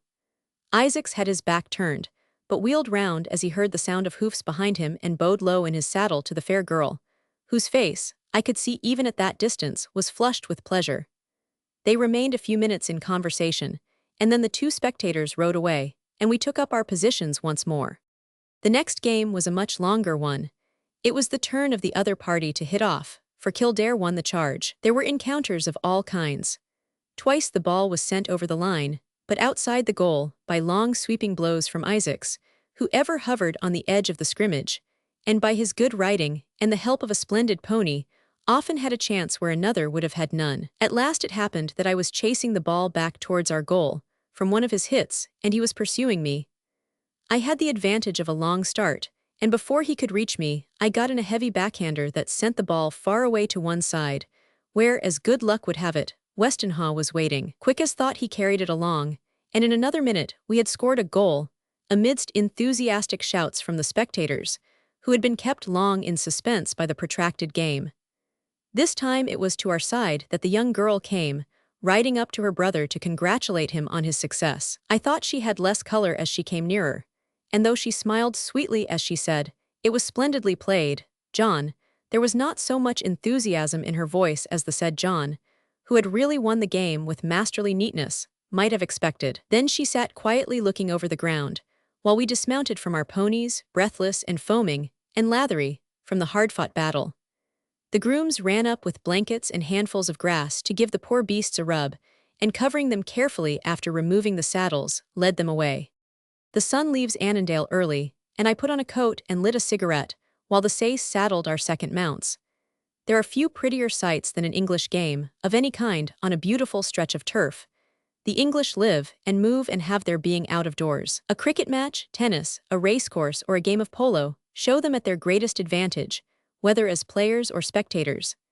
Their fresh complexions suit the green of the grass and of the trees as naturally as a bed of roses, or cyclamens, or any fresh and healthy flower will combine with the grass and the ferns in garden or glen. The glorious vitality that belongs to their race seems to blossom freshly in the contact with their mother earth, and the physical capacity for motion with which nature endows them makes them graceful and fascinating to watch.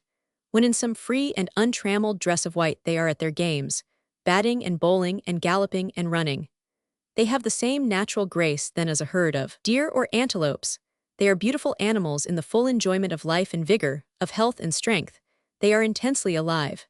Something of this kind passed through my mind, in all probability, and combined with the delightful sensation any strong man feels in the pause after great exertion, disposed me well towards my fellows and towards mankind at large. Besides, we had won the last game. "You look pleased, Mr. Griggs," said Miss Westenhaw, who had probably been watching me for a moment or two. I did not know cynics were ever pleased.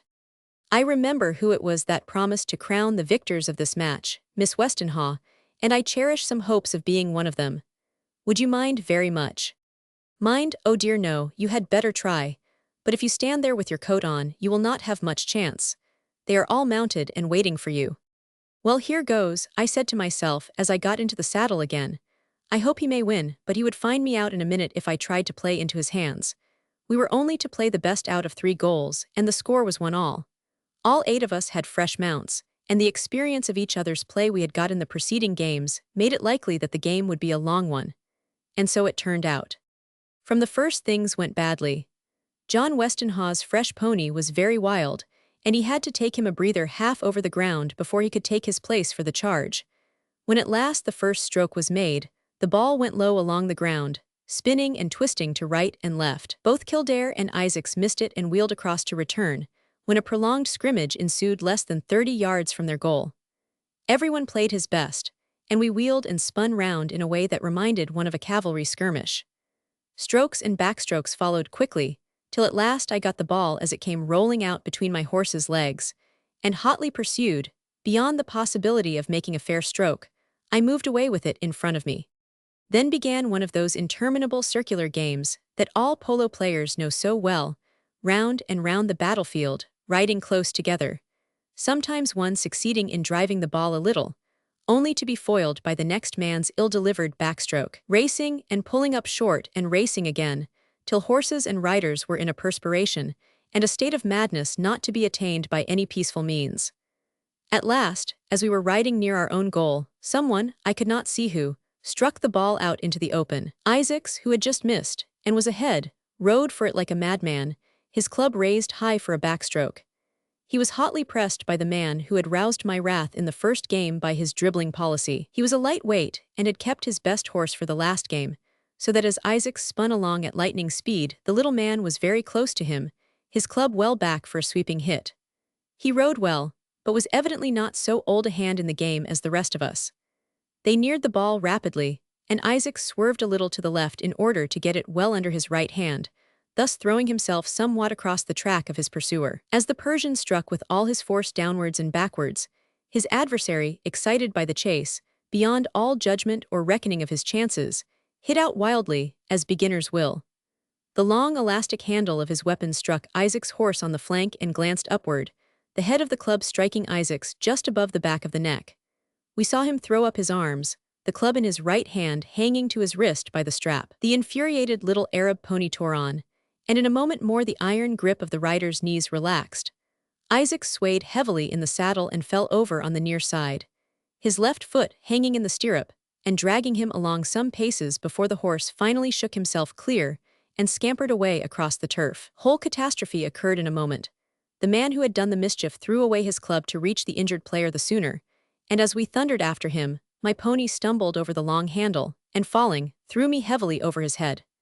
I escaped with a very slight kick from one of the other horses, and leaving my beast to take care of himself, ran as fast as I could to where Isaacs lay, now surrounded by the 6 players as they dismounted to help him. But there was someone there before them. The accident had occurred near the middle of the ground, and opposite the place where Miss Westenhaw and her uncle had taken up their stand to watch the contest. With a shake of the reins and a blow of the hand that made the thoroughbred bound his length as he plunged into a gallop, the girl rode wildly to where Isaacs lay, and reining the animal back on his haunches, sprang to the ground and knelt quickly down, so that before the others had reached them she had propped up his head and was rubbing his hands in hers. There was no mistaking the impulse that prompted her. She had seen many an accident in the hunting field, and knew well that when a man fell like that it was 10 to 1 he was badly hurt. Isaacs was ghastly pale, and there was a little blood on Miss Westenhaw's white gauntlet. Her face was whiter even than his, though not a quiver of mouth or eyelash betrayed emotion. The man who had done it knelt on the other side, rubbing one of the hands. Kildare and Westenhaw galloped off at full speed, and presently returned bearing a brandy flask and a smelling bottle, and followed by a groom with some water in a native loda. I wanted to make him swallow some of the liquor, but Miss Westenhaw took the flask from my hands. He would not like it. He never drinks it, you know, she said in a quiet, low voice, and pouring some of the contents on her handkerchief, moistened all his brows and face and hair with the powerful alcohol. Loosen his belt, pull off his boots, some of you, cried Mr. Curry-Geakins as he came up breathless. Take off his belt, damn it, you know, dear, dear, and he got off his tat with all the alacrity he could muster. Miss Westenhaw never took her eyes from the face of the prostrate man, pressing the wet handkerchief to his brow, and moistening the palm of the hand she held with brandy. In a few minutes, Isaacs breathed a long, heavy breath, and opened his eyes. "What is the matter?" he said, then, recollecting himself and trying to move his head. "Oh, I have had a tumble. Give me some water to drink." There was a sigh of relief from every one present as he spoke, quite naturally, and I held the loda to his lips. "What became of the ball?" he asked quickly as he sat up. Then turning round, he saw the beautiful girl kneeling at his side. The blood rushed violently to his face, and his eyes, a moment ago dim with unconsciousness, flashed brightly. "What, Miss Westenhaw?" He bounded to his feet but would have fallen back if I had not caught him in my arms, for he was still dizzy from the heavy blow that had stunned him. The blood came and went in his cheeks, and he hung on my arm confused and embarrassed, looking on the ground. "I really owe you all manner of apologies," he began. Not a bit of it, my dear boy, broke in Giakins. My niece was nearest to you when you fell. And so she came up and did the right thing, like the brave girl she is. The old fellow helped her to rise as he said this, and he looked so pleased and proud of her that I was delighted with him. And now, he went on, we must see how much you are hurt, the deuce of a knock. You know, enough to kill you on if you are not able to ride. Why, we will carry you home, you know. The devil of a way off it is, too, confound it all. As he jerked out his sentences, he was feeling the back of Isaac's head, to ascertain, if he could, how much harm had been done. All this time the man who had done the mischief was standing by, looking very penitent, and muttering sentences of apology as he tried to perform any little office for his victim that came in his way.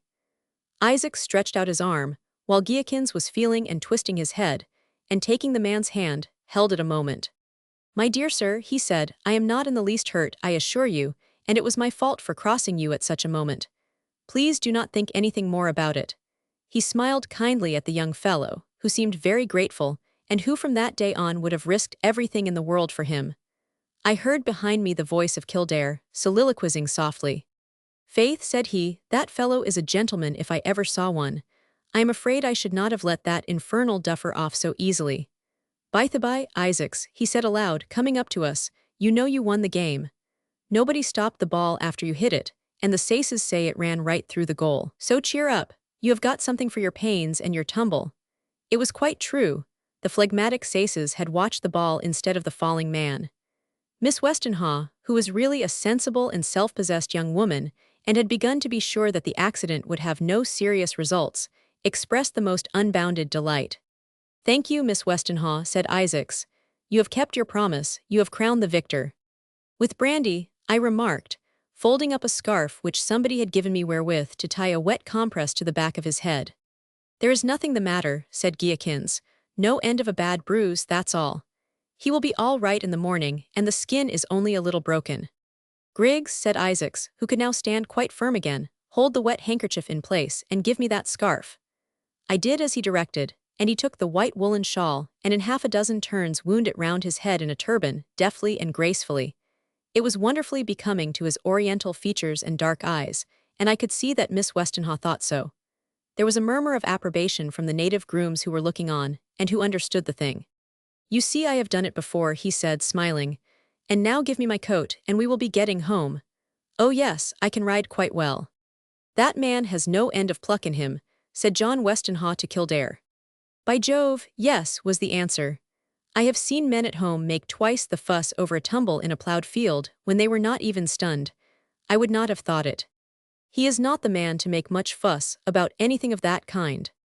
Isaac stoutly refused any further assistance, and after walking up and down a few minutes, he said he had got his legs back and demanded a cigarette. He lit it carefully and mounted as if nothing had happened, and we moved homeward, followed by the spectators, many of whom, of course, were acquaintances, and who had ridden up more or less quickly to make polite inquiries about the accident. No one disputed with Isaacs the right to ride beside Miss Westenhaw on the homeward road. He was the victor of the day, and of course was entitled to the best place. We were all straggling along, but without any great intervals between us, so that the two were not able to get away as they had done on Saturday evening, but they talked, and I heard Miss Westenhaw laugh. Isaacs was determined to show that he appreciated his advantage, and though, for all I know, he might be suffering a good deal of pain, he talked gaily and sat his horse easily, rather a strange figure in his light-colored English overcoat, surmounted by the large white turban he had made out of the shawl. As we came out on the mall at the top of the hill, Mr. Giakins called a council of war. Of course, we shall have to put off the tiger hunt. I suppose so, muttered Kildare disconsolately. Why, said Isaacs, not a bit of it. Head or no head, we will start tomorrow morning. I am well enough, never fear. Nonsense, you know it's nonsense, said Giakins. You will be in bed all day with a raging headache. Horrid things, knocks on the back of the head. Not one. My traps are all packed, and my servants have gone down to Calcutta, and I am going tomorrow morning. Well, of course, if you really think you can, etc., etc. So he was prevailed upon to promise that if he should be suffering in the morning, he would send word in time to put off the party. Besides, he added, even if I could not go, that is no reason why you should not. Stuff, said Giakins. Oh, said Miss Westenhaw, looking rather blank. That would never do, said John. Preposterous. "We could not think of going without you," said Lord Steepleton Kildare loudly. He was beginning to like Isaacs in spite of himself. And so we parted. "I shall not dine tonight, Griggs," said Isaacs as we paused before his door. "Come in for a moment. You can help me." We entered the richly carpeted room, and he went to a curious old Japanese cabinet, and after opening various doors and divisions, showed a small iron safe. This he opened by some means known to himself, for he used no key, and he took out a small vessel of jade and brought it to the light. "Now," he said, "be good enough to warm this little jar in your hands while I go into the next room and get my boots and spurs and things off. But do not open it on any account, not on any account, until I come back," he added very emphatically. "All right, go ahead," said I, and began to warm the cold thing that felt like a piece of ice between my hands. He returned in a few minutes robed in loose garments from cashmere, with the low Eastern slippers he generally wore indoors. He sat down among his cushions and leaned back, looking pale and tired. After ordering the lamps to be lit and the doors closed, he motioned me to sit down beside him. "I have had a bad shaking," he said, "and my head is a good deal bruised. But I mean to go tomorrow in spite of everything. In that little vial there is a powerful remedy unknown in your Western medicine.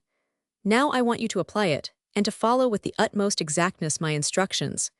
If you fear you should forget what I tell you, write it down, for a mistake might be fatal to you, and would certainly be fatal to me." I took out an old letter and a pencil, not daring to trust my memory. "Put the vial in your bosom while you write. It must be near the temperature of the body. Now listen to me. In that silver box is wax. Tie first this piece of silk over your mouth, and then stop your nostrils carefully with the wax. Then open the vial quickly and pour a little of the contents into your hand. You must be quick, for it is very volatile. Rub that on the back of my head, keeping the vial closed. When your hand is dry, hold the vial open to my nostrils for 2 minutes by your watch. By that time, I shall be asleep. Put the vial in this pocket of my caftan, open all the doors and windows, and tell my servant to leave them so, but not to admit anyone. Then you can leave me. I shall sleep very comfortably. Come back and wake me a little before midnight. You will wake me easily by lifting my head and pressing one of my hands.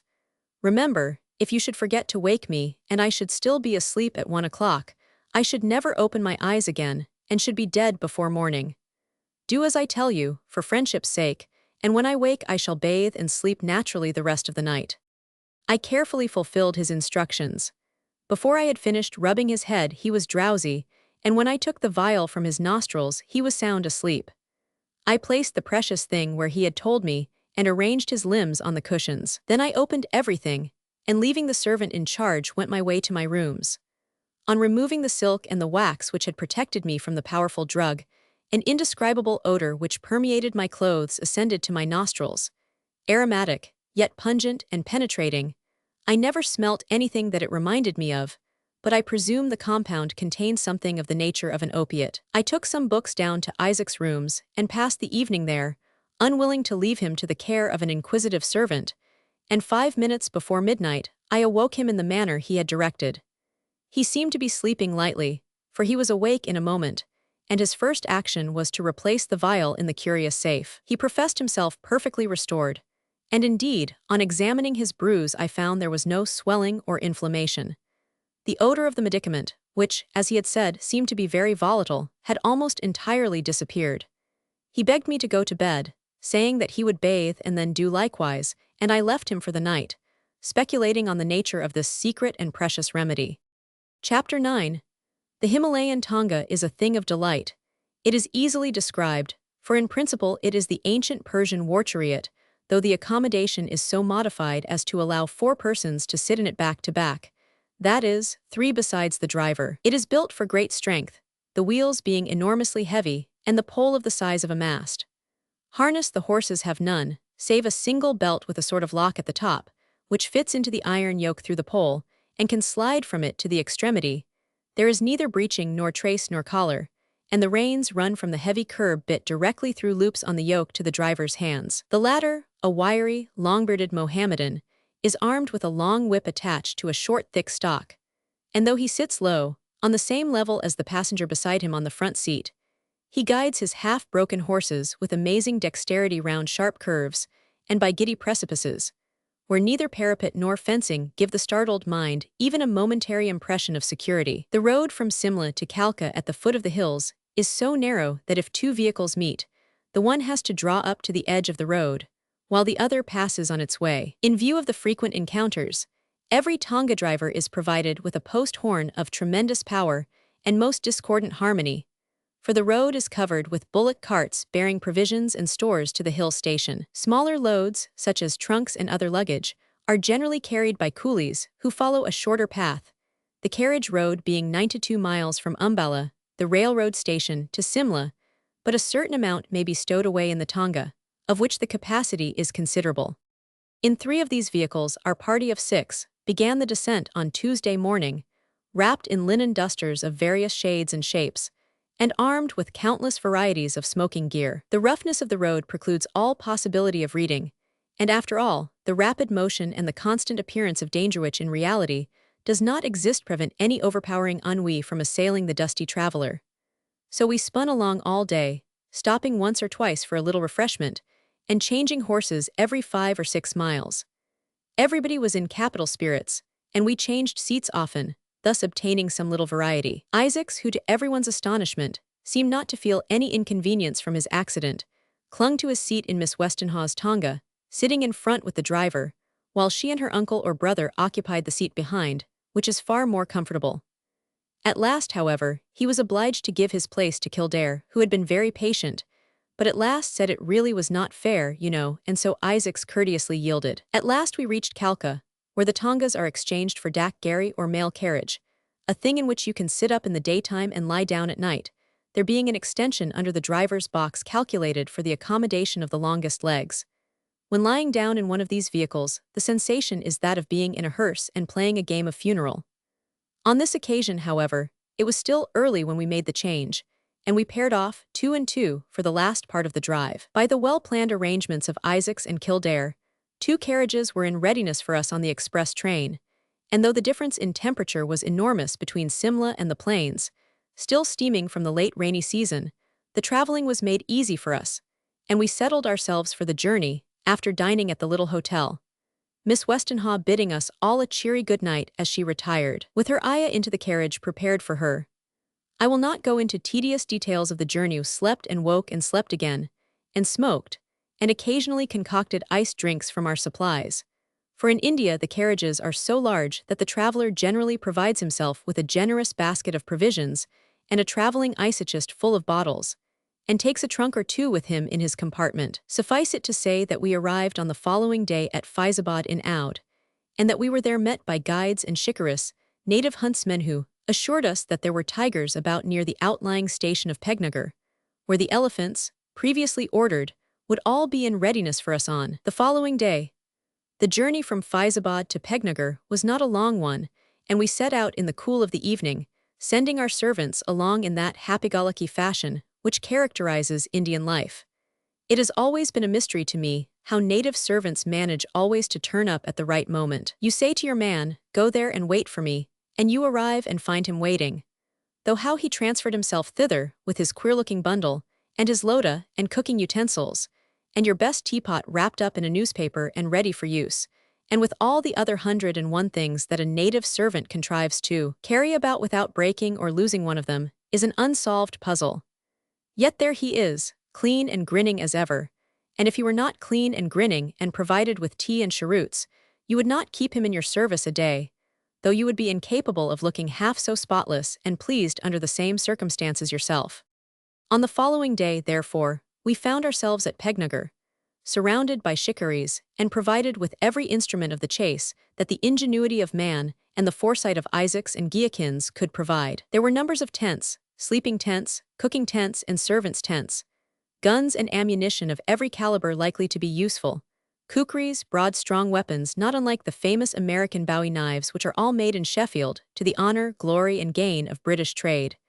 There were huge packs of provisions edible and potable, baskets of utensils for the kitchen and the table, and piles of blankets and tenting gear for the camp. There was also the little collector of Pegnagar, whose small body housed a stout heart, for he had shot tigers on foot before now in company with a certain German doctor of undying sporting fame, whose big round spectacles seemed to direct his bullets with unerring precision. But the doctor was not here now, and so the sturdy Englishman condescended to accept a seat in the howdah, and to kill his game with somewhat less risk than usual. This first day was occupied in transferring our party, now swelled by countless beaters and numerous huntsmen, not to mention all the retinue of servants necessary for an Indian camp, to the neighborhood of the battlefield. There is not much conversation on these occasions, for the party is apt to become scattered, and there is a general tone of expectancy in the air, the old hands conversing more with the natives who know the district than with each other, and the young ones either wondering how many tigers they will kill, or listening open-mouthed to the tales of adventure reeled off by the yard by the old bearded shikaree, who has slain the king of the jungle with a kukri in hand-to-hand struggle when he was young, and bears the scars of the deadly encounter on his brown chest to this day. Old Giakins, who was evidently in his element, rode about on a little tat, questioning beaters and shikarees, and coming back every now and then to bawl up some piece of information to the little collector, who had established himself on one of the elephants and looked down over the edge of the howdah, the great pith hat on his head making him look like an immense mushroom with a very thin stem sprouting suddenly from the back of the huge beast. He smiled pleasantly at the old sportsman from his elevation, and seemed to know all about it. It so chanced that when he received Isaac's telegrams, he had been planning a little excursion on his own account, and had been sending out scouts and beaters for some days to ascertain where the game lay. This, of course, was so much clear gain to us, and the little man was delighted at the opportune coincidence which enabled him, by the unlimited money supplied, to join in such a hunt as he had not seen since the time when the Prince of Wales disported himself among the royal game, 3 years before. As for Miss Westenhaw, she was in the gayest of spirits, as she sat with her brother on an elephant's back, while Isaacs, who loved the saddle, circled round her and kept up a fire of little compliments and pretty speeches, to which she was fast becoming inured. Kildare and I followed them closely on another elephant, discoursing seriously about the hunt, and occasionally shouting some question to John Westenhaw ahead about sport in the south. Before evening, we had arrived at our first camping ground, near a small village on the outskirts of the jungle, and the tents were pitched on a little elevation covered with grass, now green and waving. The men had mowed a patch clear, and were busy with the pegs and all the paraphernalia of a canvas house, and we strolled about, some of us directing the operations, others offering a sacrifice of cooling liquids and tobacco to the setting sun. Miss Westenhaw had heard about living in tents ever since she came to India, and had often longed to sleep in one of those temporary chambers that are set up anywhere in the compound of an English bungalow for the accommodation of the bachelor guests, whom the house itself is too small to hold. Now she was enchanted at the prospect of a whole fortnight under canvas, and watched with rapt interest the driving of the pegs, the raising of the poles, and the careful furnishing of her dwelling. There was a carpet, and armchairs and tables, and even a small bookcase with a few favorite volumes. To us in civilized life, it seems a great deal of trouble to transport a lunch basket and a novel to some shady glen to enjoy a day's rest in the open air, and we would almost rather starve than take the trouble to carry provisions. In India you speak the word, and as by magic there arises in the wilderness a little village of tents, furnished with every necessary luxury, and the luxuries necessary to our degenerate age. Our Manya kitchen tent is raised, and a skilled dark-skinned artist provides you in an hour with a dinner such as you could eat in no hotel. The treasures of the huge portable isotchist reveal cooling wines and soda water to the thirsty soul, and if you are going very far beyond the reach of the large towns, a small ice machine is kept at work day and night to increase the supply while you sleep, and to maintain it while you wake. In the kanat or veranda of the tent, long chairs await you after your meal, and as you smoke the fragrant cigarette and watch the stars coming out, you feel as comfortable as though you had been dining in your own spacious bungalow in Mudnagar. It was not long before all was ready, and having made many ablutions and a little toilet, we assembled round the dinner table in the eating tent, the same party that had dined at Mr. Curry Giakin's house on Sunday night, with the addition of the little collector of Pegnagar, whose stories of his outlying district were full of humor and anecdote. The talk bending in the direction of adventure, Kildare, who had been lately in South Africa with his regiment, told some tales of Zulus and assegais and Boers in the Hibernian style of hyperbole. The Irish blood never comes out so strongly as when a story is to be told, and no amount of English education and Oxford accent will suppress the tendency. The brogue is gone, but the love of the marvellous is there still. Isaacs related the experience of a man he knew, who had been pulled off his elephant, howdah and all, and had killed the tiger with a revolver at half-arm's length. "Ah yes," said the little collector, who had not caught the names of all the party when introduced. "I read about it at the time. I remember it very well. It happened in Purnie 2 years ago. The gentleman was a Mr. Isaacs of Delhi. Queer name to remember perfectly." There was a roar of laughter at this, in which the collector joined vociferously on being informed that the man with the queer name was his neighbor at table.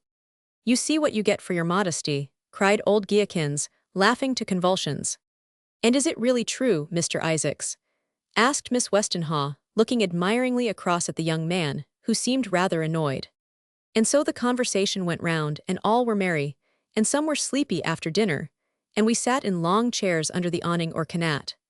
There was no moon yet, but the stars shone out as they shine nowhere save in India, and the evening breeze played pleasantly through the ropes after the long hot day. Miss Westenhaw assured everybody for the 100th time that day that she rather liked the smell of cigars, and so we smoked and chatted a little, and presently there was a jerk and a sputtering sneeze from Mr. Giakins, who, being weary with the march and the heat and the good dinner, and on the borders of sleep, had put the wrong end of his cigar in his mouth with destructive results. Then he threw it away with a small volley of harmless expletives, and swore he would go to bed, as he could not stand our dullness any longer. But he merely shifted his position a little, and was soon snoring merrily. "What a pity it is we have no piano, Catherine," said John Westenhaw, who was fond of music. "Could you not sing something without any accompaniment?" "Oh no, Mr. Isaacs," she said, turning her voice to where she could see the light of his cigarette and the faint outline of his chair in the starlight. "Here we are in the camp.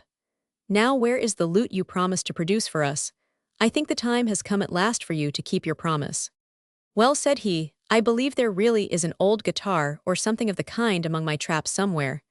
But it might wake Mr. Giakins, who, I understand from his tones, is asleep." Various opinions were expressed to the effect that Mr. Giakins was not so easily disturbed, and a voice like Kildare's was heard to mumble that it would not hurt him if he was, a sentence no one attempted to construe.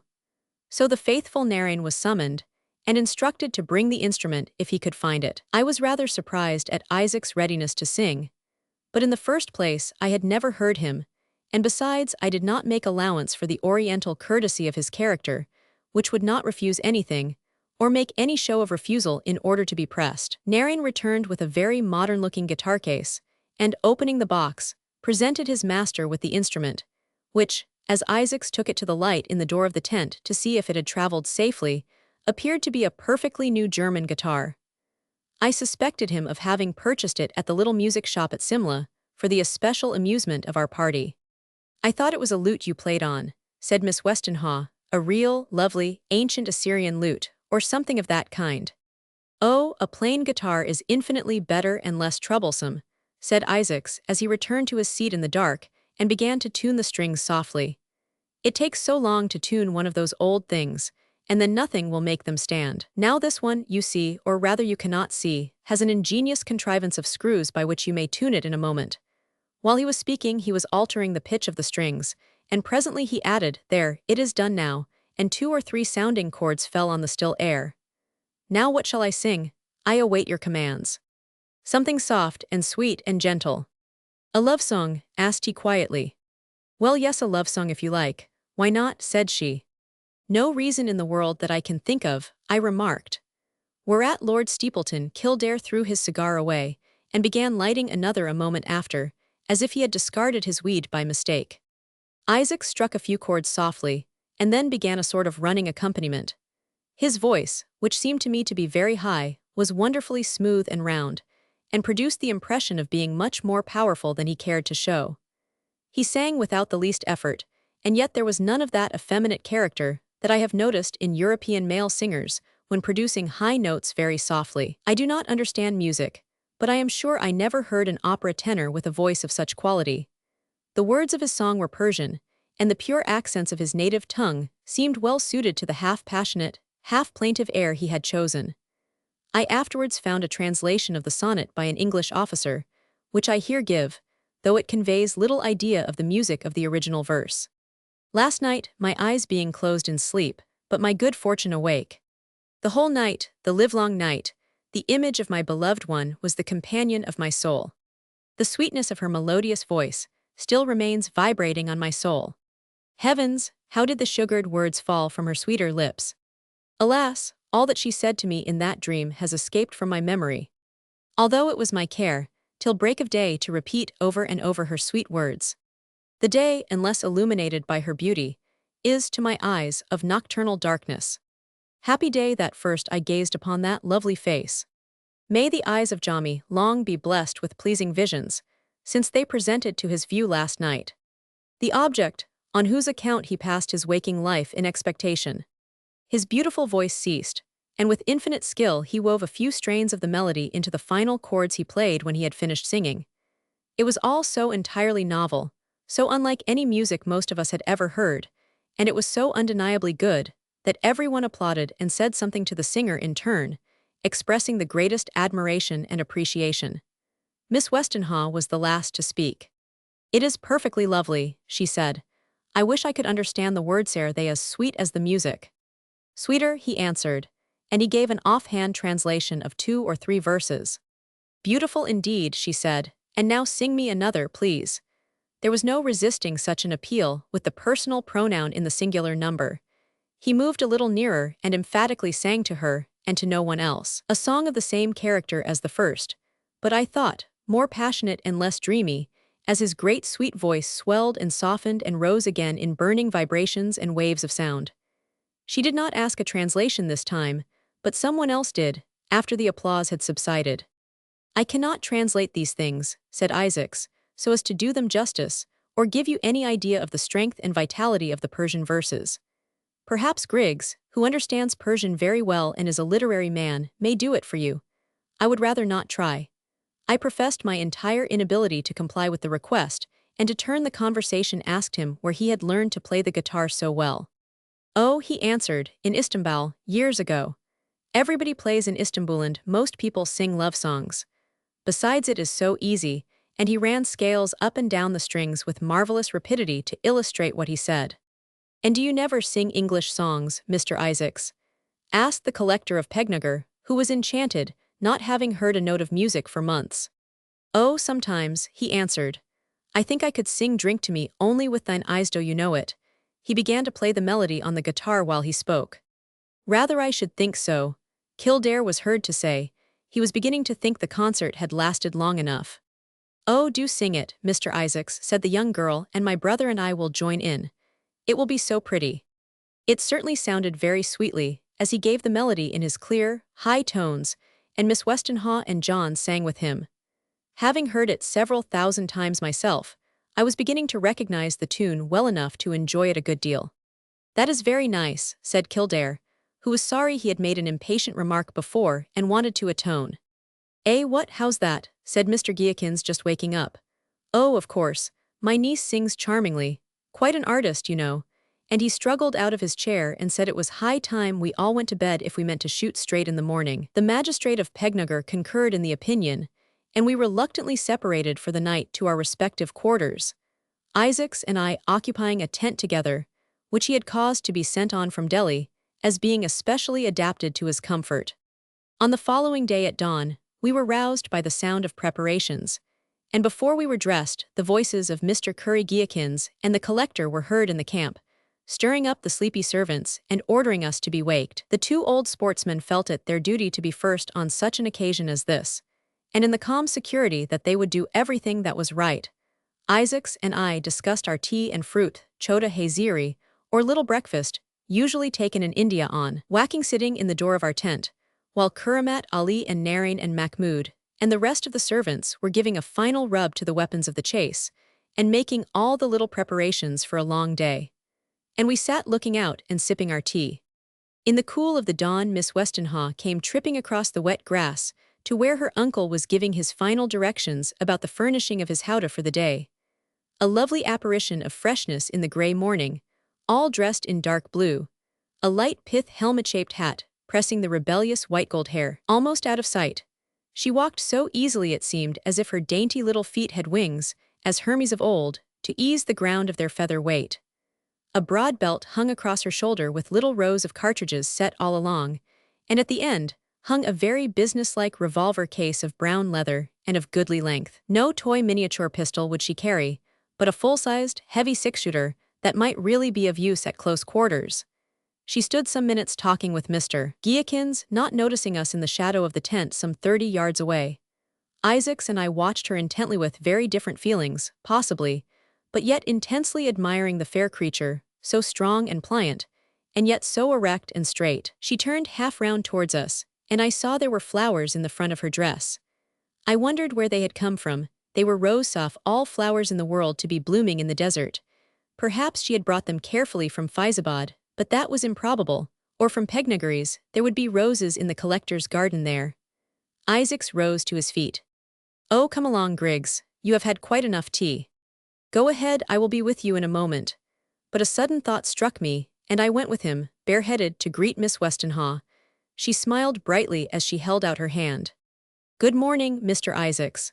Thank you so much for the roses. How did you do it? They are too lovely." So it was just as I thought. Isaacs had probably dispatched a man back to Pegnagar in the night. "Very easy, I assure you. I am so glad you like them. They are not very fresh after all, though, I see," he added depreciatingly, as men do when they give flowers to people they care about. I never heard a man find fault with flowers he gave out of a sense of duty. It is perhaps that the woman best loved of all things in the world has for him a sweetness and a beauty that kills the coarser hues of the rose, and outvies the fragrance of the double violets. "Oh no," she said, emphasizing the negative vigorously. "I think they are perfectly beautiful, but I want you to tell me where you got them." I began talking to Giakins, who was intent on the arrangement of his guns which was going on under his eyes, but I heard the answer, though Isaac spoke in a low voice. "You must not say that, Miss Westenhaw. You yourself are the most perfect and beautiful thing God ever made." By a superhuman effort I succeeded in keeping my eyes fixed on Giakins, probably with a stony, unconscious stare, for he presently asked what I was looking at. I do not think Isaacs cared whether I heard him or not, knowing that I sympathized, but Mr. Giakins was another matter. The Persian had made progress, for there was no trace of annoyance in Miss Westenhaw's answer, though she entirely overlooked her companion's pretty speech. "Seriously, Mr. Isaacs, if you mean to have one of them for your badge today, you must tell me how you got them." I turned slowly round.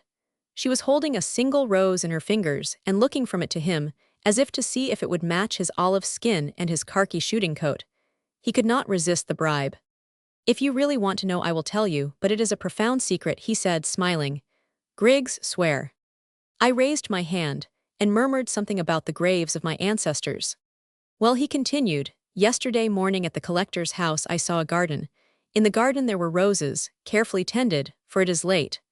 I took the gardener apart and said, 'My friend, behold, here is silver for thee, both rupees and pies. And if thou wilt pick the best of thy roses, and deliver them to the swift runner, whom I will send to thee at supper time, when the stars are coming out, I will give thee as much as thou shalt earn in a month with thy English master. But if thou wilt not do it, or if thou failest to do it having promised, I will cause the grave of thy father to be defiled with the slaughter of swine, and moreover, I will return and beat thee with a thick stick.'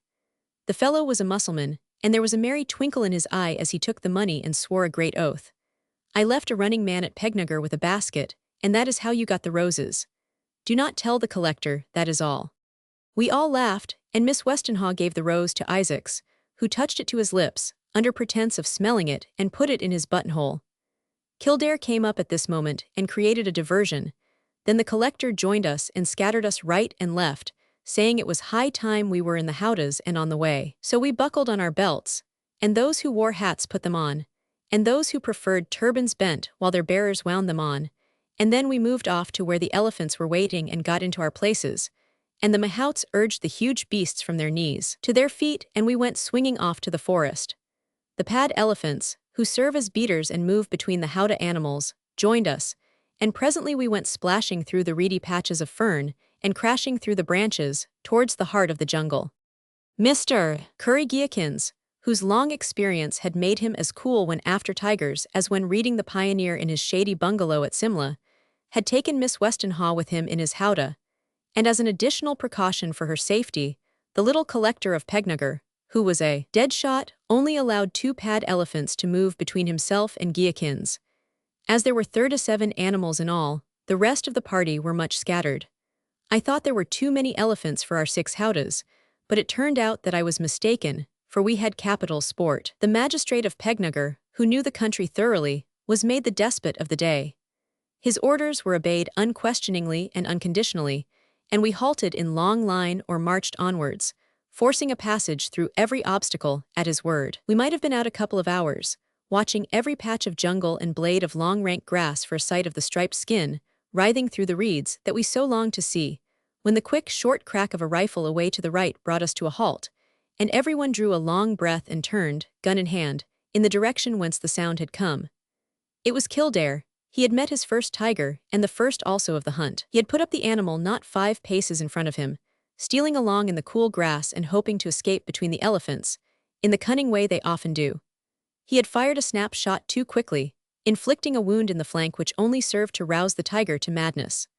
With a leap that seemed to raise its body perpendicularly from the ground, the gorgeous creature flew into the air and settled right on the head of Kildare's elephant, while the terrified mahout wound himself round the howdah.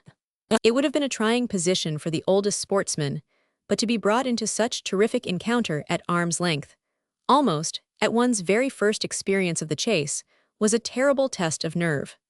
Those who were near said that in that awful moment Kildare never changed color. The elephant plunged wildly in his efforts to shake off the beast from his head, but Kildare had seized his second gun the moment he had discharged the first, and aiming for 1 second only, as the tossing head and neck of the tusker brought the gigantic cat opposite him, fired again. The fearful claws, driven deep and sure into the thick hide of the poor elephant, relaxed their hold, the beautiful lithe limbs straightened by their own perpendicular weight, and the first prize of the day dropped to the ground like lead, dead, shot through the head. A great yell of triumph arose all along the line, and the little mahout crept cautiously back from his lurking place behind the howdah to see if the coast were clear. Kildare had behaved splendidly, and shouts of congratulation reached his ears from all sides. Miss Westenhaw waved her handkerchief in token of approbation. Everyone applauded, and far away to the left Isaacs, who was in the last howdah, clapped his hands vigorously, and sent his high clear voice ringing like a trumpet down the line. Well done, Kildare, well done indeed, and his rival's praise was not the least grateful to Lord Steepleton on that day. Meanwhile the shikaries gathered around the fallen beast. It proved to be a young tigress some 8 feet long, and the clean bright coat showed that she was no maneater. So the pad elephant came alongside, to use a nautical phrase not inappropriate, and kneeling down received its burden willingly, well knowing that the slain beauty was one of his deadly foes. The mahout pronounced the elephant on which Kildare was mounted able to proceed, and only a few huge drops of blood marked where the tigress had kept her hold. We moved on again, beating the jungle, wheeling and doubling the long line, wherever it seemed likely that some striped monster might have eluded us. Marching and countermarching through the heat of the day, we picked up another prize in the afternoon. It was a large old tiger, 9 feet 6 as he lay. He fell an easy prey to the gun of the little collector of Pegnagar, who sent a bullet through his heart at the first shot, and smiled rather contemptuously as he removed the empty shell of the cartridge from his gun. He would rather have had Kildare's chance in the morning. After all, 2 tigers in a day was not bad sport for the time of year. I knew Isaacs would be disappointed at not having had a shot, where his rival in a certain quarter had had so good an opportunity for displaying skill and courage, and I confessed to myself that I preferred a small party, say, a dozen elephants and 3 howdahs, to this tremendous and expensive battue. I had a shotgun with me, and consoled myself by shooting a peacock or 2 as we rolled and swayed homewards. We had determined to keep to the same camp for a day or 2, as we could enter the forest from another point on the morrow, and might even beat some of the same ground again with success. It was past 5 when we got down to the tents, and descended from our howdahs, glad to stretch our stiffened limbs in a brisk walk. The dead tigers were hauled into the middle of the camp, and the servants ran together to see the result of the Sahib Log's day out. We retired to dress and refresh ourselves for dinner. Chapter 10. In Isaac's tent I was pulling off my turban, all shapeless and crumpled by the long day, while Isaac stood disconsolately looking at the clean guns and unbroken rows of cartridges, which Narain deposited on the table. The sun was very low, and shone horizontally through the raised door of the tent on my friend's rather gloomy face. At that moment something intercepted the sunshine, and a dark shadow fell across the floor. I looked, and saw a native standing on the threshold, salaaming and waiting to be spoken to. He was not one of our men, but a common riot, clad simply in a dhoti or waistcloth and a rather dirty turban. "Kayachat ho, what do you want?" asked Isaacs impatiently. He was not in a good humor by any means. "Wilt thou deprive thy betters of the sunlight thou enjoyest thyself?" "The sahib's face is like the sun and the moon," replied the man deprecatingly. "But if the great lord will listen, I will tell him what shall rejoice his heart." "Speak, unbeliever," said Isaacs. "Protector of the poor, you are my father and my mother.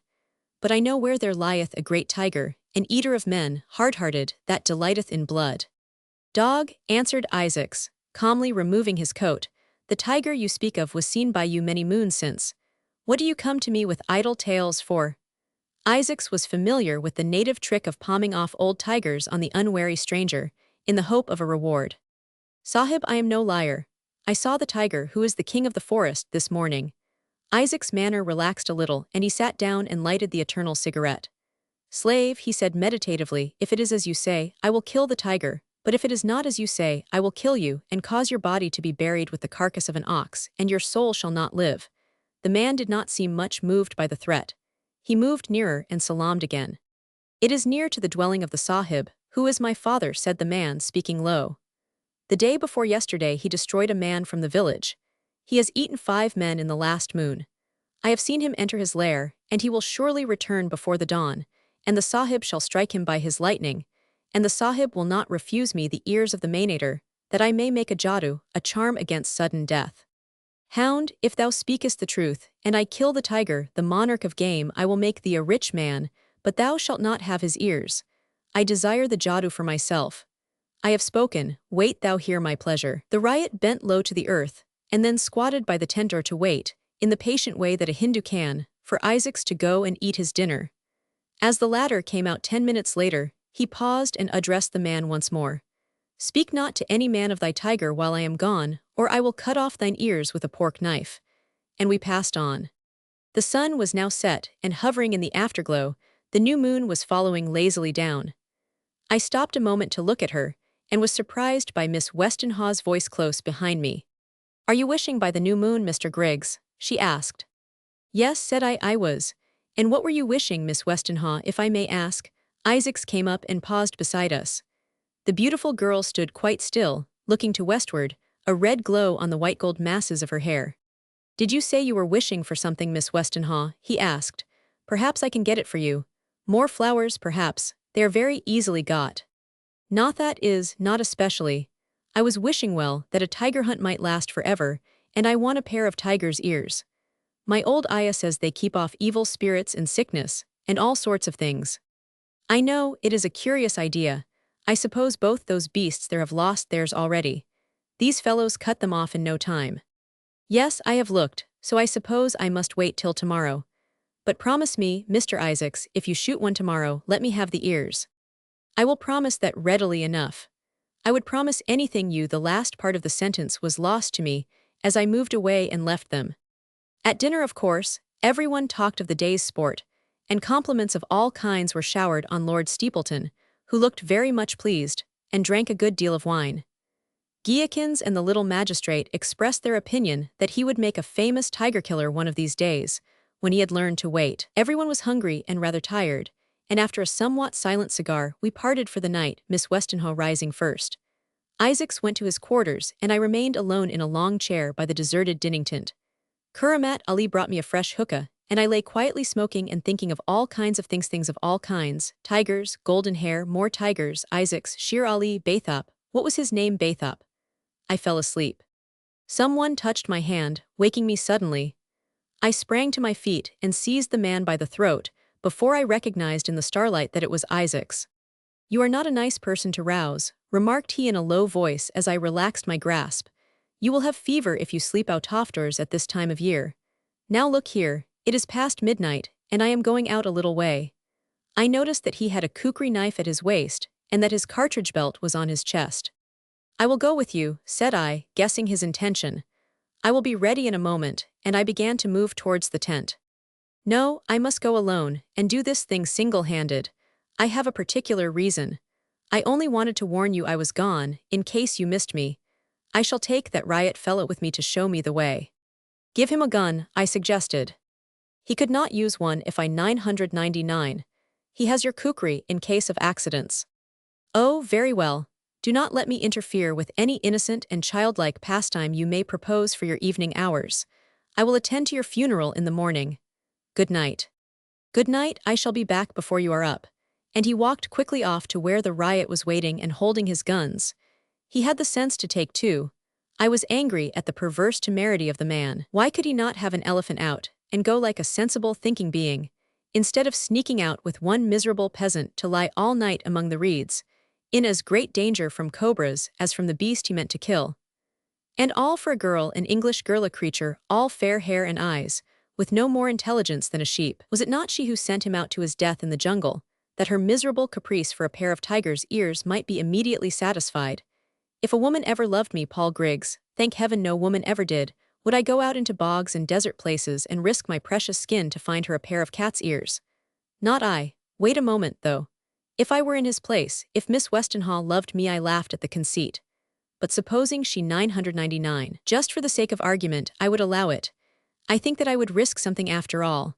What a glorious thing it would be to be loved by a woman, once, wholly and forever. To meet the creature I described to him the other night, waiting for me to come into her life, and to be to her all I could be to the woman I should love.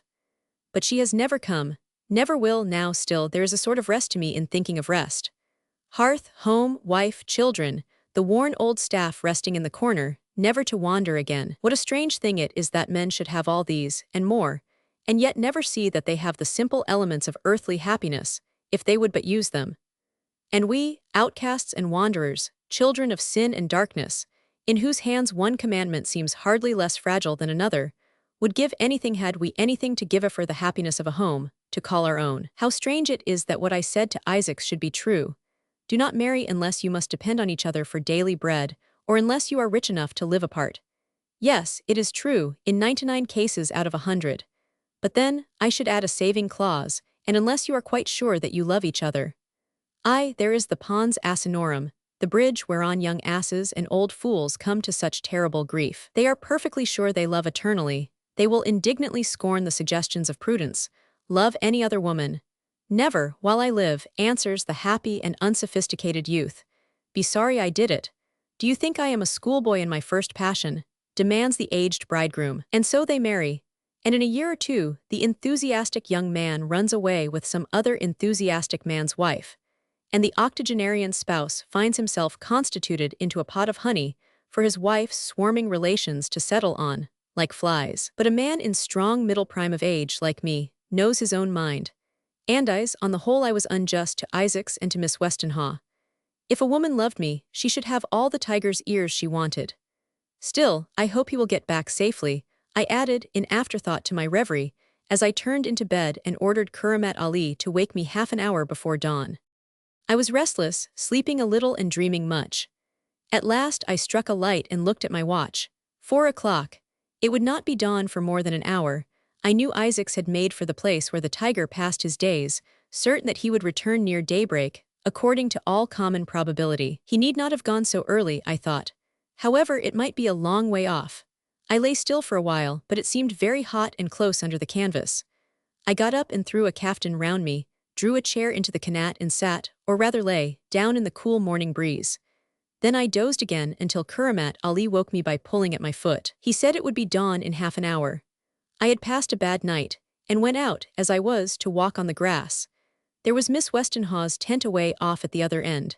She was sleeping calmly enough, never doubting that at that very moment the man who loved her was risking his life for her pleasure-rare slightest whim. She would be wide awake if she knew it, staring out into the darkness and listening for the crack of his rifle. A faint light appeared behind the dinning tent, over the distant trees, like the light of London seen from 20 or 30 miles distance in the country, a faint, suggestive, murky grayness in the sky, making the stars look dimmer. The sound of a shot rang true and clear through the chill air, not far off I thought. I held my breath, listening for a second report, but none came, so it was over. Either he had killed the tiger with his first bullet, or the tiger had killed him before he could fire a second. I was intensely excited. If he were safe, I wished him to have the glory of coming home quite alone. There was nothing for it but to wait. So I went into my tent, and took a bath, of very simple operation, where the bathing consists in pouring a huge jar of water over one's head. Tents in India have always a small side tent, with a ditch dug to drain off the water from the copious ablutions of the inmate. I emerged into the room feeling better. It was now quite light, and I proceeded to dress leisurely to spin out the time. As I was drawing on my boots, Isaac sauntered in quietly and laid his gun on the table. He was pale, and his khaki clothes were covered with mud and leaves and bits of creeper, but his movements showed he was not hurt in any way. He hardly seemed tired. "Well," I said anxiously. "Very well, thank you. Here they are," and he produced from the pocket of his coat the spolia opima in the shape of a pair of ears, that looked very large to me. There was a little blood on them and on his hands as he handed the precious trophies to me for inspection. We stood by the open door, and while I was turning over the ears curiously in my hands, he looked down at his clothes. "I think I will take a bath," he said. "I must have been in a dirty place." "My dear fellow," I said, taking his hand, "this is absurd. I mean all this affected calmness.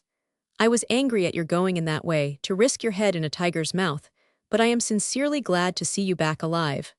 I congratulate you most heartily." "Thank you, old man," he said, his pale face brightening a little. "I am very glad myself.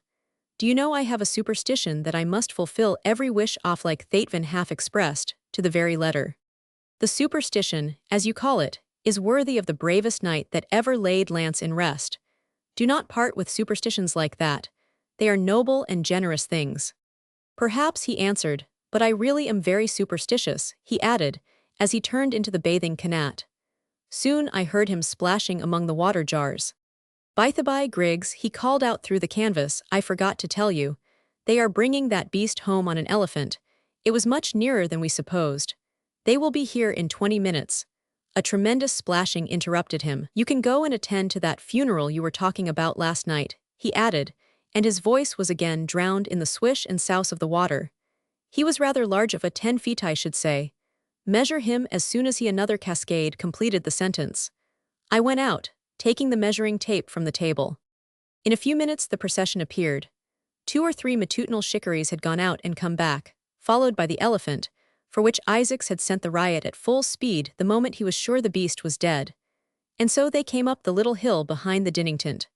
The great tusker moved evenly along, bearing on the pad an enormous yellow carcass, at which the little mahout glanced occasionally over his shoulder. Astride of the dead king sat the riot, who had directed Isaacs, crooning a strange psalm of victory in his outlandish northern dialect, and occasionally clapping his hands over his head, with an expression of the most intense satisfaction I have ever seen on a human face. The little band came to the middle of the camp where the other tigers, now cut up and skinned elsewhere, had been deposited the night before, and as the elephant knelt down, the shikaries pulled the whole load over, pad, tiger, riot and all, the latter skipping nimbly aside.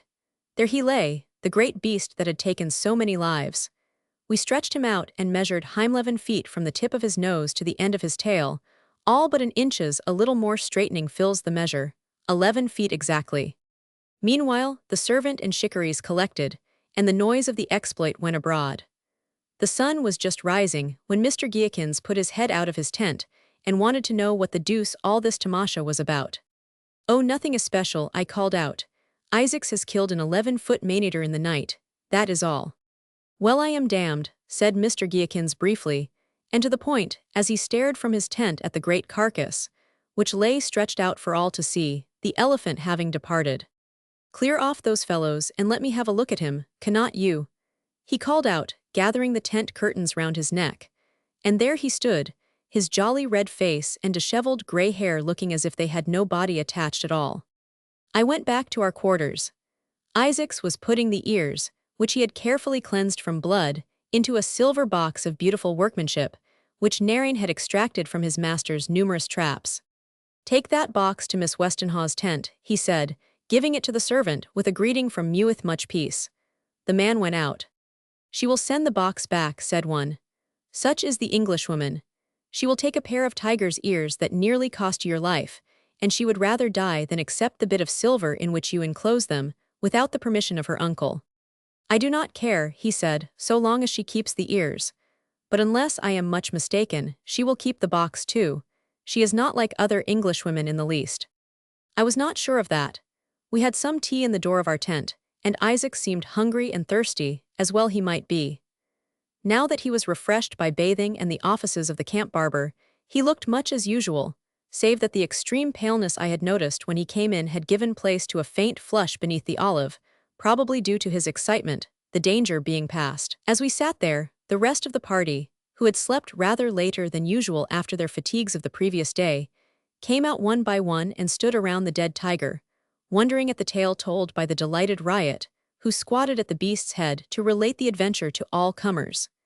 We could see the group from where we sat, in the shadow of the canat, and the different expressions of the men as they came out. The little collector of Pegnugger measured and measured again. Mr. Geakins stood with his hands in his coat pockets, and his legs apart, then going to the other side he took up the same position again. Lord Steepleton Kildare sauntered round and twirled his big moustache, saying nothing the while, but looking rather serious. John Westenhaw, who seemed to be the artistic genius of the party, sent for a chair and made his servant hold an umbrella over him while he sketched the animal in his notebook, and presently his sister came out, a big bunch of roses in her belt, and a broad hat, half hiding her face, and looked at the tiger and then round the party quickly, searching for Isaac's. In her hand she held a little package wrapped in white tissue paper. I strolled up to the group, leaving Isaac's in his tent. I thought I might as well play innocence. Of course, I remarked, those fellows have bagged his ears as usual. They never omit that, said Geakins. Oh no, uncle, broke in Miss Westenhaw, he gave them to me. Who? Asked Geakins, opening his little eyes wide. Mr. Isaacs. Did not he kill the tiger? He sent me the ears in a little silver box. Here it is, the box, I mean. I am going to give it back to him, of course. How did Mr. Isaacs know you wanted them? Asked her uncle, getting red in the face. Why, we were talking about them last night before dinner, and he promised that if he shot a tiger today he would give me the ears. Mr. Geakins was redder and redder in the morning sun.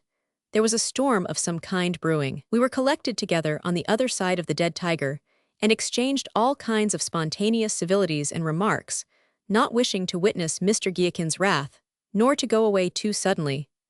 I heard the conversation, however, for the old gentleman made no pretense of lowering his voice. And do you mean to say you let him go off like that? He must have been out all night. That beast of a nigger says so. On foot, too. I say on foot. Do you know what you are talking about? Shooting tigers on foot. What? Might have been killed as easily as not. And then what would you have said? What? Upon my soul, you girls from home have no more hearts than a parcel of old juggernauts. Geakins was now furious. We edged away towards the dinning tent, making a great talk about the terrible heat of the sun in the morning. I caught the beginning of Miss Westenhaw's answer. She had hardly appreciated the situation yet, and probably thought her uncle was joking, but she spoke very coldly, being properly annoyed at his talking in such a way. You cannot suppose for a moment that I meant him to go, I heard her say, and something else followed in a lower tone. We then went into the dinning tent. Now look here, Catherine, Mr. Geakins' irate voice rang across the open space. If any young woman asked me, John Westenhaw had risen from his chair and apparently interrupted his uncle. Miss Westenhaw walked slowly to her tent, while her male relations remained talking. I thought Isaacs had shown some foresight in not taking part in the morning discussion. The two men went into their tents together, and the dead tiger lay alone in the grass, the sun rising higher and higher, pouring down his burning rays on man and beast and green thing. And soon the shikaries came with a small elephant and dragged the carcass away to be skinned and cut up. Kildare and the collector said they would go and shoot some small game for dinner. Isaacs, I supposed, was sleeping, and I was alone in the dinning tent. I shouted for Kuramat Ali and sent for books, paper and pens, and a hookah, resolved to have a quiet morning to myself, since it was clear we were not going out today. I saw Geakins' servant enter his tent with bottles and ice, and I suspected the old fellow was going to cool his wrath with a peg, and would be asleep most of the morning. John would take a peg too, but he would not sleep in consequence, being of Bombay, iron-headed and spirit-proof. So I read on and wrote, and was happy, for I like the heat of the noonday and the buzzing of the flies, and the smell of the parched grass, being southern-born.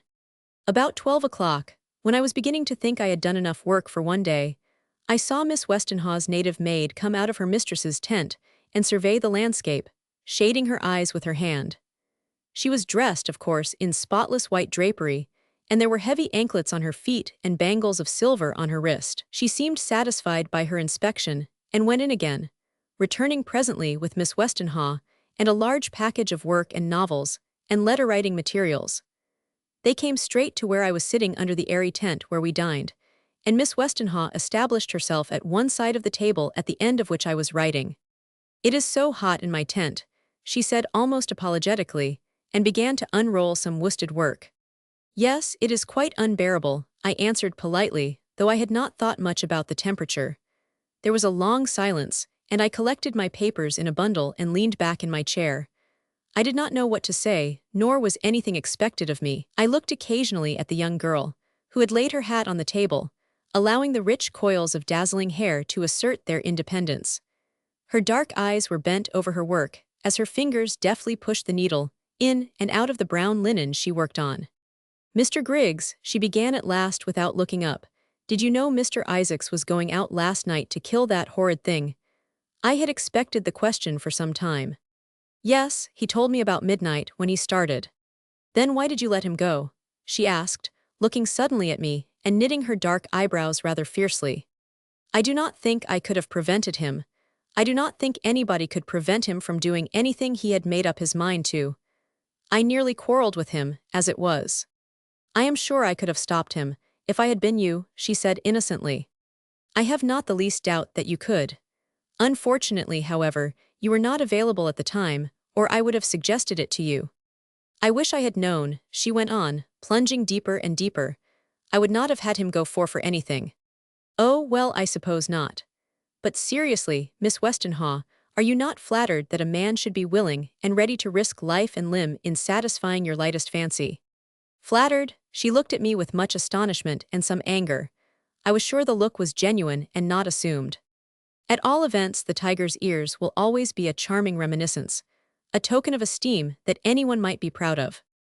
I am not proud of them in the least, though I shall always keep them as a warning not to wish for such things.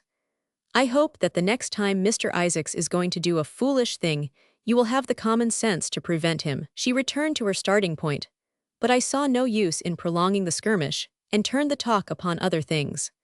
And soon John Westenhaw joined us, and found in me a sympathetic talker and listener, as we both cared a great deal more for books than for tigers, though not averse to a stray shot now and then.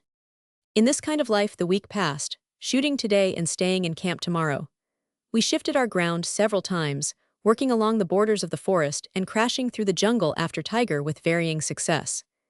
In the evenings, when not tired with the day's work, we sat together, and Isaac sang, and at last even prevailed upon Miss Westenhaw to let him accompany her with his guitar, in which he proved very successful. They were constantly together, and Guilkins was heard to say that Isaacs was a very fine fellow, and it was a pity he was not English, to which Kildare assented somewhat mournfully, allowing that it was quite true. His chance was gone, and he knew it, and bore it like a gentleman, though he still made use of every opportunity he had to make himself acceptable to Miss Westenhaw. The girl liked his manly ways, and was always grateful for any little attention from him that attracted her notice, but it was evident that all her interest ceased there. She liked him in the same way she liked her brother, but rather less, if anything. She hardly knew, for she had seen so little of John since she was a small child. I suppose Isaacs must have talked to her about me, for she treated me with a certain consideration, and often referred questions to me, on which I thought she might as well have consulted someone else. For my part, I served the lovers in every way I could think of. I would have done anything for Isaacs then as now, and I liked her for the honest good feeling she had shown about him, especially in the matter of the tiger's ears, for which she could not forgive herself, though in truth she had been innocent enough. And they were really lovers, those two. Anyone might have seen it, and but for the wondrous fascination Isaacs exercised over everyone who came near him, and the circumstances of his spotless name and reputation for integrity in the large transactions in which he was frequently known to be engaged, it is certain that Mr. Guilkins would have looked askance at the whole affair, and very likely would have broken up the party.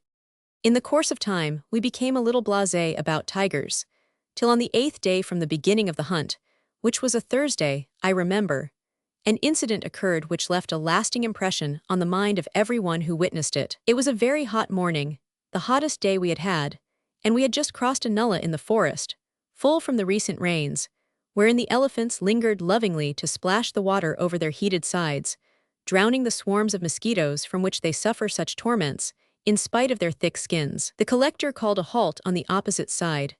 Our line of march had become somewhat disordered by the passage, and numerous tracks in the pasty black mud showed that the nullah was a favorite resort of tigers, though at this time of day, they might be a long distance off. I had come next to the collector after we emerged from the stream, the pad elephants having lingered longer in the water, and Mr. Giakins with Miss Westenhaw was 3 or 4 places beyond me. It was shady and cool under the thick trees, and the light was not good. The collector bent over his howdah, looking at some tracks. "Those tracks look suspiciously fresh, Mr. Griggs," said the collector, scrutinizing the holes, not yet filled by the oozing back water of the nullah. "Do not you think so?" "Indeed, yes. I do not understand it at all," I replied. At the collector's call, a couple of beaters came forward and stooped down to examine the trail. One of them, a good-looking young gawala or cowherd, followed along the footprints, examining each to be sure he was not going on a false spoor. He moved slowly, scrutinizing each hole as the traces grew shallower on the rising ground, approaching a bit of small jungle. My sight followed the probable course of the track ahead of him, and something caught my eyes, which are remarkably good, even at a great distance. The object was brown and hairy, a dark brown, not the kind of color one expects to see in the jungle in September. I looked closely and was satisfied that it must be part of an animal. Still more clearly I saw it, and no doubt remained in my mind.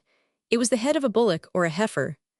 I shouted to the man to be careful, to stop and let the elephants plow through the undergrowth, as only elephants can. But he did not understand my Hindustani, which was of the civilized Urdu kind learnt in the northwest provinces. The man went quickly along, and I tried to make the collector comprehend what I saw. But the pad elephants were coming out of the water and forcing themselves between our beasts, and he hardly caught what I said in the confusion. The track led away to my left, nearly opposite to the elephant bearing Mr. Giakins and his niece. The little Pegnagar man was on my right. The native held on, moving more and more rapidly as he found himself following a single track. I shouted to him to Giakinsto, everybody. But they could not make the doomed man understand what I saw, the freshly slain head of the tiger's last victim. There was little doubt that the king himself was nearby, probably in that suspicious-looking bit of green jungle, slimy green too, as green is, that grows in sticky chocolate-colored mud. The young fellow was courageous, and ignorant of the immediate danger, and above all, he was on the lookout for bucksheesh. He reached the reeds and unclean vegetables that grew thick and foul together in the little patch. He put one foot into the bush. A great fiery yellow and black head rose cautiously above the level of the green and paused a moment, glaring. The wretched man, transfixed with terror, stood stock still, expecting death. Then he moved as if to throw himself on one side, and at the same instant the tiger made a dash at his naked body. Such a dash as a great relentless cat makes at a goldfish trying to slide away from its grip. The tiger struck the man a heavy blow on the right shoulder, felling him like a log, and coming down to a standing position over his prey, with one paw on the native's right arm. Probably the parade of elephants in bright-colored howdahs, and the shouts of the beaters and shikaris, distracted his attention for a moment. He stood whirling his tail to right and left, with half-dropped jaw and flaming eyes, half pressing, half grabbing the fleshy arm of the senseless man beneath him, impatient, alarmed, and horrible. Pack-peating went the crack and the sing of the merry rifle, and the scene changed. With a yell like a soul in everlasting torment, the great beast whirled himself into the air 10 feet at least, and fell dead beside his victim, shot through breast and breastbone and heart. A dead silence fell on the spectators.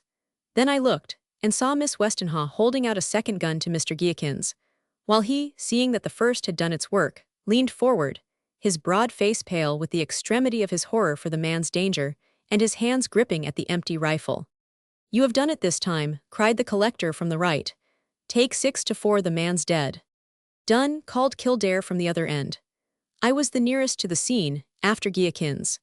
I dropped over the edge of the howdah and made for the spot, running. I think I reflected as I ran that it was rather low for men to bet on the poor fellow's life in that way. Tigers are often very deceptive and always die hard, and I am a cautious person, so when I was near I pulled out my long army 6-shooter, and going within arm's length, quietly put a bullet through the beast's eye as a matter of safety. When he was cut up, however, the ball from the rifle of Mr. Giakins was found in his heart. The old fellow was a dead shot still. I went up and examined the prostrate man. He was lying on his face, and so I picked him up and propped his head against the dead tiger. He was still breathing, but a very little examination proved that his right collarbone and the bone of his upper arm were broken. A little brandy revived him, and he immediately began to scream with pain. I was soon joined by the collector, who with characteristic promptitude had torn and hewed some broad slats of bamboo from his howdah, and with a little pulling and wrenching, and the help of my long, tough turban cloth, a real native puggree, we set and bound the arm as best we could, giving the poor fellow brandy all the while. The collarbone we left to its own devices. An injury there takes care of itself. An elephant came up and received the dead tiger, and the man was carried off and placed in my howdah. The other animals with their riders had gathered near the scene, and everyone had something to say to Guilakins, who by his brilliant shot and the life he had saved, had maintained his reputation, and come off the hero of the whole campaign. Miss Westenhaw was speechless with horror at the whole thing, and seemed to cling to her uncle, as if fearing something of the same kind might happen to her at any moment. Isaacs, as usual the last on the line of beating, came up and called out his congratulations. After saving a life so well, Mr. Guilakins, you will not grudge me the poor honor of risking one, will you? Not I, my boy, answered the delighted old sportsman, only if that mangy old Maynard had got you down the other day, I should not have been there to pot him. Great shot, sir, I envy you, said Kildare. Splendid shot. 100 yards at least, said John Westenhaw meditatively, but in a loud voice. So we swung away toward the camp, though it was early. Guilakins chuckled, and the man with the broken bones groaned. But between the different members of the party, he would be a rich man before he was well. I amused myself with my favorite sport of potting peacocks with bullets. It is very good practice. Isaacs had told me that morning, when we started, that he would leave us the next day to meet Shere Ali near Kadung. We reached camp about 3 o'clock, in the heat of the afternoon. The injured beater was put in a servant's tent to be sent off to Pegnagar in a litter in the cool of the night. There was a doctor there who would take care of him under the collector's written orders. The camp was in a shady place, quite unlike the spot where we had first pitched our tents. There was a little grove of manga trees, rather stunted, as they are in the north, and away at one corner of the plantation was a well with a small temple where a Brahmin, related to all the best families in the neighboring village, dwelt and collected the gifts bestowed on him and his simple shrine by the superstitious, devout, or worldly pilgrims, who yearly and monthly visited him in search of counsel, spiritual or social. The men had mowed the grass smooth under the trees, and the shade was not so close as to make it damp. Some ryots had been called in to dig a ditch and raised a rough chapadra or terrace, some 15 feet in diameter, opposite the dinning tent, on which elevation we could sit, even late at night, in reasonable security from cobras and other evil beasts. It was a pleasant place in the afternoon and pleasanter still at night. As I turned into our tent after we got back, I thought I would go and sit there when I had bathed, and send for a hookah and a novel and go to sleep. Chapter 11. I observed that Isaacs was very quick about his toilet, and when I came out and ascended the terrace, followed by Kuramat Ali with books and tobacco, I glanced lazily over the quiet scene, settling myself in my chair, and fully expecting to see my friend somewhere among the trees, not unaccompanied by someone else. I was not mistaken. Turning my eyes towards the corner of the grove where the old Brahmin had his shrine, I saw the two well-known figures of Isaacs and Miss Westenhaw sauntering towards the well. Having satisfied the expectations of my curiosity, I turned over the volume of philosophy, well thumbed and hard used as a priest's breviary, and I inhaled long draughts of tobacco, debating whether I should read or meditate or dream. Deciding in favor of the more mechanical form of intellectuality, I fixed on a page that looked inviting, and followed the lines, from left to right, lazily at first, then with increased interest, and finally in that absorbed effort of continued comprehension which constitutes real study. Page after page, syllogism after syllogism, conclusion after conclusion, I followed for the 100th time in the book one. Love well the book of him that would destroy the religion I believe, but whose brilliant failure is one of the grandest efforts of the purely human mind. I finished a chapter, and in thought still, but conscious again of life, I looked up. They were still down there by the well, those two, but while I looked the old priest, bent and white, came out of the little temple where he had been sprinkling his image of Vishnu, and dropped his aged limbs from one step to the other painfully, steadying his uncertain descent with a stick. He went to the beautiful couple seated on the edge of the well, built of mud and sundried bricks, and he seemed to speak to Isaacs. I watched, and became interested in the question whether Isaacs would give him a 2 and a bit or a copper, and whether I could distinguish with the naked eye at that distance between the silver and the base or metal. Curious, thought I, how odd little trifles will absorb the attention. The interview, which was to lead to the expected act of charity, seemed to be lasting a long time. Suddenly Isaacs turned and called to me, his high, distinct tones seeming to gather volume from the hollow of the well. He was calling me to join them. I rose, rather reluctantly, from my books and moved through the trees to where they were. "Griggs," Isaacs called out before I had reached him, "here is an old fellow who knows something. I really believe he is something of a yogi." "What ridiculous nonsense," I said impatiently. "Who ever heard of a yogi living in a temple and feeding on the fat of the land in the way all these men do?" "Is that all you wanted?" Miss Westenhaw, peering down into the depths of the well, laughed gaily. "I told you so.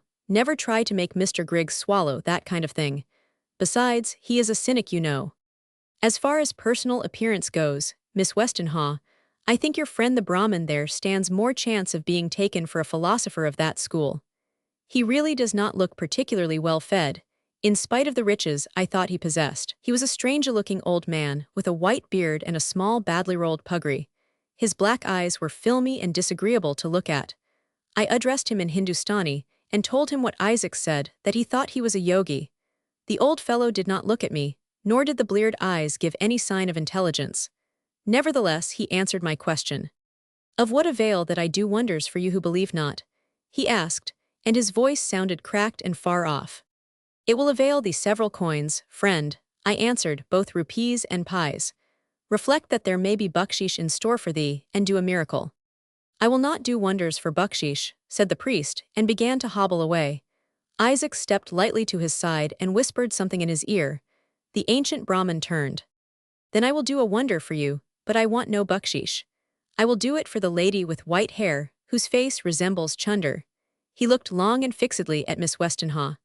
"Let the sahib log come with me a stone's throw from the well, and let one sahib call his servant and bid him draw water that he may wash his hands. And I will do this wonder. The man shall not draw any water, though he had the strength of Siva, until I say the word."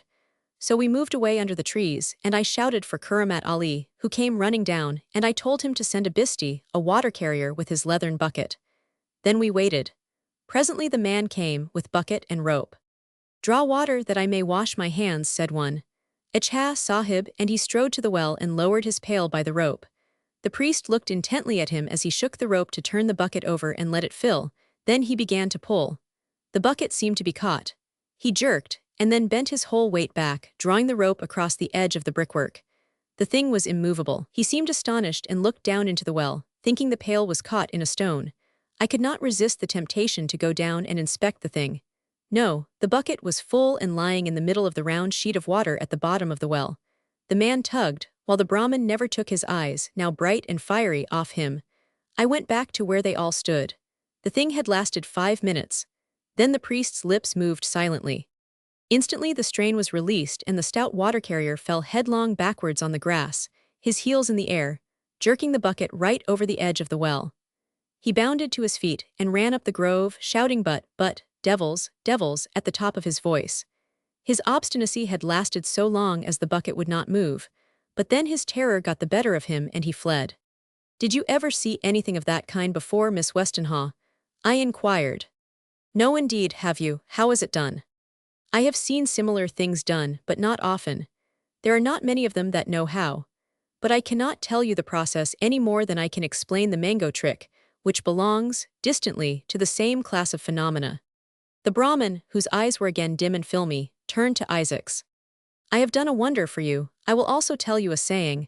You have done wrong in not taking the advice of your friend. You should not have come forth to kill the king of game, nor have brought the white-haired lady into the tiger's jaws. I have spoken, peace be with you." And he moved away. "And with you peace, friend," answered Isaacs mechanically, but as I looked at him he turned white to the very lips. Miss Westenhaw did not understand the language, and Isaacs would have been the last person to translate such a speech as the Brahmin had made. We turned and strolled up the hill, and presently I bethought me of some errand, and left them together under the trees. They were so happy and so beautiful together, the fair lily from the English dale and the deep red rose of Persian Gulistan. The sun slanted low through the trees and sank in rose-colored haze, and the moon, now just at the half, began to shine out softly through the mangoes, and still the lovers walked, pacing slowly to and fro near the well. No wonder they dallied long. It was their last evening together, and I doubted not that Isaacs was telling her of his sudden departure, necessary for reasons which I knew he would not explain to her or to anyone else. At last we all assembled in the dining tent. Mr. Curry-Giakins was among the first, and his niece was the last to enter the room. He was glorious that evening, his kindly red face beamed on everyone, and he carried himself like a victorious general at a ladies' tea-party. He had reason to be happy, and his jerky good spirits were needed to counterbalance the deep melancholy that seemed to have settled upon his niece. The color was gone from her cheeks, and her dark eyes, heavily fringed by the black brows and lashes, shone out strangely. The contrast between the white flaxen hair, drawn back in simple massive waves like a Greek statue, and the broad level eyes as dark as night, was almost startling this evening in the singularity of its beauty. She sat like a queenly marble at the end of the table, not silent, by any means, but so evidently out of spirits that John Westenhaw, who did not know that Isaacs was going in the morning, and would not have supposed that his sister could care so much, if he had known, remarked upon her depression. "What is the matter, Catherine?" he asked kindly. "Have you a headache this evening?" She was just then staring rather blankly into space. "Oh no," she said, trying to smile, "I was thinking." "Ah," said Mr. Giakins merrily, "that is why you look so unlike yourself, my dear." And he laughed at his rough little joke. "Do I?" asked the girl absently. But Giakins was not to be repressed, and as Kildare and the Pegnugger man were gay and wide awake, the dinner was not as dull as might have been expected. When it was over, Isaacs announced his intention of leaving early the next morning. Very urgent business recalled him suddenly, he explained. A messenger had arrived just before dinner. He must leave without fail in the morning.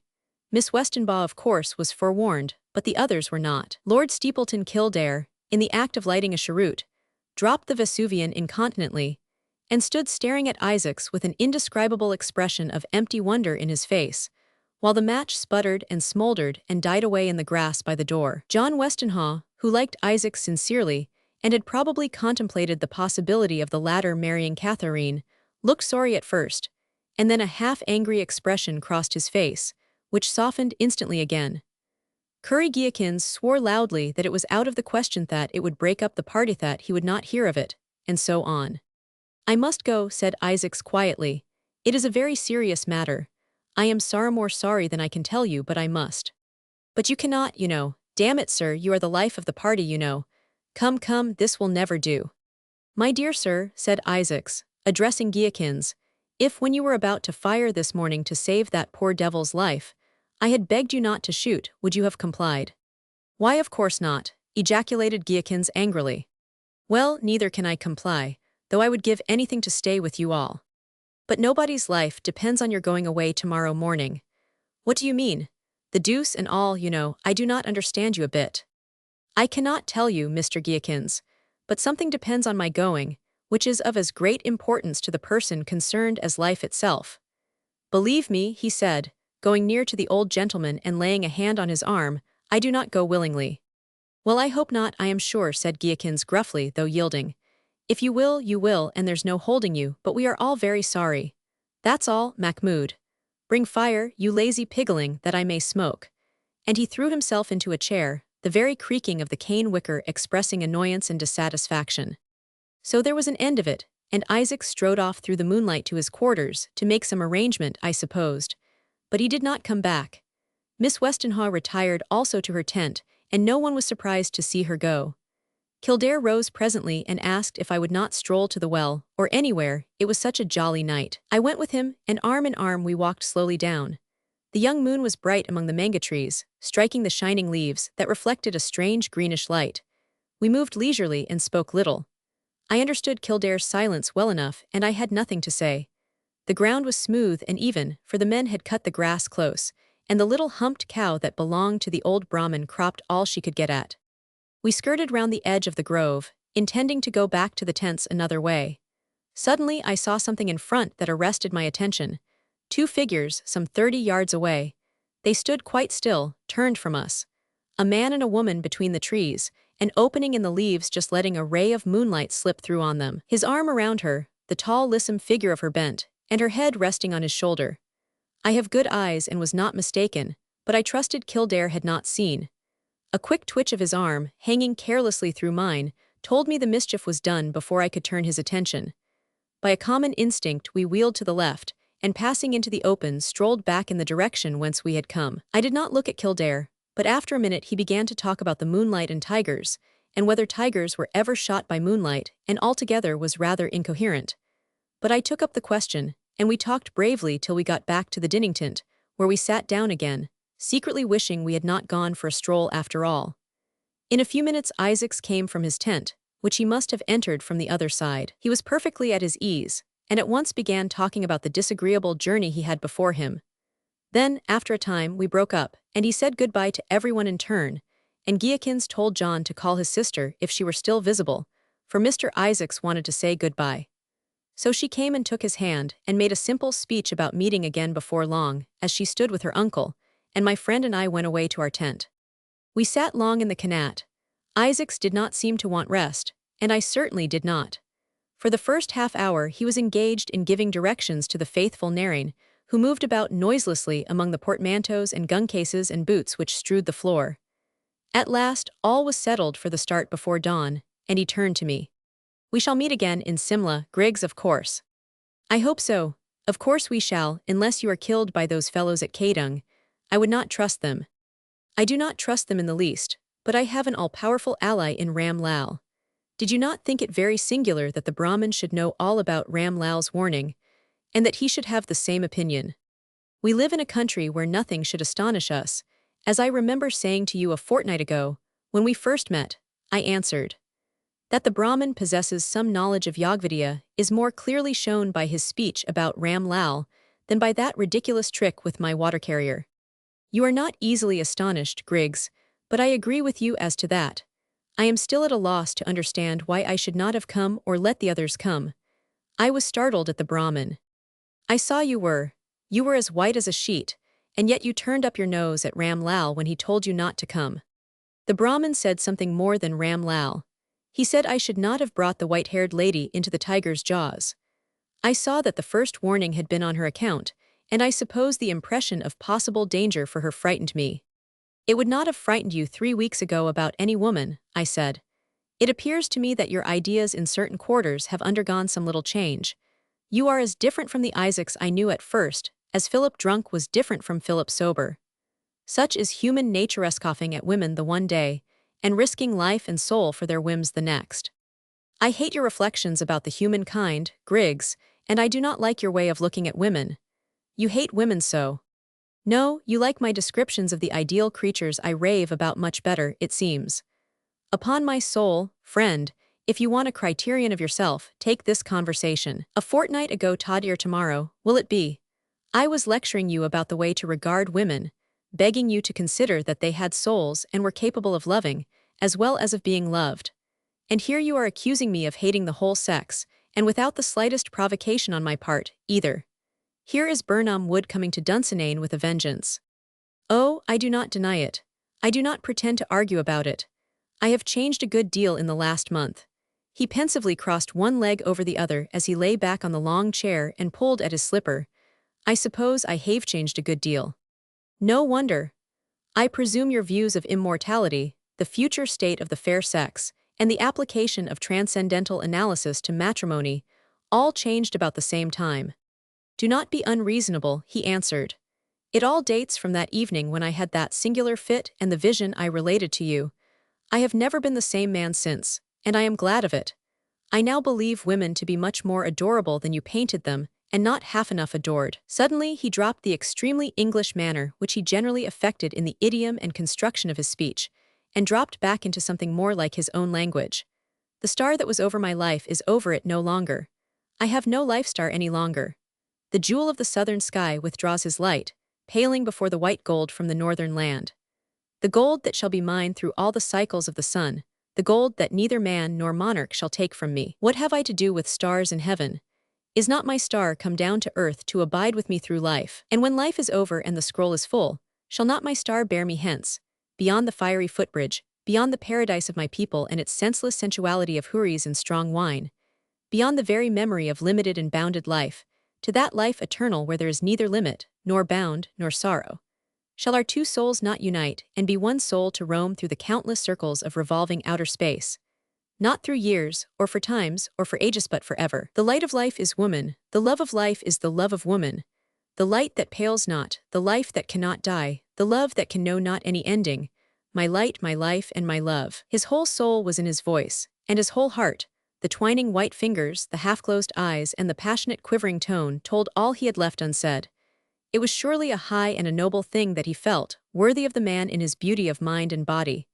He loved an ideal, revealed to him, as he thought, in the shape of the fair English girl. He worshipped his ideal through her, without a thought that he could be mistaken. Happy man! Perhaps he had a better chance of going through life without any cruel revelation of his mistake than falls to the lot of most lovers, for she was surpassingly beautiful, and most good and true-hearted. But are not people always mistaken who think to find the perfect comprehended in the imperfect, the infinite enchained and made tangible in the finite? Bah! The same old story, the same old vicious circle, the everlastingly recurring mathematical view of things that cannot be treated mathematically, the fruitless attempt to measure the harmonious circle of the soul by the angular square of the book. What poor things our minds are, after all. We have but one way of thinking derived from what we know, and we incontinently apply it to things of which we can know nothing. And then we quarrel with the result, which is a mere reductio ad absurdum, showing how utterly false and meager are our hypotheses, premises, and so-called axioms.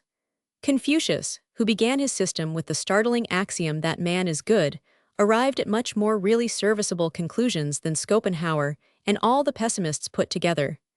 Meanwhile, Isaacs was in love, and I supposed expected me to say something appreciative. My dear friend, I began, it is a rare pleasure to hear anyone talk like that. It refreshes a man's belief in human nature and enthusiasm and all kinds of things. I talked like that some time ago because you would not. I think you are a most satisfactory convert. I am indeed a convert. I would not have believed it possible, and now I cannot believe that I ever thought differently. I suppose it is the way with all converts in religion as well, and with all people who are taken up by a fair-winged genius from an arid desert and set down in a garden of roses. He could not long confine himself to ordinary language, and yet the hot sand of the desert, and the cool of the night, and the occasional patch of miserable, languishing green, with the little kindly spring in the camel-trodden oasis, seemed all so delightful in the past life that one was quite content, never suspecting the existence of better things.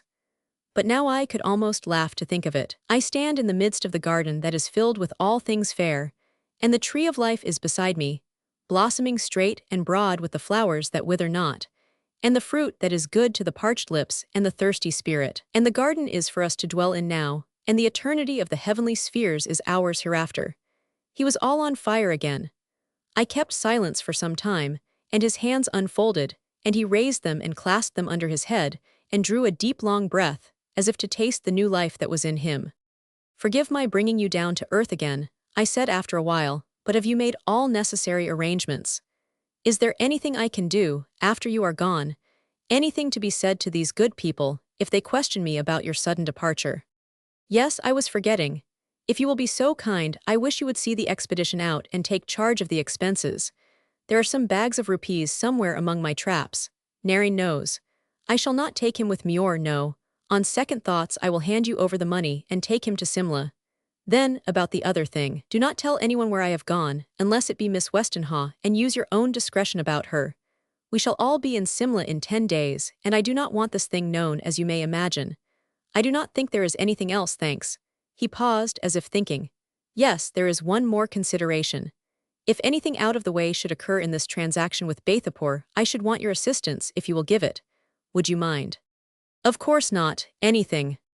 In that case, if Ram Lal thinks you are wanted, he will send a swift messenger to you with a letter signed by me, in the Persian Shikastwich you read. Will you come by the way he will direct you, if I send? He will answer for your safety. I will come, I said, though I thought it was rather rash of me, who am a cautious man, to trust my life in the hands of a shadowy person like Ram Lal, who seemed to come and go in strange ways, and was in communication with suspicious old Brahmin jugglers. But I trusted Isaacs better than his adept friend. I suppose, I said, vaguely hoping there might yet be a possibility of detaining him, that there is no way of doing this business so that you could remain here. No, friend Griggs. If there were any other way, I would not go now. I would not go today, of all days in the year, off all days in my life. There is no other way, by the grave of my father, on whom be the peace of Allah. So we went to bed. At 4 o'clock Marion waked us, and in 20 minutes Isaacs was on horseback. I had ordered a tat to be in readiness for me, thinking I would ride with him an hour or two in the cool of the morning. So we passed along by the quiet tents, Marion disappearing in the manner peculiar to Hindu servants, to be found at the end of the day's march, smiling as ever. The young moon had set some time before, but the stars were bright, though it was dark under the trees. 20 yards beyond the last tent, a dark figure swept suddenly out from the blackness and laid a hand on Isaac's rein. He halted and bent over, and I heard some whispering. It only lasted a moment, and the figure shot away again. I was sure I heard something like a kiss in the gloom, and there was a most undeniable smell of roses in the air. I held my peace, though I was astonished. I could not have believed her capable of it. Lying in wait in the dusk of the morning to give her lover a kiss and a rose and a parting word. She must have taken me for his servant in the dark. Griggs, said Isaacs as we parted some 6 or 7 miles farther on, an odd thing happened this morning. I have left something more in your keeping than money. I know, trust me. Goodbye, and he cantered off. I confess I was very dejected and low-spirited when I came back into camp. My acquaintance with Isaacs, so suddenly grown into intimacy, had become a part of my life. I felt a sort of devotion to him that I had never felt for any man in my life before. I would rather have gone with him to Kadung, for a presentiment told me there was trouble in the wind. He had not talked to me about the Bathapur intrigue, for everything was as much settled beforehand as it was possible to settle anything. There was nothing to be said, for all that was to come was action. But I knew Isaacs distrusted the Maharaja, and that without Ram Lal's assistancy of whatever nature that might prove to be, he would not have ventured to go alone to such a tryst. When I returned the camp was all alive, for it was nearly 7 o'clock. Kildare and the collector, my servant said, had gone off on tats to shoot some small game. Mr. Giakins was occupied with the shikaries in the stretching and dressing of the skin he had won the previous day. Neither Miss Westenhaw nor her brother had been seen, so I dressed and rested myself and had some tea, and sat wondering what the camp would be like without Isaacs, who, to me and to one other person, was emphatically, as Giakins had said the night before, the life of the party. The weather was not so warm as on the previous day, and I was debating whether I should not try and induce the younger men to go and stick a pig's shikary. Said there were plenty in some place he knew, offer whether I should settle myself in the Dinnington for a long day with my books, when the arrival of a mounted messenger with some letters from the distant post office decided me in favor of the more peaceful disposition of my time. So I glanced at the papers, and assured myself that the English were going deeper and deeper into the mire of difficulties and reckless expenditure that characterized their campaign in Afghanistan in the autumn of 1879. And when I had assured myself, furthermore, by the perusal of a request for the remittance of £20, that my nephew, the only relation, male or female, that I have in the world, had not come to the untimely death he so richly deserved, I fell to considering what book one should read. And from one thing to another, I found myself established about 10 o'clock at the table in the Dinnington, with Miss Westenhaw at one side, worsted work, writing materials and all, just as she had been at the same table a week or so before. At her request, I had continued my writing when she came in. I was finishing off a column of a bloodthirsty article for the Howler. It probably would come near enough to the mark, for in India you may print a leader anywhere within a month of its being written, and if it was hot enough to begin with, it will still answer the purpose. Journalism is not so rapid in its requirements as in New York, but on the other hand, it is more lucrative. Mr. Griggs, are you very busy? Oh dear, nothing to speak of. I went on ridding the unprecedented Philithiblatin charlatanism. Mr. Griggs, do you understand these things? Lord Beaconsfield's I think so. Miss Westenhaw Afghan policy there, I thought. I think that would rouse Mr. Curry Giakins, if he ever saw it, which I trust he never will. I had done, and I folded the numbered sheets in an oblong bundle. I beg your pardon, Miss Westenhaw, I was just finishing a sentence. I am quite at your service. Oh no, I see you are too busy. Not in the least, I assure you. Is it that tangled skein? Let me help you. Oh, thank you. It is so tiresome, and I am not in the least inclined to be industrious. I took the wool and set to work. It was very easy, after all. I pulled the loops through, and back again and through from the other side, and I found the ends, and began to wind it up on a piece of paper. It is singular, though, how the unaided wool can tie itself into every kind of a knotreef, carrick bend, bowlin in a bite, not to mention a variety of hitches and indescribable perversions of entanglement. I was getting on very well, though. I looked up at her face, pale and weary with a sleepless night, but beautiful, yes, beautiful beyond compare. She smiled faintly. You are very clever with your fingers. Where did you learn it? Have you a sister who makes you wind her wool for her at home? No, I have no sister. I went to sea once upon a time. Were you ever in the Navy, Mr. Griggs? Oh no, I went before the mast. But you would not learn to unravel wool before the mast. I suppose your mother taught you, when you were small, if you ever were small. I never had a mother, that I can remember. I learned to do all those things at sea. Forgive me, she said, guessing she had struck some tender chord in my existence. What an odd life you must have had. Perhaps I never had any relations that I can remember, except a brother, much older than one. He died years ago, and his son is my only living relation. I was born in Italy. But when did you learn so many things? You seem to know every language under the sun. I had a good education when I got ashore. Someone was very kind to me, and I had learned Latin and Greek in the common school in Rome before I ran away to sea. I answered her questions reluctantly. I did not want to talk about my history, especially to a girl like her. I suppose she saw my disinclination, for as I handed her the card with the wool neatly wound on it, she thanked me and presently changed the subject, or at least shifted the ground. There is something so free about the life of an adventurer. I mean a man who wanders about doing brave things. If I were a man, I would be an adventurer like you. Not half so much of an adventurer, as you call it, as our friend who went off this morning. It was the first mention of Isaac since his departure. I had said the thing inadvertently, for I would not have done anything to increase her trouble for the world. She leaned back, dropping her hands with her work in her lap, and stared straight out through the doorway, as pale as death-pale as only fair-skinned people are when they are ill or hurt. She sat quite still. I wondered if she were ill, or if it were only Isaac's going that had wrought this change in her brilliant looks. Would you like me to read something to you, Miss Westenhaw? Here is a comparatively new book, The Light of Asia, by Mr. Edwin Arnold. It is a poem about India. Would it give you any pleasure? She guessed the kind intention, and a little shadow of a smile passed over her lips. You are so kind, Mr. Griggs. Please, you are so very kind.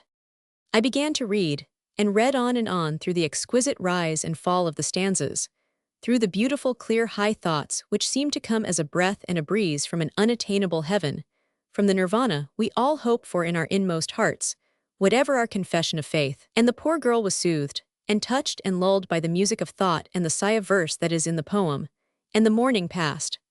I suppose the quiet and the poetry wrought up in her the feeling of confidence she felt in me, as being her lover's friend, for after I had paused a minute or two, seeing someone coming toward the tent, she said quite simply, "Where is he gone?" "He is gone to do a very noble deed. He is gone to save the life of a man he never saw." A bright light came into her face, and all the chilled heart's blood, driven from her cheeks by the weariness of her first parting, rushed joyously back, and for one moment there dwelt on her features the glory and bloom of the love and happiness that had been hers all day yesterday, that would be hers again. Poor Miss Westenhaw, it seemed so long to wait. The day passed somehow, but the dinner was dismal. Miss Westenhaw was evidently far from well, and I could not conceive that the pain of a temporary parting should make so sudden a change in one, so perfectly strong and healthy even were her nature ever so sensitive. Kildare and the Pegnugger magistrate tried to keep up the spirits of the party, but John Westenhaw was anxious about his sister, and even old Mr. Curry-Geakins was beginning to fancy there must be something wrong. We sat smoking outside, and the young girl refused to leave us, though John begged her to. As we sat, it may have been half an hour after dinner, a messenger came galloping up in hot haste, and leaping to the ground asked for Gurrigas Sahib, with the usual native pronunciation of my euphonious name. Being informed, he salaamed low and handed me a letter, which I took to the light. It was in Shikast Persian, and signed Abdul Hafiz bin Ishaq. "Ramlal," he said, "has met me unexpectedly, and sends you this by his own means, which are swift as the flight of the eagle. It is indispensable that you meet us below Kadung towards Sultanpur on the afternoon of the day when the moon is full. Travel by Julandhar and Sultanpur, you will easily overtake me since I go by Simla. For friendship's sake, for love's sake, come, It is life and death. Give the money to the Irishman. Peace be with you. I sighed a sigh of the most undetermined description. Was I glad to rejoin my friend, or was I pained to leave the woman he loved in her present condition? I hardly knew. I think we had all better go back to Simla, said John, when I explained that the most urgent business called me away at dawn. There will be none of us left soon, said Giakins quite quietly and mournfully. I found means to let Miss Westenhaw understand where I was going. I gave Kildare the money in charge. In the dark of the morning, as I cleared the tents, the same shadow I had seen before shot out and laid a hand on my rein. I halted on the same spot where Isaacs had drawn rein 24 hours before. Give him this from me, God be with you. She was gone in a moment, leaving a small package in my right hand. I thrust it in my bosom and rode away. How she loves him, I thought, wondering greatly. Chapter 12. It was not an agreeable journey I had undertaken.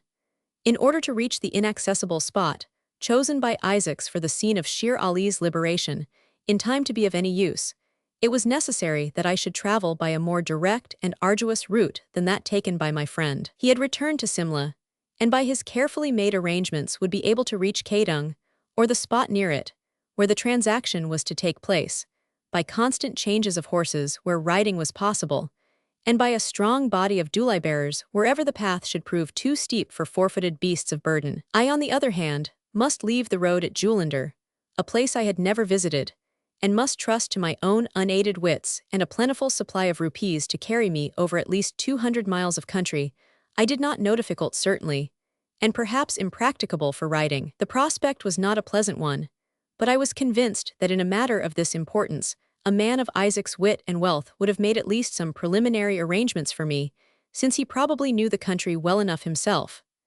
I had but 6 days at the outside to reach my destination. I had resolved to take one servant, Kuramat Ali, with me as far as Jullender, whence I would send him back to Simla with what slender luggage we carried, for I meant to ride as light as possible, with no encumbrance to delay me when once I left the line of the railway. I might have ridden 5 miles with Kuramat Ali behind me on a sturdy tat, when I was surprised by the appearance of an unknown sais in plain white clothes, holding a pair of strong young ponies by the halter and salaming low. Pundit Ram Lal sends your highness his peace, and bids you ride without sparing. The dak is laid to the firecarriages.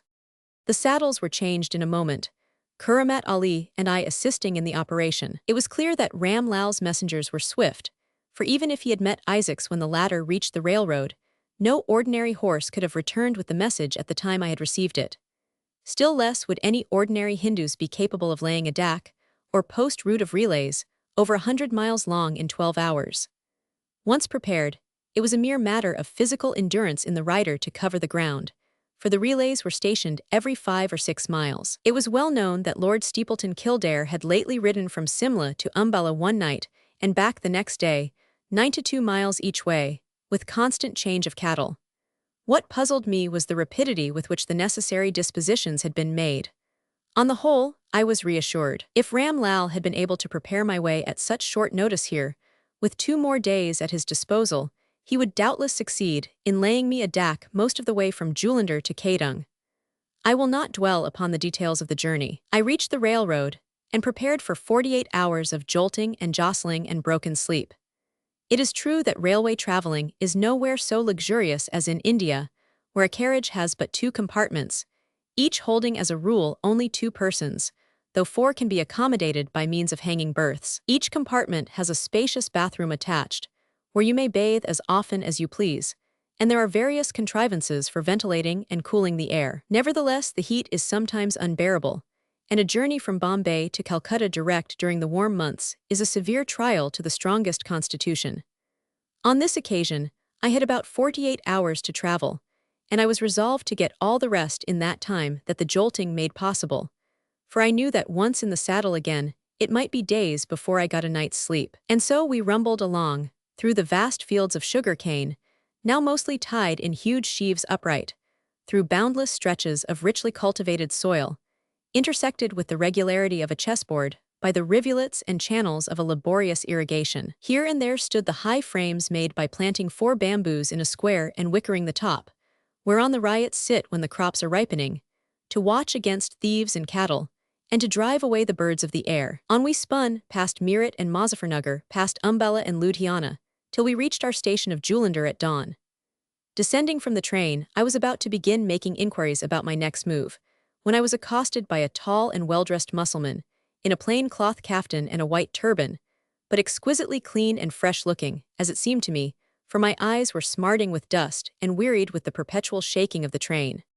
The courteous native soon explained that he was Isaac's agent in Julandhar, and that a Tarkai Khabar, a telegram in short, had warned him to be on the lookout for me. I was greatly relieved, for it was evident that every arrangement had been made for my comfort, so far as comfort was possible. Isaacs had asked my assistance, but he had taken every precaution against all superfluous bodily inconvenience to me, and I felt sure that from this point I should move quickly and easily through every difficulty. And so it proved. The Mussulman took me to his house, where there was a spacious apartment, occupied by Isaacs when he passed that way. Every luxury was prepared for the enjoyment of the bath, and a breakfast of no mean taste was served me in my own room. Then my host entered, and explained that he had been directed to make certain arrangements for my journey.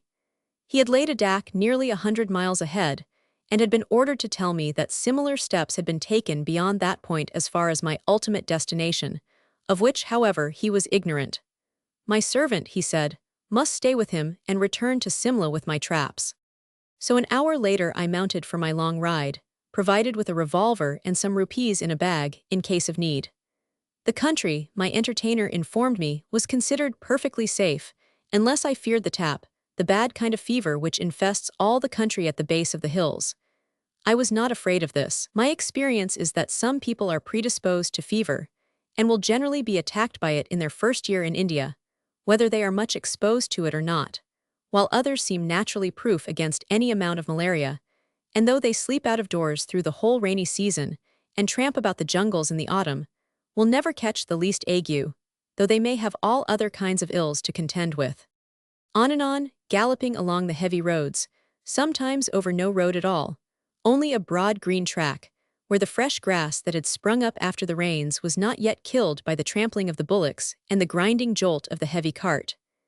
At intervals of 7 or 8 miles, I found a sais with a fresh pony, picketed and grazing at the end of the long rope. The sais was generally squatting nearby, with his bag of food and his 3-sided kitchen of stones, blackened with the fire from his last meal, beside him, sometimes in the act of cooking his chowpatis, sometimes eating them, according to the time of day. Several times I stopped to drink some water where it seemed to be good, and I ate a little chocolate from my supply, well knowing the miraculous, sustaining powers of the simple little block of menhir, which, with its 6 small tablets, will not only sustain life, but will supply vigor and energy for as much as 2 days with no other food. On and on, through the day and the night, past sleeping villages, where the jackals howled around the open doors of the huts, and across vast fields of late crops, over hills thickly grown with trees, past the broad bend of the Sutlej River, and over the plateau toward Sultanpur, the cultivation growing scantier and the villages rarer all the while, as the vast masses of the Himalayas defined themselves more and more distinctly in the moonlight. Horses of all kinds under me,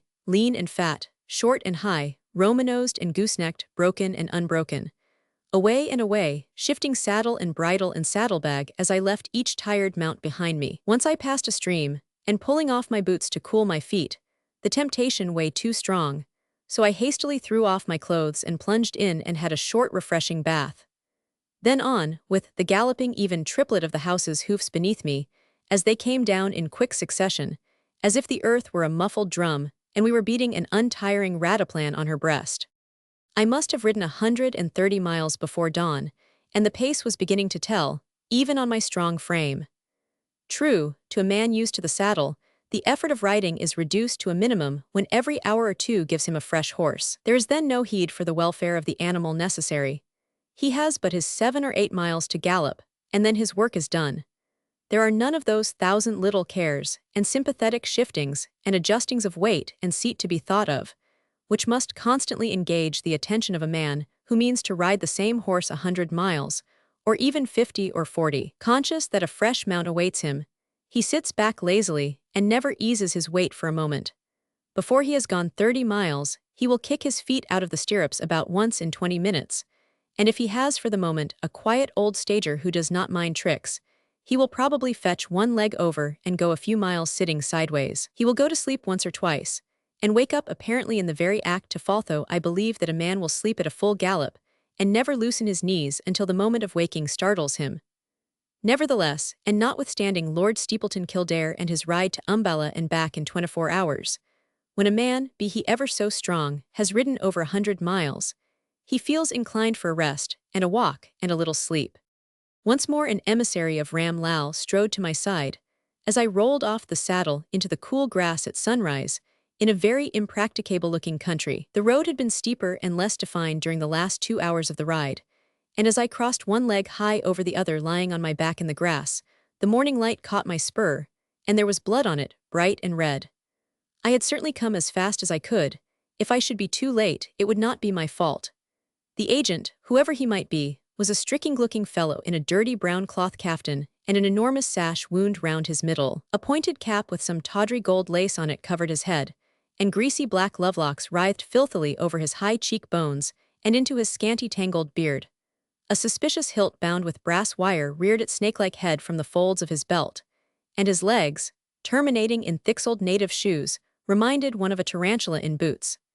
He salaamed awkwardly with a tortuous grin, and addressed me with the northern salutation, "May your feet never be weary with the march." Having been 24 hours in the saddle, my feet were not that portion of my body most wearied, but I replied to the effect that I trusted the shadow of the greasy gentleman might not diminish a hairsbreadth in the next 10,000 years. We then proceeded to business, and I observed that the man spoke a very broken and hardly intelligible Hindustani. I tried him in Persian, but it was of no avail. He spoke Persian, he said, but it was not of the kind that any human being could understand, so we returned to the first language, and I concluded that he was a wandering Kabyle. As an introduction of himself, he mentioned Isaac's, calling him Abdul Hafiz Sahib, and he seemed to know him personally. Abdul, he said, was not far off as distances go in the Himalayas. He thought I should find him the day after tomorrow, Munkul. He said I should not be able to ride much farther, as the pass beyond Sultanpur was utterly impracticable for horses. Coolies, however, awaited me with a dooli, one of those low litters slung on a bamboo, in which you may travel swiftly and without effort, but to the destruction of the digestive organs. He said also that he would accompany me the next stage as far as the doolies, and I thought he showed some curiosity to know whither I was going. But he was a wise man in his generation, and knowing his orders, did not press me overmuch with questions. I remarked in a mild way that the saddle was the throne of the warrior, and that the air of the Black Mountains was the breath of freedom. But I added that the voice of the empty stomach was as the roar of the king of the forest. Whereupon the man replied that the forest was mine, and the game therein, whereof I was lord, as I probably was of the rest of the world, since I was his father and mother and most of his relations. But that, perceiving that I was occupied with the cares of a mighty empire, he had ventured to slay with his own hand a kid and some birds, which, if I would condescend to partake of them, he would proceed to cook. I replied that the light of my countenance would shine upon my faithful servant to the extent of several coins, both rupees and pies, but that the peculiar customs of my caste forbid me to touch food cooked by anyone but myself. I would, however, in consideration of his exertions and his guileless heart, invite the true follower of the Prophet, whose name is blessed, to partake with me of the food which I should presently prepare. Whereat he was greatly delighted, and fetched the meat, which he had stowed away in a kind of horsecloth, for safety against ants. I am not a bad cook at a pinch, and so we sat down and made a cooking place with stones, and built a fire, and let the flame die down into coals, and I dressed the meat as best I could, and flavored it with gunpowder and pepper, and we were merry. The man was thenceforth mine, and I knew I could trust him. A bivouac in the Himalayas, when one is alone and far from any kind of assistance, is not the spot to indulge in any prejudice about color. I did not think much about it as I hungrily gnawed the meat and divided the birds with my pocket knife. The lower Himalayas are at first extremely disappointing. The scenery is enormous but not grand, and at first hardly seems large. The lower parts are at first sight a series of gently undulating hills and wooded dells. In some places, it looks as if one might almost hunt the country. It is long before you realize that it is all on a gigantic scale, that the quickset hedges are belts of rhododendrons of full growth, the water jumps rivers, and the stone walls mountain ridges, that to hunt a country like that you would have to ride a horse at least 200 feet high. You cannot see at first, or even for some time, that the gentle-looking hill is a mountain of 5 or 6,000 feet. In Simla, you will not believe you are 3,000 feet above the level of the Rigi Kulm in Switzerland. Persons who are familiar with the aspect of the Rocky Mountains are aware of the singular lack of dignity in those enormous elevations. They are merely big, without any superior beauty, until you come to the favored spots of nature's art, where some great contrast throws out into appalling relief the gulf between the high and the low. It is so in the Himalayas. You may travel for hours and days amidst vast forests and hills, without the slightest sensation of pleasure or sense of admiration for the scene, till suddenly your path leads you out on to the dizzy brink of an awful precipitous sheer fall, so exaggerated in horror that your most stirring memories of Mont Blanc, the Jungfrau, and the hideous arete of the Piz Bernina sink into vague insignificance. The gulf that divides you from the distant mountain seems like a huge bite taken bodily out of the world by some voracious god. Far away rise snow peaks such as were not dreamt of in your Swiss tour. The bottomless valley at your feet is misty and gloomy with blackness, streaked with mist, while the peaks above shoot gladly to the sun and catch his broadside rays like majestic white standards. Between you, as you stand leaning cautiously against the hill behind you, and the wonderful background far away in front, floats a strange vision, scarcely moving, but yet not still. A great golden shield sails steadily in vast circles, sending back the sunlight in every tint of burnished glow. The golden eagle of the Himalayas hangs in midair, a sheet of polished metal to the eye, pausing sometimes in the full blaze of reflection, as ages ago the sun and the moon stood still in the valley of Ajalon, too magnificent for description, as he is too dazzling to look at. The whole scene, if no greater name can be given to it, is on a scale so titanic in its massive length and breadth and depth, that you stand utterly trembling and weak and foolish as you look for the first time. You have never seen such masses of the world before. It was in such a spot as this that, nearly at noon on the appointed day, my douli-bearers set me down and warned me I was at my journey's end. I stepped out and stood on the narrow way, pausing to look and to enjoy all that I saw. I had been in other parts of the lower Himalayas before, and the first sensations I had experienced had given way to those of a contemplative admiration. No longer awed or overpowered or oppressed by the sense of physical insignificance in my own person, I could endure to look on the stupendous panorama before me and could even analyze what I felt. But before long, my pardonable reverie was disturbed by a well-known voice. The clear tones rang like a trumpet along the mountainside in a glad shout of welcome. I turned and saw Isaacs coming quickly towards me, bounding along the edge of the precipice, as if his life had been passed in tending goats and robbing eagles' nests. I too moved on to meet him, and in a moment we clasped hands in unfeigned delight at being again together. What was Guiakins or his party to me? Here was the man I sought, the one man on earth who seemed worth having for a friend. And yet it was but 3 weeks since we first met, and I am not enthusiastic by temperament. What news, friend Griggs? She greets you and sends you this, I said, taking from my bosom the parcel she had thrust into my hand as I left in the dark. His face fell suddenly. It was the silver box he had given her. Was it possible she had taken so much trouble to return it? He turned it over mournfully. You had better open it. There is probably something in it. I never saw a more complete change in a man's face during a single second than came over Isaac's in that moment. He had not thought of opening it, in his first disappointment at finding it returned. He turned back the 549, bound with a bit of narrow ribbon and pressed down carefully. He found a heavy lock of gold-white hair, so fair that it made everything around it seem dark: the grass, our clothes, and even the white streamer that hung down from Isaac's turban. It seemed to shed a bright light, even in the broad noonday, as it lay there in the curiously wrought box, just as the body of some martyred saint, found jealously concealed in the dark corner of an ancient crypt, and broken in upon by unsuspecting masons delving a king's grave, might throw up in their dusky faces a dazzling halo of soft radiance, the glory of the saint, hovering lovingly by the body, wherein the soul's sufferings were perfected. The moment Isaacs realized what it was, he turned away, his face all gladness, and moved on a few steps with bent head, evidently contemplating his new treasure. Then he snapped the spring, and putting the casket in his vest turned round to me. Thank you, Griggs, how are they all? It was worth a 200-mile ride to see your face when you opened that box. They are pretty well. I left them swearing that the party was broken up, and that they would all go back to Simla. The sooner the better. We shall be there in 3 days from here, by the help of Ram Lal's wonderful post. Between you I managed to get here quite well. How did you do it? I never missed a relay all the way from Julinder. Oh, it is very easy, answered Isaacs. You could have a dak to the moon from India if you would pay for it, or any other thing in heaven or earth or hell that you might fancy. Money, that is all.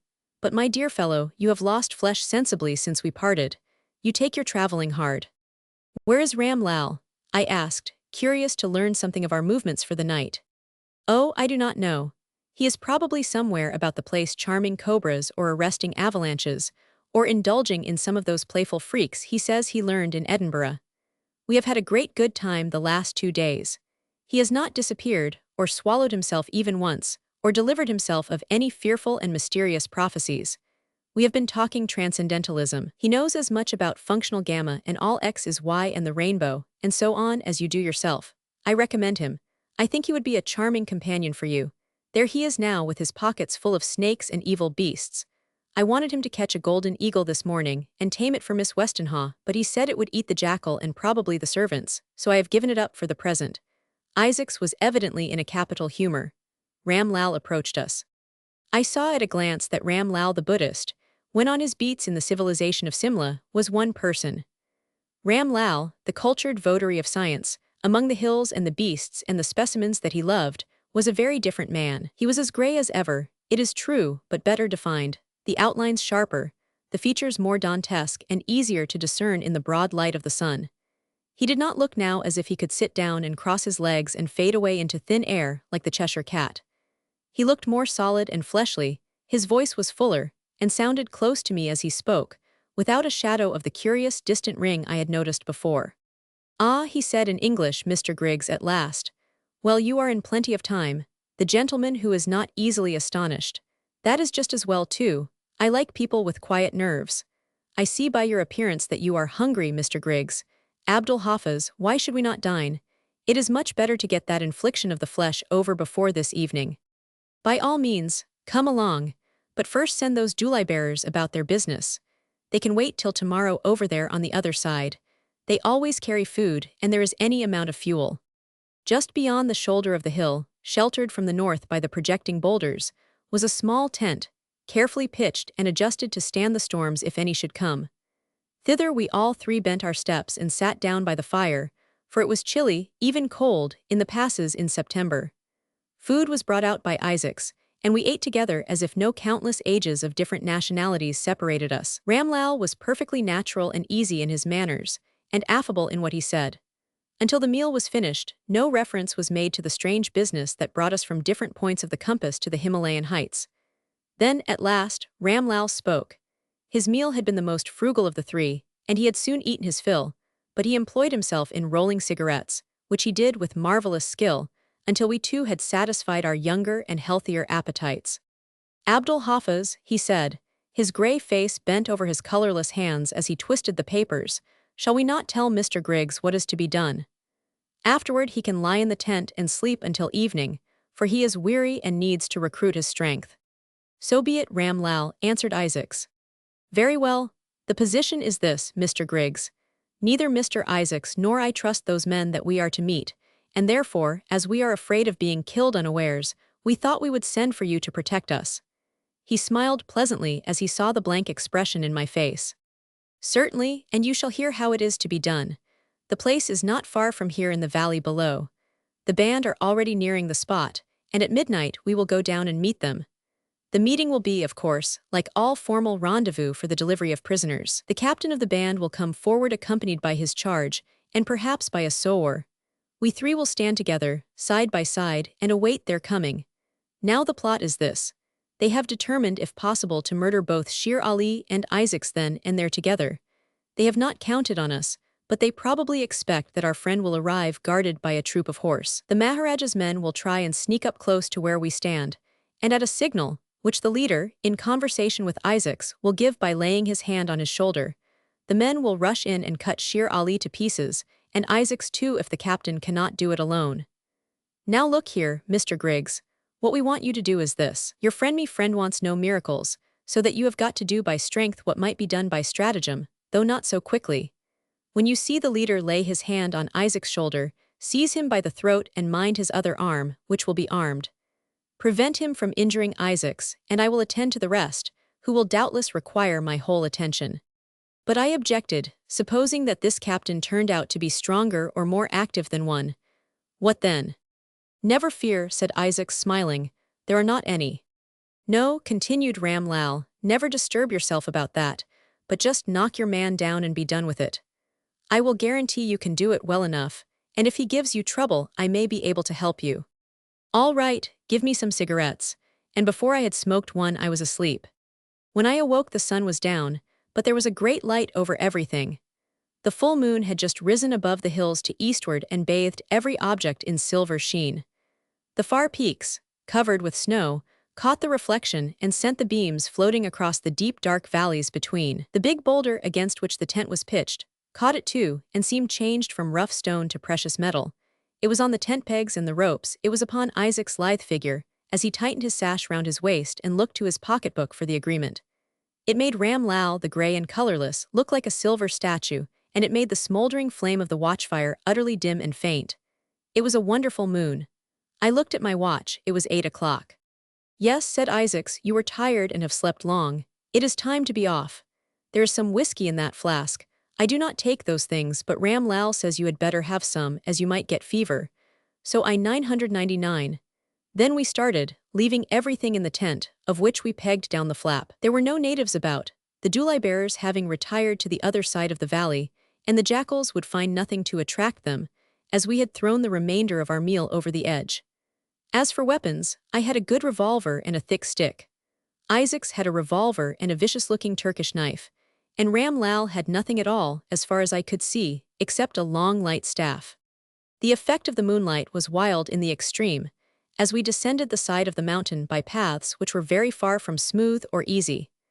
Every now and then, as we neared the valley, we turned the corner of some ridge and got a fair view of the plain. Then a step farther, and we were in the dark again, behind boulders and picking our way over loose stones, or struggling with the wretched foothold afforded by a surface of light gravel, inclined to the horizontal at an angle of 4 to 5 degrees. Then, with a scramble, a jump, and a little swearing in a great many languages, I think we counted that we spoke 27, between us we were on firm soil again, and swinging along over the bit of easy level path. It would have been out of the question to go in doolies, and no pony could keep a foothold for 5 minutes on the uncertain ground. At last, as we emerged into the bright moonlight on a little platform of rock at an angle of the path, we paused. Ram Lal, who seemed to know the way, was in front, and held up his hand to silence us. Isaacs and I kneeled down and looked over the brink. Some 200 feet below, on a broad strip of green bordering the steep cliffs, was picketed a small body of horse. We could see the men squatting about in their small compact turbans and their shining accoutrements.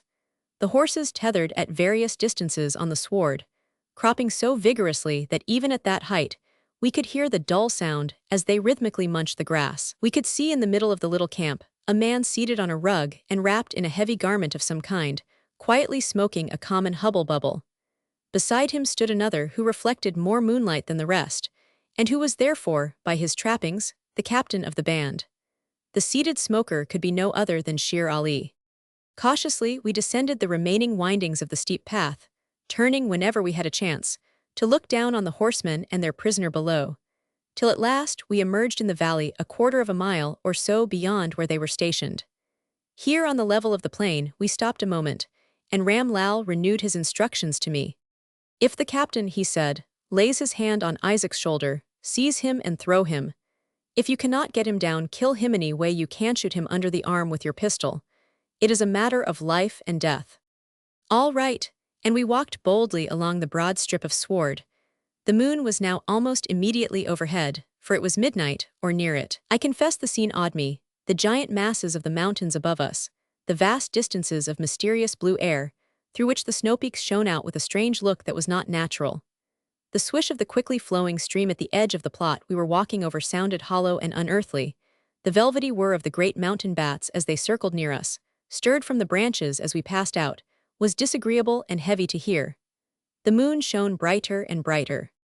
We were perhaps 30 yards from the little camp, in which there might be 50 men all told. Isaac stood still and sung out a greeting. "Peace to you, men of Bathapur," he shouted.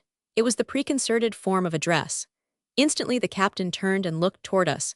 Then he gave some orders in a low voice, and taking his prisoner by the hand assisted him to rise. There was a scurrying to and fro in the camp. The men seemed to be collecting, and moving to the edge of the bivouac. Some began to saddle the horses. The moon was so intensely bright that their movements were as plain to us as though it had been broad daylight. Two figures came striding toward us, the captain and Shere Ali. As I looked at them, curiously enough, as may be imagined, I noticed that the captain was the taller man by 2 or 3 inches, but Shere Ali's broad chest and slightly bowed legs produced an impression of enormous strength. He looked the fiercely-hearted, hard-handed warrior from head to heel. Though in accordance with Isaac's treaty, he had been well taken care of and was dressed in the finest stuffs, his beard carefully clipped, and his Indian turban rolled with great neatness round his dark and prominent brows. The first thing for the captain was to satisfy himself as far as possible that we had no troops in ambush up there in the jungle on the base of the mountain. He had probably sent scouts out before, and was pretty sure there was no one there. To gain time, he made a great show of reading the agreement through from beginning to end, comparing it all the while with a copy he held. While this was going on, and I had put myself as near as possible to the captain, Isaacs and Shere Ali were in earnest conversation in the Persian tongue. Shere Ali told Abdul that the captain's perusal of the contract must be a mere empty show, since the man did not know a word of the language. Isaacs, on hearing that the captain could not understand, immediately warned Shere Ali of the intended attempt to murder them both, of which Ram Lal, his friend, had heard, and I could see the old soldier's eye flash and his hand feel for his weapon where there was none at the mere mention of a fight. The captain began to talk to Isaacs, and I edged as near as I could to be ready for my grip. Still it did not come. He talked on, very civilly, in intelligible Hindustani. What was the matter with the moon? A few minutes before it had seemed as if there would be neither cloud nor mist in such a sky, and now a light filmy wreath was rising and darkening the splendor of the wonderful night. I looked across at Ram Lal. He was standing with one hand on his hip, and leaning with the other on his staff, and he was gazing up at the moon with as much interest as he ever displayed about anything. At that moment the captain handed Isaacs a prepared receipt for signature, to the effect that the prisoner had been duly delivered to his new owner. The light was growing dimmer, and Isaacs could hardly see to read the characters before he signed. He raised the scroll to his eyes and turned half round to see it better. At that moment the tall captain stretched forth his arm and laid his hand on Isaac's shoulder, raising his other arm at the same time to his men, who had crept nearer and nearer to our group while the endless talking was going on. I was perfectly prepared, and the instant the soldier's hand touched Isaac's I had the man in my grip, catching his upraised arm in one hand and his throat with the other.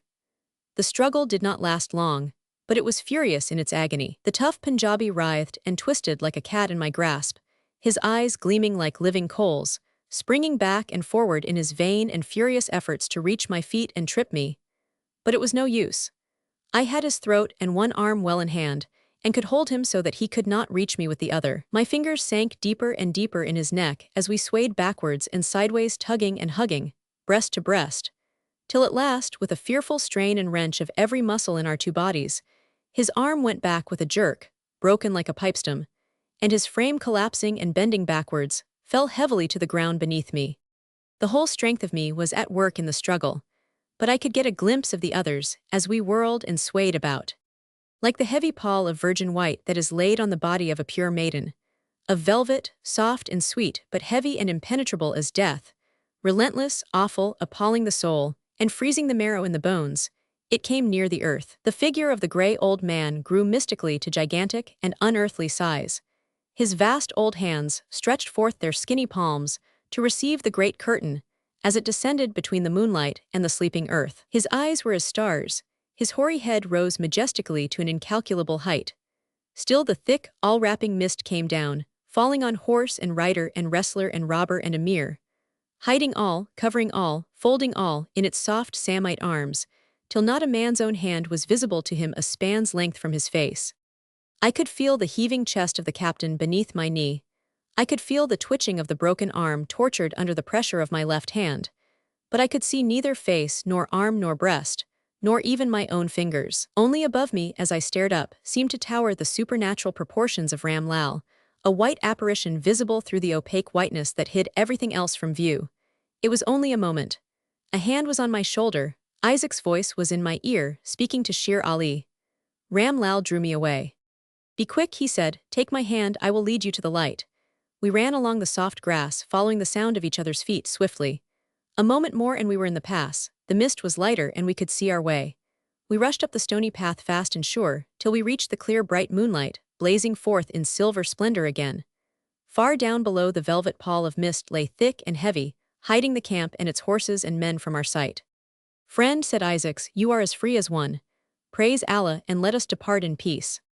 The savage old warrior grasped the outstretched hand of the Persian and yelled aloud. "Ilala ho ho ho ho," his throat was as brass. "La la ilala," repeated Isaacs in tones as of 100 clarions, echoing by tree and mountain and river down the valley. "Thank God," I said to Ram Lal. "Call him as you please, friend Griggs," answered the pundit. It was daylight when we reached the tent at the top of the pass. Chapter 13. "Abdul Hafiz," said Ram Lal, as we sat round the fire we had made, preparing food, "if it is thy pleasure I will conduct thy friend to a place of safety, and set his feet in the paths that lead to pleasant places. For thou art weary and wilt take thy rest until noon, but I am not weary and the limbs of the Afghan are as iron." He spoke in Persian, so that Sher Ali could understand what he said. The latter looked uneasy at first, but soon perceived that his best chance of safety lay in immediately leaving the neighborhood, which was unpleasantly near Simla on the one side, and the frontiers of Baithapur on the other. "I thank thee, Ram Lal," replied Isaacs, "and I gladly accept thy offer. Whither wilt thou conduct our friend the Emir?" "I will lead him by a sure road into Thibet, and my brethren shall take care of him, and presently he shall journey safely northwards into the Tartar country, and thence to the Rus people, where the followers of your prophet are many, and if thou wilt give him the letters thou hast written, which he may present to the principal mullahs, he shall prosper. And as for money, if thou hast gold, give him of it, and if not, give him silver, and if thou hast none, take no thought, for the freedom of the spirit is better than the obesity of the body." "Bismillah, thou speakest with the tongue of wisdom, old man," said Sher Ali. "Nevertheless a few rupees." "Fear nothing," broke in Isaacs. "I have for thee a store of a few rupees in silver, and there are 200 gold mohurs in this bag. They are scarce in Hind and pass not as money, but the value of them whither thou goest shall buy thee food many days. Take also this diamond, which if thou be in want thou shalt sell and be rich." Sher Ali, who had been suspicious of treachery, or at least was afraid to believe himself really free, was convinced by this generosity. The great rough warrior, the brave patriot who had shut the gates of Kabul in the face of Sir Neville Chamberlain, and who had faced every danger and defeat, rather than tamely suffer the advance of the all-devouring English into his dominions, was proud and unbending still, through all his captivity and poverty and trouble, and weariness of soul and suffering of body. He could bear his calamities like a man, the unrelenting chief of an unrelenting race. But when Isaac stretched forth his hand and freed him, and bestowed upon him, moreover, a goodly stock of cash and bid him go in peace, his gratitude got the better of him, and he fairly broke down. The big tears coursed down over his rough cheeks, and his face sank between his hands, which trembled violently for a moment. Then his habitual calm of outward manner returned. "Allah requite thee, my brother," he said. "I can never hope to." "I have done nothing," said Isaacs. "Shall believers languish and perish in the hands of swine without faith? Verily it is Allah's doing, whose name is great and powerful. He will not suffer the followers of his prophet to be devoured of jackals and unclean beasts. Maizallah, there is no God but God." Therefore, when they had eaten some food, Ram Lal and Sher Ali departed, journeying northeast towards Thibet, and Isaacs and I remained sleeping in the tent until past noon. Then we arose and went our way, having packed up the little canvas house and the utensils and the pole into a neat bundle, which we carried by turns along the steep rough paths, until we found the dooley bearers squatting round the embers after their midday meal. As we journeyed, we talked of the events of the night. It seemed to me that the whole thing might have been managed very much more simply. Isaacs did things in his own way, however, and after all, he generally had a good reason for his actions. "I think not," he said in reply to my question. "While you were throwing that ruffian, who would have overmatched me in an instant, Sher Ali and I disposed of the sowars who ran up at the captain's signal." Sher Ali says he killed one of them with his hands, and my little knife here seems to have done some damage. He produced the vicious-looking dagger, stained above the hilt with dark blood, which he began to scrape off with a bit of stick. My dear fellow, I objected. I am delighted to have served you, and I see that since Sher Ali could not be warned of the signal, I was the only person there who could tackle that Punjabi man. Yet I am completely at a loss to explain why, if Ram Lal can command the forces of nature to the extent of calling down a thick mist under the cover of which we might escape, he could not have calmly destroyed the whole band by lightning, or indigestion, or some simple and efficacious means, so that we need not have risked our lives in supplementing what he only half 999. There are plenty of answers to that question, Isaacs answered. In the first place, how do you know that Ram Lal could do anything more than discover the preconcerted signal and bring down that fog? He pretends to no supernatural power. He only asserts that he understands the workings of nature better than you do. How do you know that the fog was his doing at all? Your excited imagination, developed suddenly by the tussle with the captain, which undoubtedly sent the blood to your head, made you think you saw Ram Lal's figure magnified beyond human proportion. If there had been no mist at all, we should most likely have got away unhurt all the same. Those fellows would not fight after their leader was down. Again, I like to let Ram Lal feel that I am able to do something for myself, and that I have other friends as powerful. He aims at obtaining too much ascendancy over me. I do not like it. Oh, if you look at it in that light, I have nothing to say. It has been a very pleasant and interesting excursion to me, and I am rather glad I only broke that fellow's arm instead of killing him, as you and Sher Ali did your sowers. I do not know whether I killed him. I suppose I 999. Poor fellow. However, he would certainly have killed me. Of course, no use crying over spilt milk, I answered. So we got into the doolies and swung away. As we neared Simla, my friend's spirits rose, and he chanted wild Persian and Arabic love songs, and kept up a fire of conversation all day and all night, singing and talking alternately. Griggs, he said, as we approached the end of our journey, did you have occasion to tell Miss Westenhaw where I had gone? Yes, she asked me, and I answered that you had gone to save a man's life. She looked very much pleased, I thought, but just then somebody came up, and we did not talk any more about it. I got your message the evening of the day you left. She looked pleased. Very much. I remember the color came into her cheeks. Was she so pale then? He asked anxiously. Why, yes. You remember how she looked the night before you left. She was even paler the next day, but when I said you had gone to do a good deed, the light came into her face for a moment. Do you think she was ill, Griggs? She did not look well, but of course she was anxious about you, and a good deal cut up about your going. No, but did you really think she was ill? He insisted. Oh no, nothing but your going. His spirits were gone again, and he said very little more that day. As we were ascending the last hills, some 8 or 9 hours from Simla, the moon rose majestically behind us. It must have been 10 o'clock, for she could not have been seen above the notch in the mountains to eastward until she had been risen an hour at least. I wonder where they are now, those two, said Isaacs. Sher Ali and Ram Lal. Yes, they are probably across the borders into Thibet, watching the moon rise from the door of some Buddhist monastery. I am glad I am not there. Isaacs, I said, I would really like to know why you took so much trouble about Sher Ali. It seems to me you might have procured his liberation in some simpler way, if it was merely an act of charity that you contemplated. Call it anything you like.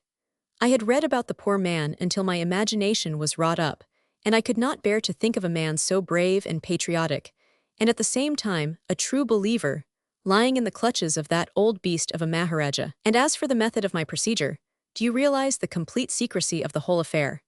Do you see that no one but you and I and the Bathapur people know anything of the transaction?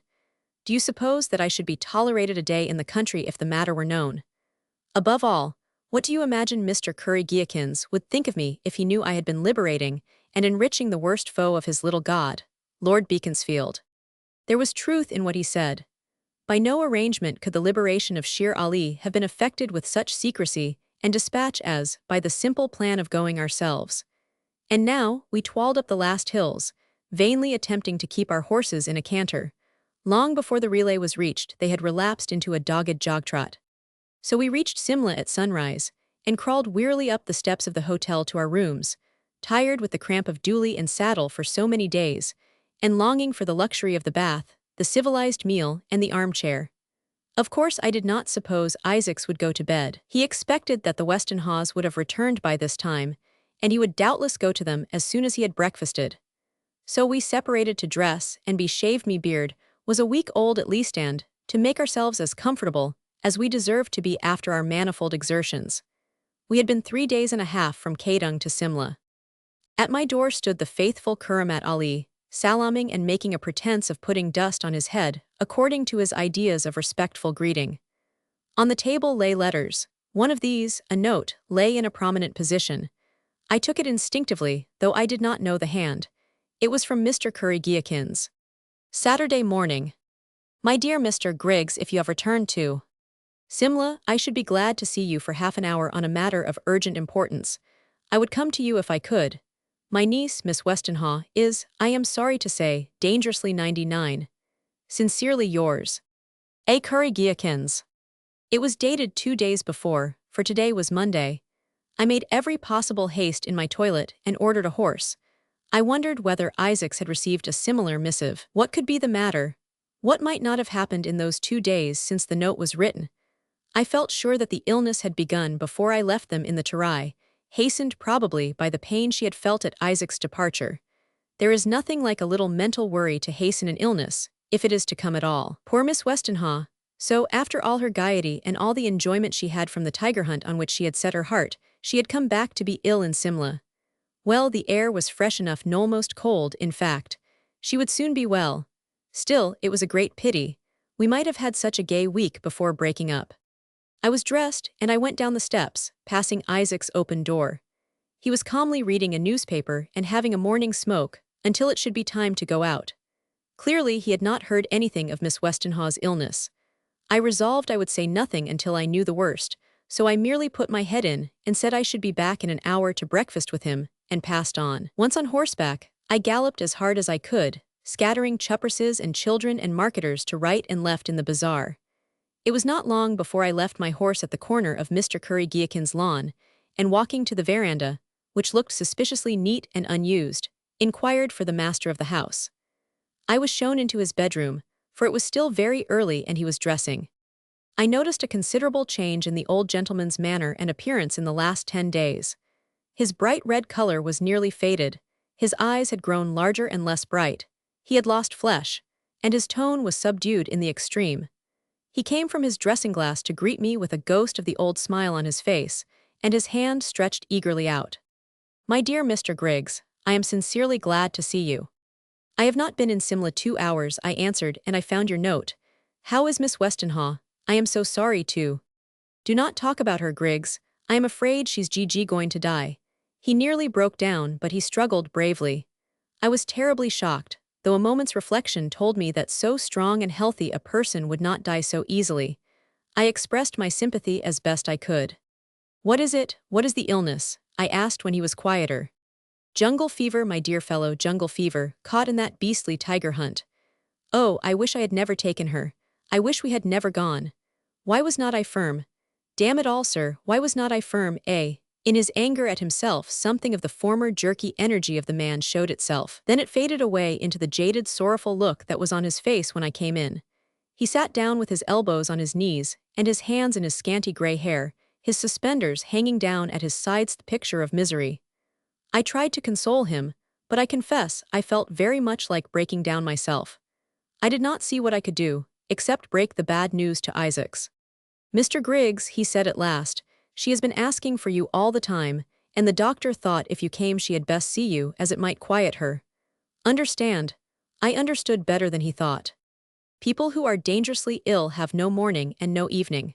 Their hours are eternally the same, save for the alternation of suffering and rest. The nurse and the doctor are their sun and moon, relieving each other in the watches of day and night. As they are worsies, they draw nearer to eternity. They are less and less governed by ideas of time. A dying person will receive a visit at midnight or at midday with no thought but to see the face of friend or foe once more. So I was not surprised to find that Miss Westonhaugh would see me. In an interval of the fever, she had been moved to a chair in her room, and her brother was with her. I might go in indeed, she sent a very urgent message imploring that I would go. I went. The morning sun was beating brightly on the shutters, and the room looked cheerful as I entered. John Westenhaw, paler than death, came quickly to the door and grasped my hand. On a long cane chair by the window, carefully covered from the possible danger of any insidious draught, with a mass of soft white wraps and shawls, lay Catherine Westenhaw, transparent phantasm of her brilliant self. The rich masses of pale hair were luxuriously nestled around her shoulders, and the blazing eyes flamed, lambently, under the black browsput that was all. Color, beside the gold hair and the black eyes, there was hardly any. The strong, clean-cut outline of the features was there, but absolutely startling in emaciation, so that there seemed to be no flesh at all. The pale lips scarcely closed over the straight white teeth. A wonderful and a fearful sight to see. That stately edifice of queenly strength and beauty, thus laid low and pillaged and stripped of all color save purple and whiteth hues of morning purple lips, and the white cheek. I have seen many people die, and the moment I looked at Catherine Westenhaw I felt that the hand of death was already closed over her, gripped round, never to relax. John led me to her side, and a faint smile showed she was glad to see me. I knelt reverently down, as one would kneel beside one already dead. She spoke first, clearly and easily as it seemed. People who are ill from fever seldom lose the faculty of speech. "I am so glad you are come. There are many things I want you to do." "Yes, Miss Westenhaw, I will do everything." "Is he come back?" she asked. Then, as I looked at her brother, she added, "John knows, he is very glad." "Yes, we came back this morning together. I came here at once." "Thank you, it was kind. Did you give him the box?" "Yes, does not know you are 99. He means to come at 11. Tell him to come now. No, do you understand?" Then she added in a low tone, for my ear only, "I do not think they know it. I am dying. I shall be dead before tonight. Do not tell him that. Make him come now. John knows. Now go, I am tired." "No, wait, did he save the man's life?" "Yes, the man is safe and free in Thibet." "That was nobly done. Now go. You have always been kind to me and you love him. When you see me again I shall be gone." Her voice was perceptibly weaker, though still clearly audible. "When I am gone, put some flowers on me for friendship's sake. You have always been so kind. Goodbye, dear Mr. Griggs. Goodbye, God keep you." I moved quickly to the door, fearing lest the piteous sight should make a coward of me. It was so ineffably pathetic, this lovely creature, just tasting of the cup of life and love and dying so. "Bring him here at once, Griggs, please. I know all about it. It may save her." John Westenhaw clasped my hand in his again, and pushed me out to speed me on my errand. I tore along the crooked paths and the winding road, up through the bazaar, past the church and the narrow causeway beyond to the hotel. I found him still smoking and reading the paper. "Well," said he cheerfully, for the morning sun had dispelled the doubts of the night. "My dear friend," I said, "Miss Westenhaw wants to see you immediately." "How? What? Of course I will go at once, but how did you know?" "Wait a minute, Isaacs. She is not well at all. In fact, she is quite 99. What's the matter, for God's sake? Why, Griggs, man, how white you are. Oh my God, she's dead." I seized him quickly in my arms, or he would have thrown himself on the ground. "No," I said, "she is not dead. But my dear boy, she is dying. I do not believe she will live till this evening. Therefore get to horse and ride there quickly, before it is too late." Isaacs was a brave man, and of surpassing strength to endure. After the first passionate outburst, his manner never changed as he mechanically ordered his horse and pulled on his boots. He was pale naturally, and great purple rings seemed to come out beneath his eyes if he had received a blow from the intensity of his suppressed emotion. Once only he spoke before he mounted. "What is it?" he asked. "Jungle fever," I answered. He groaned. "Shall I go with you?" asked I, thinking it might be as well. He shook his head and was off in a moment. I turned to my rooms, and threw myself on my bed. Poor fellow, was there ever a more piteous case? Oh, the cruel misery of feeling that nothing could save her. And he who would give life and wealth and fortune, and power to give her back a shade of color as much as would tinge a roseleaf. Even a very little roseleaf fan could not. Poor fellow, what would he do tonight tomorrow? I could see him kneeling by her side and weeping hot tears over the wasted hands. I could almost hear his smothered sob. His last words of speeding to the parting soul. The picture grew intensely in my thoughts. How beautiful she would look when she was dead. I started as the thought came into my mind. How superficial was my acquaintance with her. Poor girl, how little was she a part of my life, since I could really so heartlessly think of her beauty when her breath should be gone. Of course, though, it was natural enough. Why should I feel any personal pang for her? It was odd that I should even expect Tuai, who never felt a personal pang of regret for the death of any human creature, excepting poor dear old Lucia, who brought me up and sent me to school, and gave me roast chestnuts when I knew my lessons in the streets of Rome 30 years ago. When she died I was there, poor old soul, how fond she was of me. And I of her. I remember the tears I shed, though I was a bearded man even then. How long is that? Since she died, it must be 10 years. My thoughts wandered about among all sorts of bric-a-brac memories. Presently something brought me back to the present. Why must this fair girl from the north die miserably here in India? Ah yes, the eternal why. Why did we go at such a season into the forest of the Terai? It was madness. We knew it was, and Ram Lal knew it too. Hence his warning. Oh Ram Lal, you are a wise old man, with your grey beard and you mists of wet white velvet and your dark sayings. Ram Lal, will you riddle me also my weird that I must dree? A cold draught passed over my head, and I turned on my couch to see whence it came. I started bolt upright, and my hair stood on end with sudden terror. I had uttered the name of Ram Lal aloud in my reverie, and there he sat on a chair by the door, as grey as ever, with his long staff leaning from his feet across his breast and shoulder. He looked at me quietly. I come opportunely, Mr. Griggs, it seems. Lupus in fabula. I hear my name pronounced as I enter the door. This is flattering to a man of my modest pretensions to social popularity. You would like me to tell you your fortune? Well, I am not a fortune-teller. Never mind my fortune. Will Miss Westenhaw recover? No, she will die at sundown. How do you know, since you say you are no prophet? Because I am a doctor of medicine, 1,500 of Edinburgh. Why can you not save her then? A man who is a Scotch doctor, and who possesses the power of performing such practical jokes on nature as you exhibited the other night, might do something. However, I suppose I am not talking to you at all. You are in Thibet with Shere Ali. This is your astral body, and if I were near enough, I could poke my fingers right through you, as you sit there, telling me you are an Edinburgh doctor forsooth. Quite right, Mr. Griggs. At the present moment my body is quietly asleep in a lamastery in Thibet, and this is my astral shape, which from force of habit I begin to like almost as well. But to be serious. I think it is very serious, you're going about in this casual manner. To be serious. I warned Isaacs that he should not allow the tiger hunt to come off. He would not heed my warning. It is too late now. I am not omnipotent. Of course not. Still, you might be of some use if you went there. While there is life there is hope.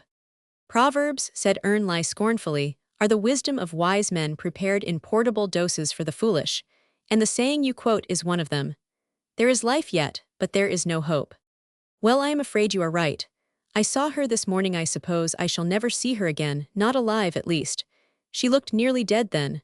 Poor girl, poor Isaacs, left behind. You may well say that, Mr. Griggs, said the adept. On the whole, perhaps he is to be less pitied than she. Who knows? Perhaps we should pity neither, but rather envy both. Why, either you are talking the tritest of cant, or you are indulging in more of your dark sayings, to be interpreted, post facto, entirely to your own satisfaction, and to everyone else's disgust. I was impatient with the man. If he had such extraordinary powers as were ascribed to him, I never heard him assert that he possessed any. If he could prophesy, he might as well do so to some purpose. Why could he not speak plainly? He could not impose on me, who was ready to give him credit for what he really could do, while finding fault with the way he did it. I understand what passes in your mind, friend Griggs, he said, not in the least disconcerted at my attack. You want me to speak plainly to you, because you think you are a plain-spoken, clear-headed man of science yourself. Very well, I will. I think you might yourself become a brother some day, if you would. But you will not now, neither will in the future. Yet you understand some little distant inkling of the science.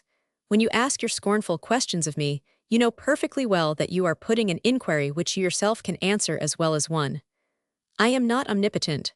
I have very little more power than you, given certain conditions, and I can produce certain results, palpable, visible, and appreciable to all.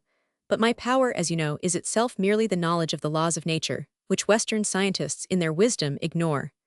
I can replenish the oil in the lamp, and while there is wick the lamp shall burn, even for hundreds of years. But give me a lamp wherein the wick is consumed, and I shall waste my oil, for it will not burn unless there be the fiber to carry it. So also is the body of man. While there is the flame of vitality and the essence of life in his nerves and finer tissues, I will put blood in his veins, and if he meet with no accident, He may live to see hundreds of generations pass by him, but where there is no vitality and no essence of life in a man, he must die. For though I fill his veins with blood and cause his heart to beat for a time, there is no spark in him, no fire, no nervous strength. So is Miss Westenha noted while yet breathing, and sighing her sweet farewells to her lover. I know, I understand you very well, but do not deny that you might have saved her. Why did you not? Ram Lal smiled a strange smile, which I should have described as self-satisfied, had it not been so gentle and kind. Ah yes, he said, with something like a sigh, though there was no sorrow or regret in it. Yes, Griggs, I might have saved her life. I would certainly have saved her well, if he had not persuaded her to go down into that steaming country at this time of year, since it was my advice to remain here. But it is no use talking about it. I think you might have conveyed your meaning to him a little more clearly. He had no idea that you meant danger to her. No, very likely not. It is not my business to mold men's destinies for them. If I give them advice that is good, it is quite enough. It is like a man playing cards. If he does not seize his chance, it does not return. Besides, it is much better for him that she should die. Your moral reflections are insufferable. Can you not find someone else to whom you may confide your secret joy of my friend's misfortunes? Calm yourself. I say it is better for her, better for him, better for both. Remember what you said to him yourself about the difference between pleasure and happiness. They shall be one yet, their happiness shall not be less eternal because their pleasure in this life has been brief. Can you not conceive of immortal peace and joy without the satisfaction of earthly lust? I would not call such a beautiful union, as theirs might have been by such a name. For myself, I confess to a very real desire for pleasure first and happiness afterwards. I know you better than you think, Mr. Griggs. You are merely argumentative, rarely skeptical. If I had begun by denying what I instead asserted, you would by this time have been arguing as strongly on my side as you now are on yours. You are often very near degenerating into a common sophist. Very likely it was a charming profession. Meanwhile, by going to the very opposite extreme from sophistry, I mean by a more than quixotic veneration for an abstract dogma you hold to be true, and by your determination to make people die for it, you are causing fearful misery of body, untold agony of soul, to a woman and a man whom you should have every reason to like. Go to Ram Lal, adept, magician, enthusiast, and prophet. You are mistaken, like all your kind. No, I am not mistaken. Time will show. Moreover, I would have you remark that the lady in question is not suffering at all, and that the untold agony of soul you attribute to Isaac's is a wholesome medicine for one with such a soul as his. And now I am going, for you are not the sort of person with whom I can enjoy talking very long. You are violent and argumentative, though you are sometimes amusing. I am rarely violent, and I never argue. Life is too short. And yet I have more time for it than you, seeing my life will be indefinitely longer than yours. Goodbye for the present. And believe me, those two will be happier far, and far more blessed, in a few short years hence, than ever you or I shall be in all the unreckonable cycles of this or any future world. Ram Lal sighed as he uttered the last words, and he was gone. Yet the musical cadence of the deep-drawn breath of a profound sorrow vibrated whisperingly through the room where I lay. Poor Ram Lal, he must have had some disappointment in his youth, which, with all his wisdom and superiority over the common earth, still left a sore place in his heart. I was not inclined to move. I knew where Isaac's was, where he would remain to the bitter end, and I would not go out into the world that day while he was kneeling in the chamber of death. He might come back at any time. How long would it last? God in his mercy grant it might be soon and quickly over without suffering. Oh, but those strong people die so deathly hard. I have seen a man know, I was sure of that, she would not suffer any more now. I lay thinking, would Isaac send for me when he returned, or would he face his grief alone for a night before he spoke? The latter, I thought. I hoped so too. How little sympathy there must be for anyone, even the dearest, in our souls and hearts, when it is so hard to look forward to speaking half a dozen words of comfort to some poor wretch of a friend who has lost everything in the wide world that is dear to him. We would rather give him all we possess outright than attempt to console him for the loss. And yet what is there in life more sweet than to be consoled and comforted, and to have the true sympathy of someone, even a little near to us, when we ourselves are suffering? The people we do not want shower cards of condolence on us, and carry loads of flowers on the poor dead thing. The ones who could be of some help to the tortured soul are afraid to speak. The very delicacy of kind-heartedness in them, which makes us wish they would come, makes them stay away. I hope Isaacs will not send for me, poor fellow. If he does, what shall I say? God help me. Chapter 14. The hours came and went, and though worn out with the exertions of the past days, and with the emotions of the morning, I lay in my rooms, unable to sleep even for a moment. I went down once or twice to Isaac's rooms to know whether he had returned, but he had not, nor had anyone heard from him. At last the evening shadows crept stealthily up, darkening first one room, then another, until there was not light enough to read by. Then I dropped my book and went out to breathe the cold air on the veranda.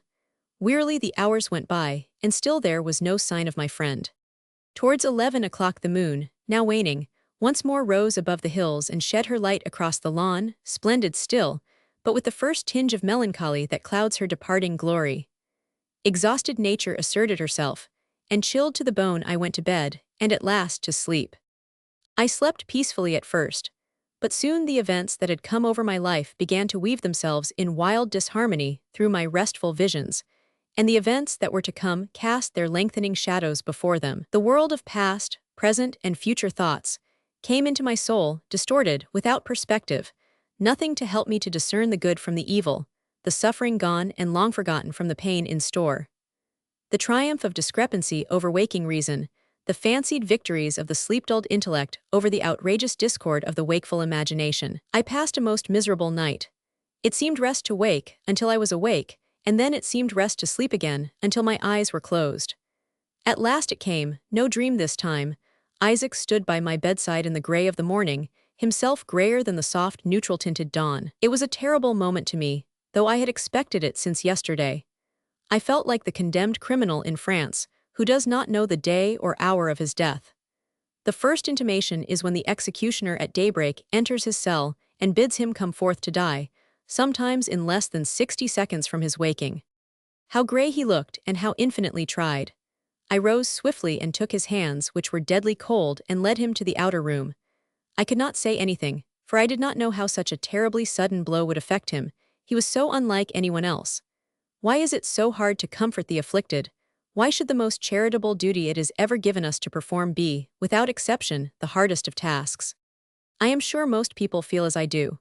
It is far less painful to suffer wounds and sickness in one's own body than to stand by and see the cold, clean knife go through skin and flesh and cartilage.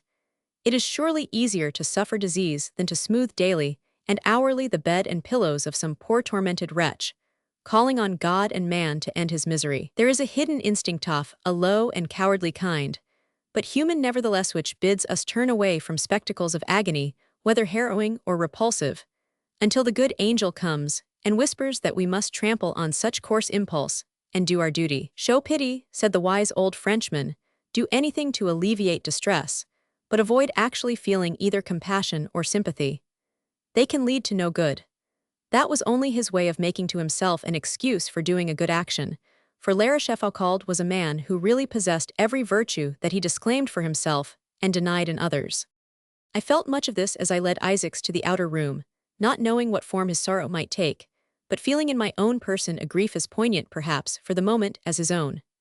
I had known he would come, that was all, though I had hoped he would not, and I knew that I must do my best to send him away a little less sorrowful than he had come. I was not prepared for the extreme calm of voice and manner that marked his first words, coming with measured rhythm and even cadence from his pale lips. "It is all over, my friend," he said. "It has but begun," said the solemn tones of Ram Lal the Buddhist from the door. He entered and approached us. "Friend Isaacs," he continued, "I am not here to mock at your grief, or to weary your strained heartstrings with such petty condolence as well-nigh drove Iob of old to impatience. But I love you, my brother, and I have somewhat to say to you in your trouble, some advice to give you in your distress. You are suffering greatly, past the power of reason to alleviate, for you no longer know yourself, nor are aware what you really think. But I will show to you 3 pictures of yourself that shall rouse you to what you are, to what you were, and to what you shall be. I found you, not many years ago, a very young man, most exceptionally placed in regard to the world. You were even then rich, though not so rich as you now are.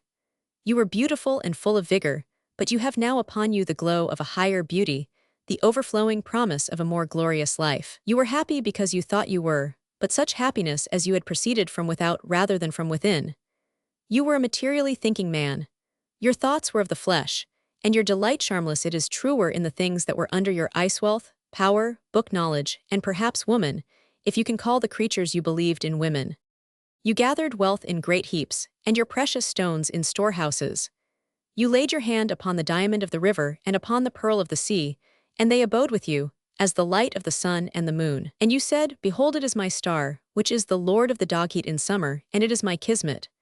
You also took to yourself wives of rare qualities, having both golden and raven black hair, whose skin was as fine silk, and their breath as the freshness of the dawning, and their eyes as jewels. Then said you, rejoicing in your heart, that you were happy, and so you dwelt in peace and plenty and waxed glad. Therefore you accomplished your first destiny, and you drank of the cup that was filled to overflowing. And if it had been the law of nature that from pleasure man should derive permanent lasting peace, you had been happy so long as you lived. But though you have the faultless life of the body to enjoy all things of the earth, even as other men, though in another degree, you have within you something more. There is in your breast a heart beating an organ so wonderful in its sensitiveness, so perfect in its consciousness of good, that the least throb and thrill of pleasure that it feels is worth years and ages of mere sensual life enjoyment. The body having tasted of all happiness whereof it is capable, and having found that it is good, is saturated with its own ease and enjoys less keenly. But the heart is the borderland between body and soul. The heart can love and the body can love, but the body can only love itself. The heart is the wellspring of the lore that goes beyond self. Therefore your heart awoke. Shall I tell you of the first early stirrings of your love? Think you, because I am gray and loveless, that I have never known youth and gladness of heart? Ah, I know better than you can think. It is not sudden, really, the blossoming out of the tree of life. The small leaves grow larger and stronger though still closely folded in the bud, until the bright warmth of the spring makes them burst into bloom. The little lark in the nest among the grass grows beneath the mother's wing and idly moves, now and then, unconscious of the cloud-cleaving gift of flight, until all at once, in the fair dawning, there wells up in his tiny breast the mighty sense of power to rise. The human heart is like the budded folded leaves, and like the untaught lark. The quiet sleep before the day of blooming is, while it lasts, a state of happiness, but it is not comparable with the breathing joy of the leaf that feels and sees the wonderful life around it, whispering divine answers to the wooing breeze. The humble nest where it has first seen light is for many days a happy home to the tender songster, soon left behind, when the first wing-strokes waft the small body upwards to the sky, and forgotten as the first glad trill and quaver of the new-found voice roll out the prelude to the glorious, lifelong hymn of praise. The heart of man, your heart, my dear friend, gave a great leap from earth to sky when first it felt the magic of the other life. The grosser scales of material vision fell away from your inner sight on the day when you met, and knew you had met, the woman you were to love. I found you again, a different man, a far happier man, though you would hardly allow that. A sweet uncertainty of the future half-tinged your joy with a shadow of sadness, which you had not known before. But love's sadness is only the shading and gentle penciling in love's wondrous picture, whereby the whole light of the painting is made clearer and stronger. A new world opened out before you in endless vistas of untold and undreamed bliss. You looked back at your former self, so careless and sunny, so consciously happy in the strong sense of life and power, and you wondered how you could have been even contented through so many years. The good and evil deeds of your past life lost color and perspective, and fell back into a dull, flat background, against which the ineffable vision of beautiful and immortal womanhood stood forth in transcendent glory. The eternal womanly element of the great universe beckoned you on, as it did Dr. Faustus of old.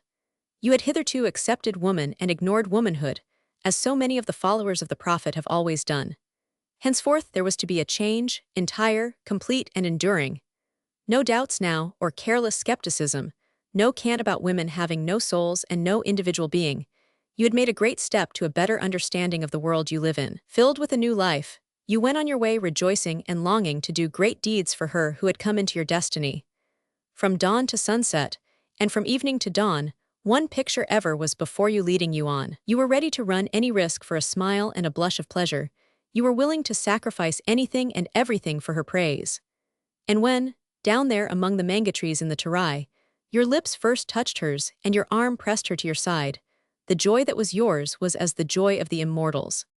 Ramlal paused, and Isaacs, who had been sitting by the table, stony and dry-eyed, hid his face in his hands, clutching with his white fingers among his bright black hair all that seemed left to him of life, so dead and ashy was his face.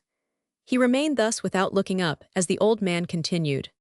Think not, dear friend and brother, that I have come here to dwell needlessly on your grief, to rouse again the keen agonies that have so lately burned through and through you to the quick. I love you well, and would but trace the past in order to paint the future. All that you felt and knew in those short days of perfect love on earth was good and true and noble, and shall not be forgotten hereafter. But last night closed the second of your 3 destiniesses. True, love, always, must close on earth in bitter grief and sorrow, because the one is gone before. Rather should you rejoice, Abdul Hafiz, that she is gone in virgin whiteness, whither ere long you shall follow and be with her till time shall chase the crumbling world out over the broad quicksands of eternity, and naught shall survive of all this but the pure and the constant and the faithful to death. There is before you a third destiny, great and awful, but grand beyond power of telling. Body and heart have had their full cup of happiness, have enjoyed to the full what has been set in their way to enjoy. To the full you have enjoyed wealth and success, and the sensuality of a refined and artistic luxury. To the full, as only a few rarely gifted men can, you have enjoyed the purest and highest love that earth can give.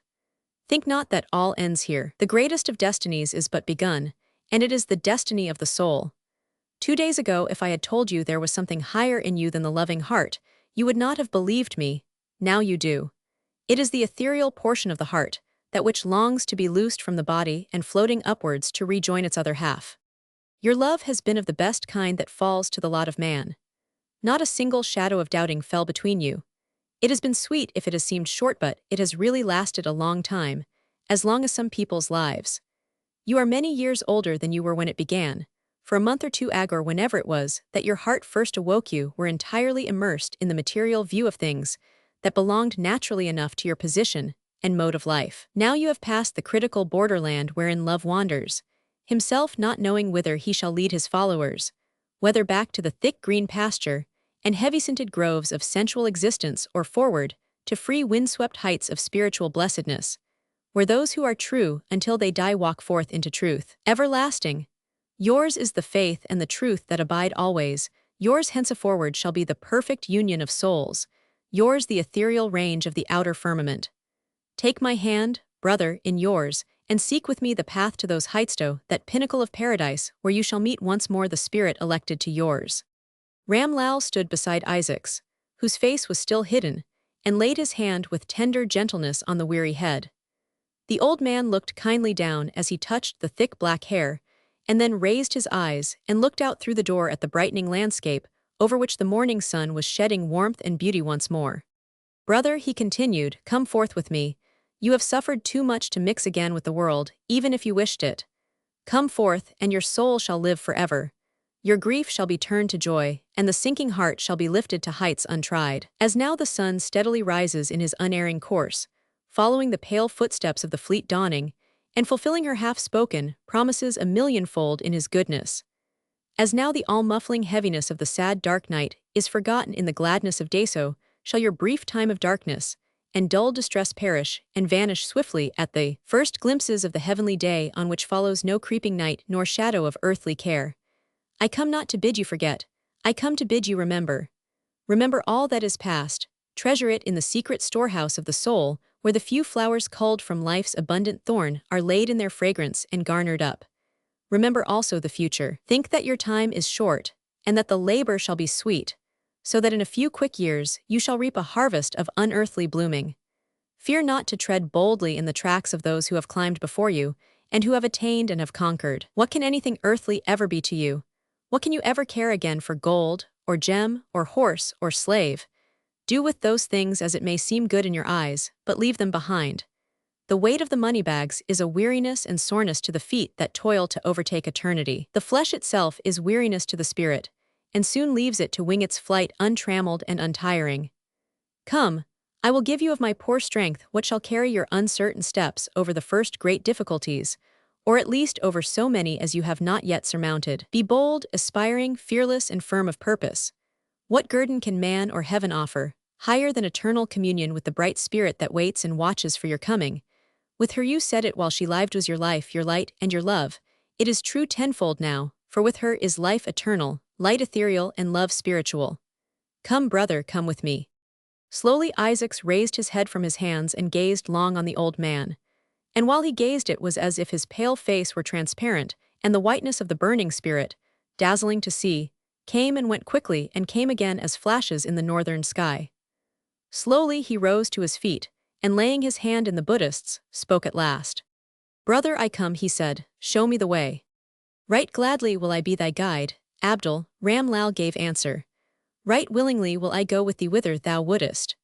Never was teacher sought by more worthy pupil, never did man embrace the pure life of the brethren with more single heart or truer purpose. The way shall be short that leads thee upward. The stones that are therein shall be as wings to lift thy feet, instead of stumbling blocks for thy destruction. The hidden forces of nature shall lend thee strength, and her secrets wisdom. The deep sweet springs of the eternal water shall refresh thee, and the food of the angels shall be thine.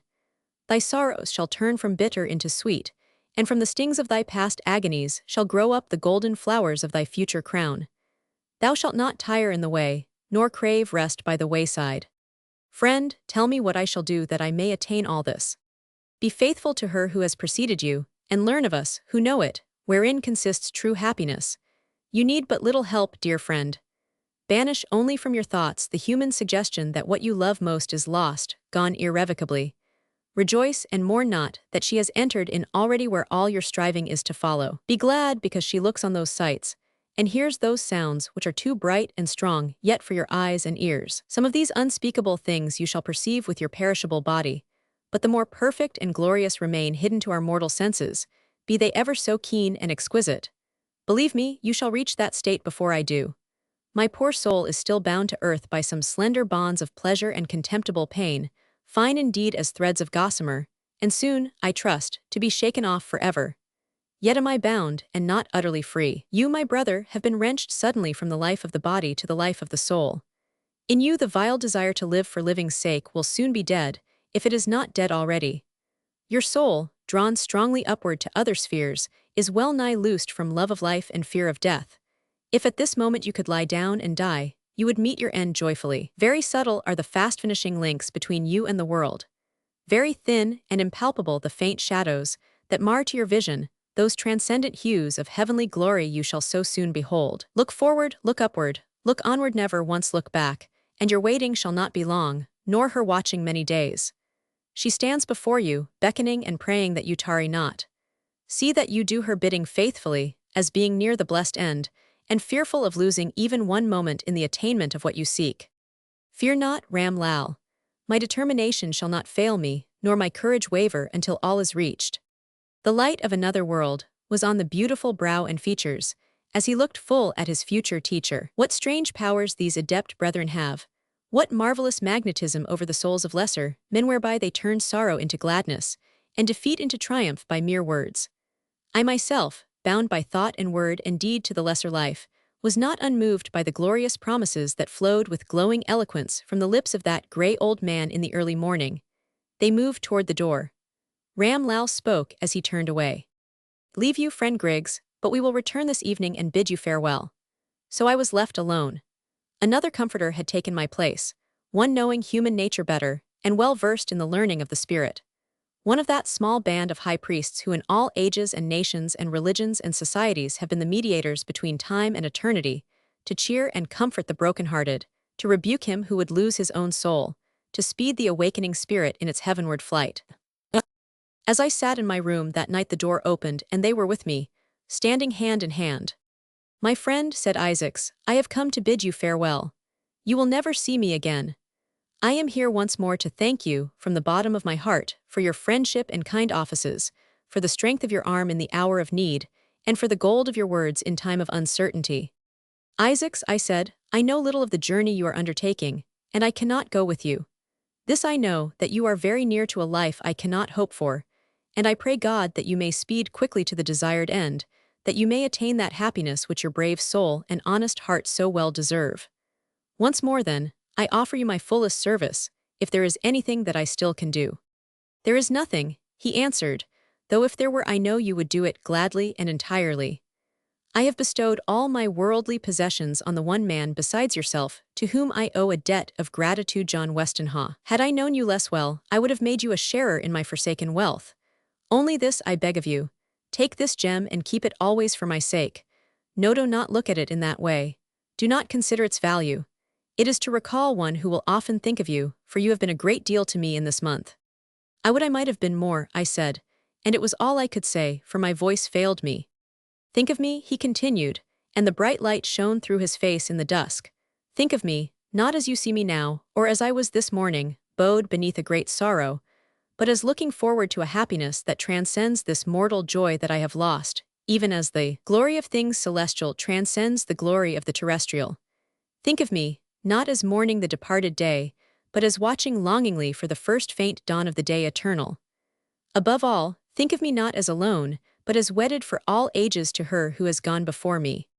Ram Lal laid his hand on my arm and looked long into my eyes. Farewell for the present, my chance acquaintance, he said, and remember that in me you have a friend. The day may come when you too will be in dire distress, beyond the skill of mere solitude and books to soothe. Farewell, and may all good things be with you. Isaacs laid his 2 hands on my shoulders, and once more I met the wondrous luster of his eyes, now veiled but not darkened with the last look of his tender friendship. Goodbye, my dear Griggs. You have been the instructor and the genius of my love. Learn yourself the lessons you can teach others so well. Be yourself what you would have made me. One last loving look and more pressure of the reluctant fingers, and those two went out, hand in hand, under the clear stars, and I saw them no more. The end.